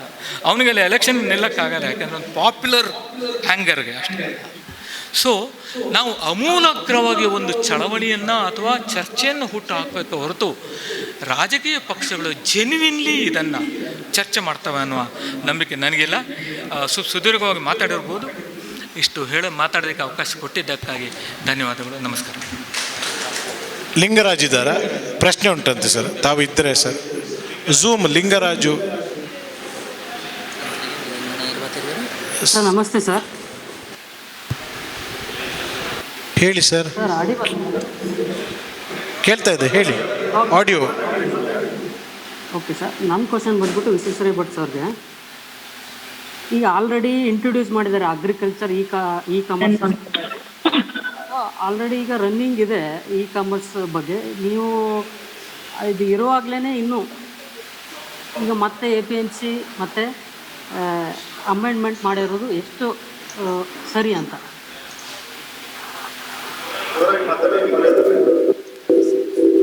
ಸರ್, ಈಗ ಇ ಕಾಮರ್ಸ್ ಸಿಸ್ಟಮ್ ಬಗ್ಗೆ ಆಲ್ರೆಡಿ ಇಂಟ್ರೊಡ್ಯೂಸ್ ಮಾಡಿದ್ದಾರೆ ಅಗ್ರಿಕಲ್ಚರ್ ಇ ಕಾಮರ್ಸ್ ಸಿಸ್ಟಮ್ ಬಗ್ಗೆ. ಆ e commerce system already introduce ಮಾಡಿರೋದನ್ನೇ ರನ್ ಮಾಡೋದು ಮತ್ತು ಇನ್ನೂ ಚೆನ್ನಾಗಿ ಇಂಪ್ಲಿಮೆಂಟೇಷನ್ ಮಾಡಬೇಕು. ಅದು ಬಿಟ್ಟು ಇನ್ನೂ APMC ಆ್ಯಕ್ಟ್ಗೆ ಅಮೆಂಡ್ಮೆಂಟ್ ಮಾಡ್ತಿರೋದು ಎಷ್ಟು ಸರಿ ಅಂತ?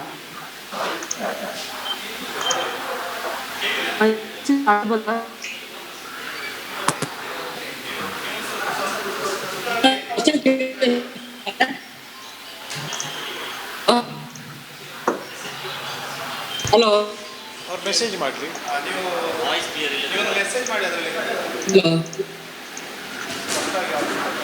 ಕೇಳಬೇಕು ಅನ್ನುವ ಇಚ್ಛೆ ನಾವು ಇದ್ದೀವಿ. ತಲ್ಲೂರವರು ಆಗಿಂದ ನಮ್ಮೊಂದಿಗಿದ್ದಾರೆ, ಹಿರಿಯ ಪತ್ರಕರ್ತರು ಮತ್ತು ಚಿಂತಕರು. ತಲ್ಲೂರವರು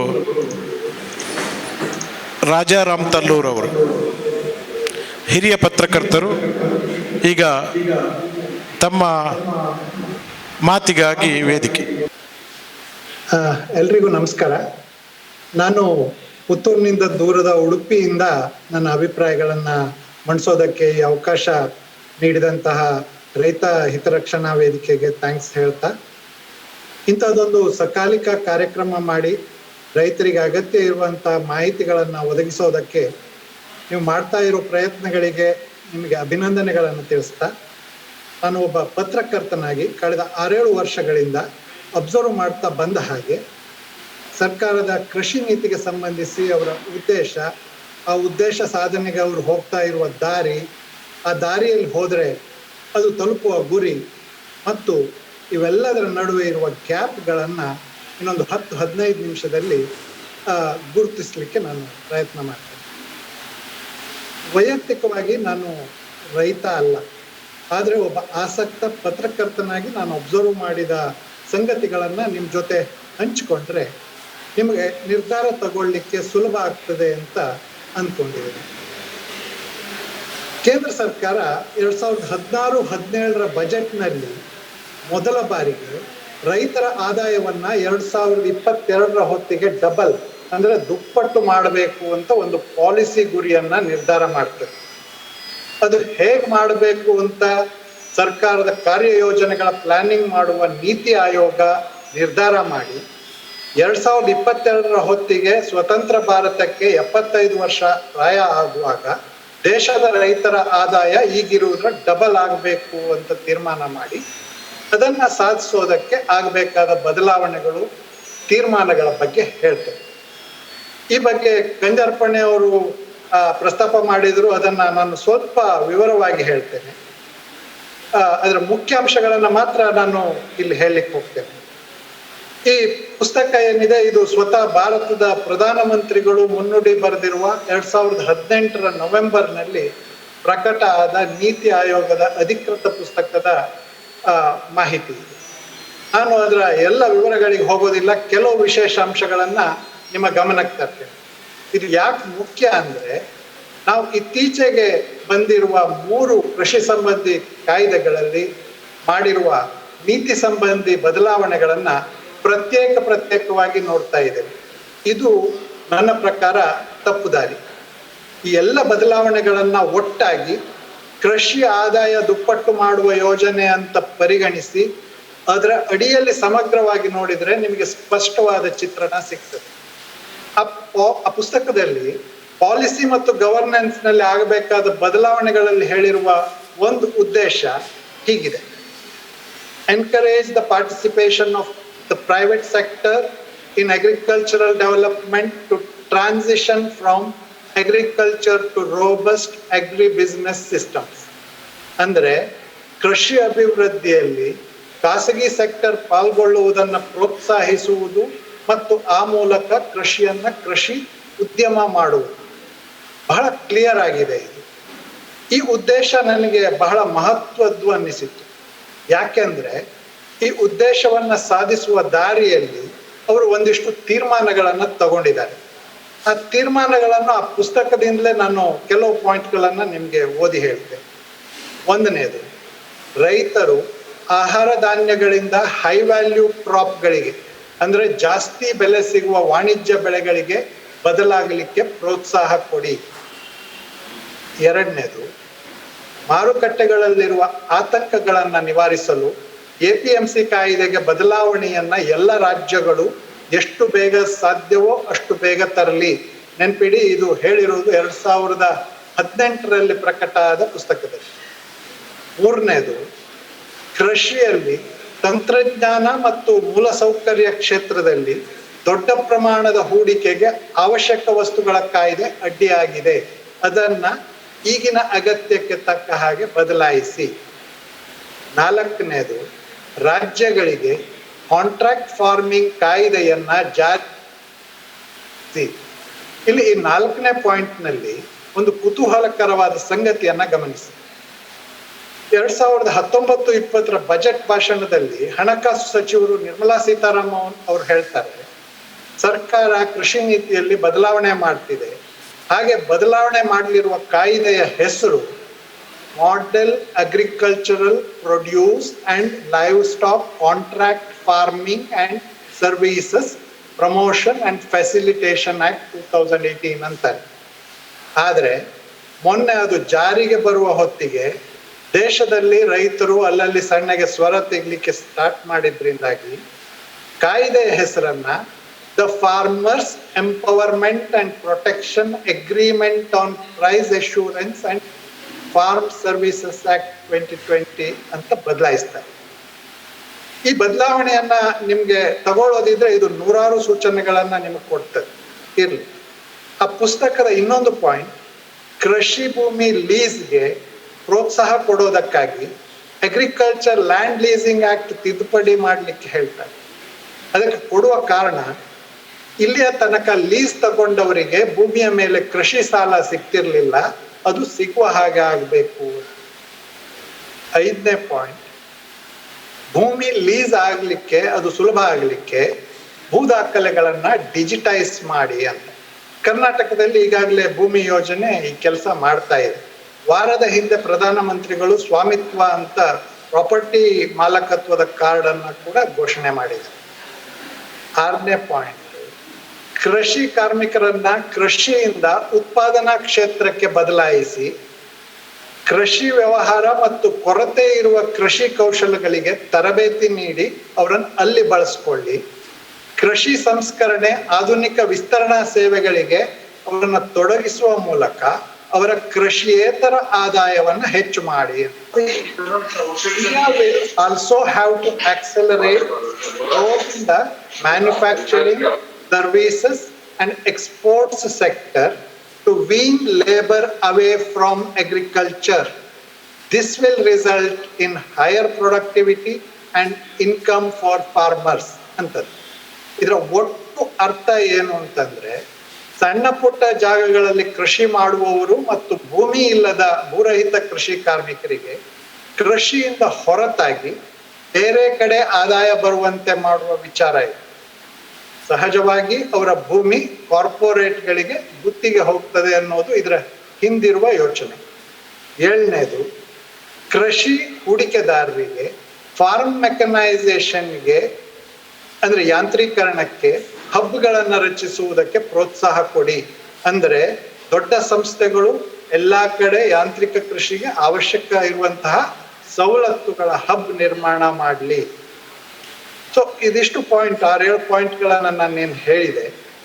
ಈಗ ತಾವೆಲ್ಲ ಹೆಚ್ಚಿನವರು ರೈತರೇ ಆಗಿರೋದ್ರಿಂದ ಈ 7 ಅಂಶಗಳು, ಅದರಲ್ಲಿ 2-3 ಈಗಾಗಲೇ ಕಾಯ್ದೆ ಆಗಿ ಬದಲಾಗಿದ್ದಾವೆ.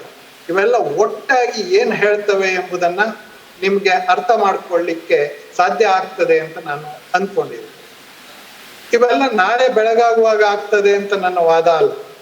ಆದ್ರೆ ಒಂದು 5 ವರ್ಷದಲ್ಲಿ ಈ ಎಲ್ಲ ಯೋಚನೆಗಳು ಹೋಗಿ ಮುಟ್ಟುವ ಜಾಗ ಯಾವುದು, ಅದು ಇದು ಅಂತ ನನ್ನ ವಾದ. ಈಗ ನನಗೆ ಈ ಹೊಸ ಕಾಯ್ದೆಗಳಲ್ಲಿ ಕಾಣಿಸಿರುವ ಗ್ಯಾಪ್ಗಳ ಬಗ್ಗೆ ಹೇಳ್ತೇನೆ. ಮೊದಲನೇದಾಗಿ ನೀವು ಅರ್ಥ ಮಾಡಿಕೊಳ್ಳಬೇಕಾದ್ದು, ಭೂ ಮಸೂದೆ ಕರ್ನಾಟಕದಲ್ಲಿ ಯಾಕೆ ಬಂತು, ಅದಕ್ಕಿಂತ ಮೊದಲು ಭೂಮಾಲಕರು ಯಾರಿದ್ರು, ಅವ್ರು ಯಾರು, ಭೂಮಿಯ ಒಡೆತನ ಕೆಲವೇ ಜನರ ಕೈಯಲ್ಲಿದ್ದಾಗ ಸಾಮಾಜಿಕ ನ್ಯಾಯ ಸಾಧ್ಯ ಇಲ್ಲ, ಉಳುವವನು ಹೊಲದೊಡೆಯ ಆದಾಗ ಮಾತ್ರ ಬಡತನ ಹಸಿವೆ ನಿವಾರಣೆ ಸಾಧ್ಯ ಅಂತ ಚಿಂತನೆ ಬಂದದ್ದು ಭೂ ಮಸೂದೆಗೆ ಕಾರಣ ಆಯ್ತು. ನಾವು ಇವತ್ತಿಗೂ ದೇವರಾಜ ಅರಸು ಅವರನ್ನ ಇದಕ್ಕಾಗಿ ನೆನೆಯಿತು. ಈ ಭೂಮಿ ಹಂಚಿಕೆಯಿಂದ ಲಾಭ ಆಯ್ತೋ ಇಲ್ವೋ? ಆಗಿದೆ. ಆಗಿದೆ ಅಂತಲೇ ಚರಿತ್ರೆ ಹೇಳ್ತಾ ಇದೆ. ಭಾರತ ಹಸಿರು ಕ್ರಾಂತಿಯ ಮೂಲಕ 1960ರಿಂದ 80ರ ನಡುವೆ ಆಹಾರದಲ್ಲಿ, ಬಡತನ ನಿವಾರಣೆಯಲ್ಲಿ ತಕ್ಕ ಮಟ್ಟಿಗೆ ಸ್ವಾವಲಂಬನೆ ಸಾಧಿಸಿದ್ದು ಈ ಭೂಮಿ ಹಂಚಿಕೆಯ ಫಲ.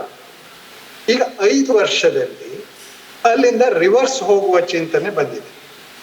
ಸಣ್ಣ ಚೂರು ಭೂಮಿ ಇದ್ರೆ ಕೃಷಿ ಉತ್ಪಾದನೆ ಲಾಭದಾಯಕ ಅಲ್ಲ, ಹಾಗಾಗಿ ಭೂಮಿ ಪೂಲಿಂಗ್ ಆಗಬೇಕು ಅಂತ ಇದೆ. ಕರ್ನಾಟಕದ ಮುಖ್ಯಮಂತ್ರಿಗಳು 2021ನೇ ಸಾಲಿನ ಬಜೆಟ್ ಭಾಷಣದಲ್ಲಿ ಮಾತಾಡ್ತಾ ಅವರ ಪಾಯಿಂಟ್ 26 ಏನ್ ಹೇಳ್ತದೆ ಅಂದ್ರೆ, security, land bank and mass cultivation, micro irrigation farmers, processing of the farm produce, marketing, and also to consider agriculture and horticulture as an industry. Our government will bring a new agricultural policy. ಇದನ್ನು ಕನ್ನಡದಲ್ಲಿ ನೀರಿನ ಭದ್ರತೆ, ಆಮೇಲೆ ಈ ಎರಡನೇ point ನೋಡ್ಕೊಳ್ಳಿ, ಭೂ ಸಂಚಯ ಅಂದರೆ ಲ್ಯಾಂಡ್ ಬ್ಯಾಂಕ್ ಅಥವಾ ಲ್ಯಾಂಡ್ ಪೂಲಿಂಗ್ ಮತ್ತು ಸಾಮೂಹಿಕ ಕೃಷಿಯನ್ನ ಪ್ರೋತ್ಸಾಹಿಸಲು ಸೂಕ್ಷ್ಮ ನೀರಾವರಿ ಕೃಷಿಕರ ಉತ್ತೇಜನ, ಕೃಷಿ ಉತ್ಪನ್ನ ಸಂಸ್ಕರಣೆ, ಮಾರುಕಟ್ಟೆಯ ಪ್ರೋತ್ಸಾಹ ಮತ್ತು ಕೃಷಿ ಹಾಗೂ ತೋಟಗಾರಿಕೆಯನ್ನ ಉದ್ದಿಮೆ ಆಗಿ ಪರಿಗಣಿಸಲು ನಮ್ಮ ಸರ್ಕಾರವು ಹೊಸ ಕೃಷಿ ನೀತಿಯನ್ನ ಜಾರಿಗೆ ತರಲಿದೆ ಅಂತ ಮುಖ್ಯಮಂತ್ರಿಗಳು ಹೇಳ್ತಾರೆ. ಇಲ್ಲಿ ಲ್ಯಾಂಡ್ ಬ್ಯಾಂಕ್ ಅಂದ್ರೆ ಏನು, ಅದು ಏನ್ ಮಾಡ್ತದೆ, ಇದನ್ನ ರೈತರು ಸರ್ಕಾರದ ಹತ್ರ ಕ್ಲಾರಿಟಿ ತಗೊಳ್ಬೇಕು. ಒಟ್ಟಿನಲ್ಲಿ ಯಾವ ಕಾರಣಕ್ಕಾಗಿ ದೇವರಾಜ ಅರಸು ಕಾಲದಲ್ಲಿ ಭೂಮಸೂದೆ ತಂದು ಭೂಮಿಯನ್ನ ಹಂಚಿದ್ರೋ, ಇವತ್ತು ಅದೇ ಕಾರಣವನ್ನ ಕೊಟ್ಟು ಭೂಮಸೂದೆಯ ಆಶಯವನ್ನ ರಿವರ್ಸ್ ಮಾಡುವ ತೀರ್ಮಾನ ಆಗ್ತಾ ಇದೆ. ಭೂಮಿ ಸಂಚಯ ಮಾಡಿ ಫಾರ್ಮಿಂಗ್ ಕಂಪನಿಗಳಿಗೆ ಅವಕಾಶ ಕೊಟ್ಟು ಕೃಷಿಯನ್ನ ಉದ್ಯಮ, ಇಂಡಸ್ಟ್ರಿ ಆಗಿ ಪರಿಗಣಿಸಲಿಕ್ಕೆ ಕೆಲಸ ಆಗ್ತಾ ಇದೆ. ರಾಜ್ಯದಲ್ಲಿ ಆಗಿರುವ ಭೂಮಸೂದೆ ತಿದ್ದುಪಡಿ, APMC ತಿದ್ದುಪಡಿ ಮತ್ತು ಅವಶ್ಯಕ ಕಾಯ್ದೆಗಳ ತಿದ್ದುಪಡಿಯನ್ನ ಈ ಹಿನ್ನೆಲೆಯಲ್ಲಿ ಗಮನಿಸಬೇಕು. ಇದೆಲ್ಲ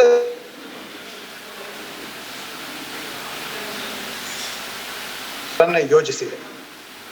ಈ ಎಲ್ಲ ವಿಚಾರಗಳನ್ನ ಸಮಗ್ರವಾಗಿ ಇಟ್ಟುಕೊಂಡು ಕೃಷಿ ರಂಗವನ್ನ ಗಮನಿಸಿದರೆ ಎಲ್ಲಿ ಗ್ಯಾಪ್ ಇದೆ ಅನ್ನೋದು ನಿಮಗೆ ಅರ್ಥ ಆಗ್ತದೆ. ಇದು ಒಂದನೇ ಗ್ಯಾಪ್. ಎರಡನೇದಾಗಿ, ಸಂವಿಧಾನದಲ್ಲಿ ಕೃಷಿ ರಾಜ್ಯದ ಸಬ್ಜೆಕ್ಟ್, ಅದರ ಉತ್ಪಾದನೆ, ನಿಯಂತ್ರಣ ಮತ್ತು ವಿತರಣೆ ಮಾತ್ರ ಕನ್ಕರೆಂಟ್ ಸಬ್ಜೆಕ್ಟ್, ಅಂದ್ರೆ ರಾಜ್ಯ, ಒಕ್ಕೂಟ ರಾಜ್ಯಗಳು ಮತ್ತು ಕೇಂದ್ರ ಒಟ್ಟಾಗಿ ತೀರ್ಮಾನಿಸಬೇಕಾದ ವಿಚಾರ. ಆದ್ರೆ ಈಗ ಏನಾಗ್ತಿದೆ, ಕೇಂದ್ರ ಸರ್ಕಾರ ತಾನೇ ಒಂದು ತೀರ್ಮಾನ ತಗೊಂಡು ರೈತರ ಆದಾಯ 2022ರ ಒಳಗೆ ಡಬಲ್ ಮಾಡ್ತೇವೆ ಅಂತ ಹೇಳಿ ರಾಜ್ಯಗಳಿಗೆ ಚರ್ಚೆಗೆ ಅವಕಾಶವೇ ಇಲ್ಲದ ಹಾಗೆ ತಾವು ತಯಾರಿಸಿದ ರೆಡಿಮೇಡ್ ಕರಡು ಮಸೂದೆಗಳನ್ನ ನಿಮ್ಮಲ್ಲಿ ಜಾರಿಗೆ ತನ್ನಿ ಅಂತ ಇದೆ. ಇಂತಹ ಬೆಳವಣಿಗೆಗಳು ಭಾರತದಂತಹ ವೈವಿಧ್ಯಮಯ ವಿಸ್ತಾರವಾದ ದೇಶದಲ್ಲಿ ಬಹಳ ಮಾರಕ ಅಂತ ನನಗನ್ನಿಸ್ತದೆ. ಅದು ಹೇಗೆ ಅಂತ ಈ ಹೊಸ ನೀತಿಯಲ್ಲೇ ಆಯ್ದ ಒಂದೆರಡು ಅಂಶಗಳನ್ನ ತೋರಿಸುವ ಮೂಲಕ ನಾನು ವಿವರಿಸಲಿಕ್ಕೆ ಪ್ರಯತ್ನ ಪಡ್ತೀನಿ. ಒಂದನೇದಾಗಿ, ಕೇಂದ್ರ ಸರ್ಕಾರ ಭಾರತದಲ್ಲಿ ಸುಮಾರು 128 ವಿವಿಧ ಕೃಷಿ ಹವಾಮಾನದ ಅಂದ್ರೆ ಅಗ್ರೋ ಕ್ಲೈಮ್ಯಾಟಿಕ್ ಝೋನ್ಗಳನ್ನ ಗುರುತಿಸಿದೆ. ಇಲ್ಲಿ ಆಯಾಯ ಜಾಗಕ್ಕೆ ಸೂಕ್ತ ಅನ್ನಿಸುವ ಹೈಬ್ರಿಡ್, ಜೆನೆಟಿಕಲಿ ಮಾಡಿಫೈಡ್ ಬೀಜಗಳನ್ನ ಮುಂದೆ ತಂದು ಸಾಂಪ್ರದಾಯಿಕ ಬೀಜ ವೈವಿಧ್ಯಗಳನ್ನ ಪ್ರೋತ್ಸಾಹ ಮಾಡದೇ ಇರಲಿಕ್ಕೆ ತೀರ್ಮಾನ ಮಾಡಿದೆ. ಅದನ್ನೇ ಸರಳವಾಗಿ ಒಂದು ಜಿಲ್ಲೆಗೆ ಒಂದು ಬೆಳೆಗೆ ಆದ್ಯತೆ ಅಂತ ಬಜೆಟ್ನಲ್ಲೂ ಹೇಳಿಬಿಟ್ಟಿದೆ. ಇದರಿಂದ ತಕ್ಷಣಕ್ಕಲ್ಲದೆ ಇದ್ರು ಮುಂದೆ ಏನಾಗ್ಬೋದು ಅಂತ ಯೋಚನೆ ಮಾಡಿ. ಕಾರ್ಪೊರೇಟ್ಗಳು ಯಾರು ನಮ್ಮ ಅನ್ನದ ಯೋಚನೆ ಮಾಡಿ ಬೆಳೆ ಬೆಳೆಯೋದಿಲ್ಲ. ಅವರಿಗೆ ಹೆಚ್ಚು ಲಾಭ ತರುವ, ಹೆಚ್ಚು ದುಡ್ಡು ತರುವ ಬೆಳೆಗಳು ಮುಖ್ಯ ಆಗ್ತವೆ. ವ್ಯವಹಾರದಲ್ಲಿ ಅದು ಸಹಜ. ಆದ್ರೆ ಹಾಗಾಗುವಾಗ ನಮ್ಮಲ್ಲಿ ಎಷ್ಟು ಭತ್ತದ ತಳಿಗಳಿವೆ, ಅದನ್ನೆಲ್ಲ 20 ವರ್ಷ ಬದಿಗೆ ಹಾಕಿ ಕಾರ್ಪೊರೇಟ್ ಫಾರ್ಮಿಂಗ್ನವರು ಕೊಡುವ GM ಬೀಜಗಳನ್ನ ಬಳಸಿದರೆ ಅಂತಿಮವಾಗಿ ಏನಾಗಬಹುದು ಅಂತ ಯೋಚನೆ ಮಾಡಿ. ನಿಮ್ಮ ಇಡೀ ಮಂಗಳೂರು ಜಿಲ್ಲೆ ಅಡಿಕೆ ಬೆಳಿಬೇಕು ಅಂತ ತೀರ್ಮಾನ ಮಾಡಿದ್ರು ಅಂತ ಇಟ್ಕೊಳ್ಳಿ. ಕಾಂಟ್ರಾಕ್ಟ್ ಫಾರ್ಮಿಂಗಿಗೆ ನಿಮ್ಮ ಜೊತೆ ಗುತ್ತಿಗೆ ಮಾಡ್ಕೊಂಡವರು, ನೀವು ಗುತ್ತಿಗೆ ಅಡಿ ಬೆಳೆದಂತ ಅಡಿಕೆ ತಗೊಂಡು ಹೋಗ್ತಾರೆ. ಅವರದ್ದೇ ಸ್ಟೋರೇಜು, ಅವರದ್ದೇ ಪ್ರೊಸೆಸಿಂಗು, ಅವರದ್ದೇ ಪ್ಯಾಕೇಜಿಂಗು, ಅವರದ್ದೇ ಲಾಜಿಸ್ಟಿಕ್ಸು, ಅವರದ್ದೇ ಎಕ್ಸ್ಪೋರ್ಟ್ ಎಲ್ಲ ಇರ್ತದೆ. ಬೆಳೆದ ಅಡಿಕೆ ಹೋಯ್ತು, ನಿಮಗೆ ದುಡ್ಡು ಬಂತು. ಆದರೆ ನಿಮ್ಮ ಹೊಟ್ಟೆಗೆ ಊಟಕ್ಕೆ ಏನ್ ಮಾಡ್ತೀರಿ? ಅನ್ನಕ್ಕೆ, ತರಕಾರಿಗೆ, ಧಾನ್ಯಗಳಿಗೆ ಏನ್ ಕತೆ? ಅವರದ್ದೇ ಮಾಲ್ಗೆ ಹೋಗಿ ಅವ್ರು ಹೇಳಿದ ರೇಟ್ ಕೊಟ್ಟು ಅದನ್ನೆಲ್ಲ ಖರೀದಿಸಿ ತಂದು ತಿನ್ನುವಂತ ಪರಿಸ್ಥಿತಿ ಬರ್ತದೆ ಅನ್ನಿಸ್ತದೆ. ಎರಡನೇ ಪಾಯಿಂಟು, ರೈತನ ಆದಾಯ ಡಬಲ್ ಆಗುವುದು ಅನ್ನೋದ್ರಲ್ಲಿ ಒಂದು ಟ್ರಿಕ್ಕಿ ಲೆಕ್ಕಾಚಾರ ಇದೆ. ಅದು ಏನು ಅಂತಂದ್ರೆ, ದೊಡ್ಡ ಗಾತ್ರದ ಕೃಷಿ ಮೆಕನೈಸೇಷನ್ ಅಂದ್ರೆ ಅದು ಯಾಂತ್ರೀಕರಣ, ದೊಡ್ಡ ಗಾತ್ರದ ಕೃಷಿ ಯಾಂತ್ರೀಕರಣದ ಜೊತೆಗೆ ಬಂದಾಗ ಕೃಷಿ ಕಾರ್ಮಿಕರು ಹೆಚ್ಚು ಬೇಕಾಗೋದಿಲ್ಲ. ಅದಕ್ಕಾಗಿ ಸರ್ಕಾರ ರೈತರಿಗೆ ಸ್ಕಿಲ್ ಡೆವಲಪ್ ಮಾಡಿ ಅವರನ್ನ ಕೃಷಿ ಪ್ರೊಸೆಸಿಂಗ್ ಮತ್ತಿತರ ಕೃಷಿಯೇತರ ಕೆಲಸಗಳಲ್ಲಿ ತೊಡಗಿಸಿ ಅವರ ಕೃಷಿ ಆದಾಯ ಹೆಚ್ಚಿಸಬೇಕು ಅಂತ ಹೇಳ್ತಾರೆ. ಆಗ ಏನಾಗ್ತದೆ, ಇವತ್ತಿನ ತನಕ ರೈತ ಆಗಿದ್ದವನು ಕಾರ್ಮಿಕ ಆಗ್ತಾನೆ. ಕೃಷಿಯು ಮುಖ್ಯಮಂತ್ರಿಗಳು ಹೇಳಿದ ಹಾಗೆ ಉದ್ಯಮ, ಇಂಡಸ್ಟ್ರಿ ಆಗ್ತದೆ. ಕೃಷಿಕರ ಸಂಖ್ಯೆ ಕಡಿಮೆ ಆಗ್ತದೆ. ಆಗ ಬಂದ ಆದಾಯ ಕಡಿಮೆ ಸಂಖ್ಯೆಯ ರೈತರಿಗೆ ದೊಡ್ಡ ಗಾತ್ರದ್ದಾಗಿ ಕಾಣ್ತದೆ. ಅಂದ್ರೆ ಉದಾಹರಣೆಗೆ 10 ಜನ ರೈತರು 100 ರೂಪಾಯಿ ದುಡಿದ್ರೆ ಅವರ ತಲಾ ಆದಾಯ 10 ರೂಪಾಯಿ. ಆ ರೈತರಲ್ಲಿ 8 ಜನ ಬೇರೆ ಕೆಲಸಕ್ಕೆ ಹೋಗಿ 2 ಮಾತ್ರ ಕೃಷಿ ಮಾಡಿದರೆ ಅದು 100 ರೂಪಾಯಿ ಆದಾಯ ಬಂದರೂ ತಲಾ ಆದಾಯ 50 ರೂಪಾಯಿ ಆಗ್ತದೆ. ರೈತರ ವೇದಿಕೆಯಾಗಿರದೆ ನನ್ನ ಮಟ್ಟಿಗಂತೂ ಇದು ಅನುಭವ ಮಂಟಪ.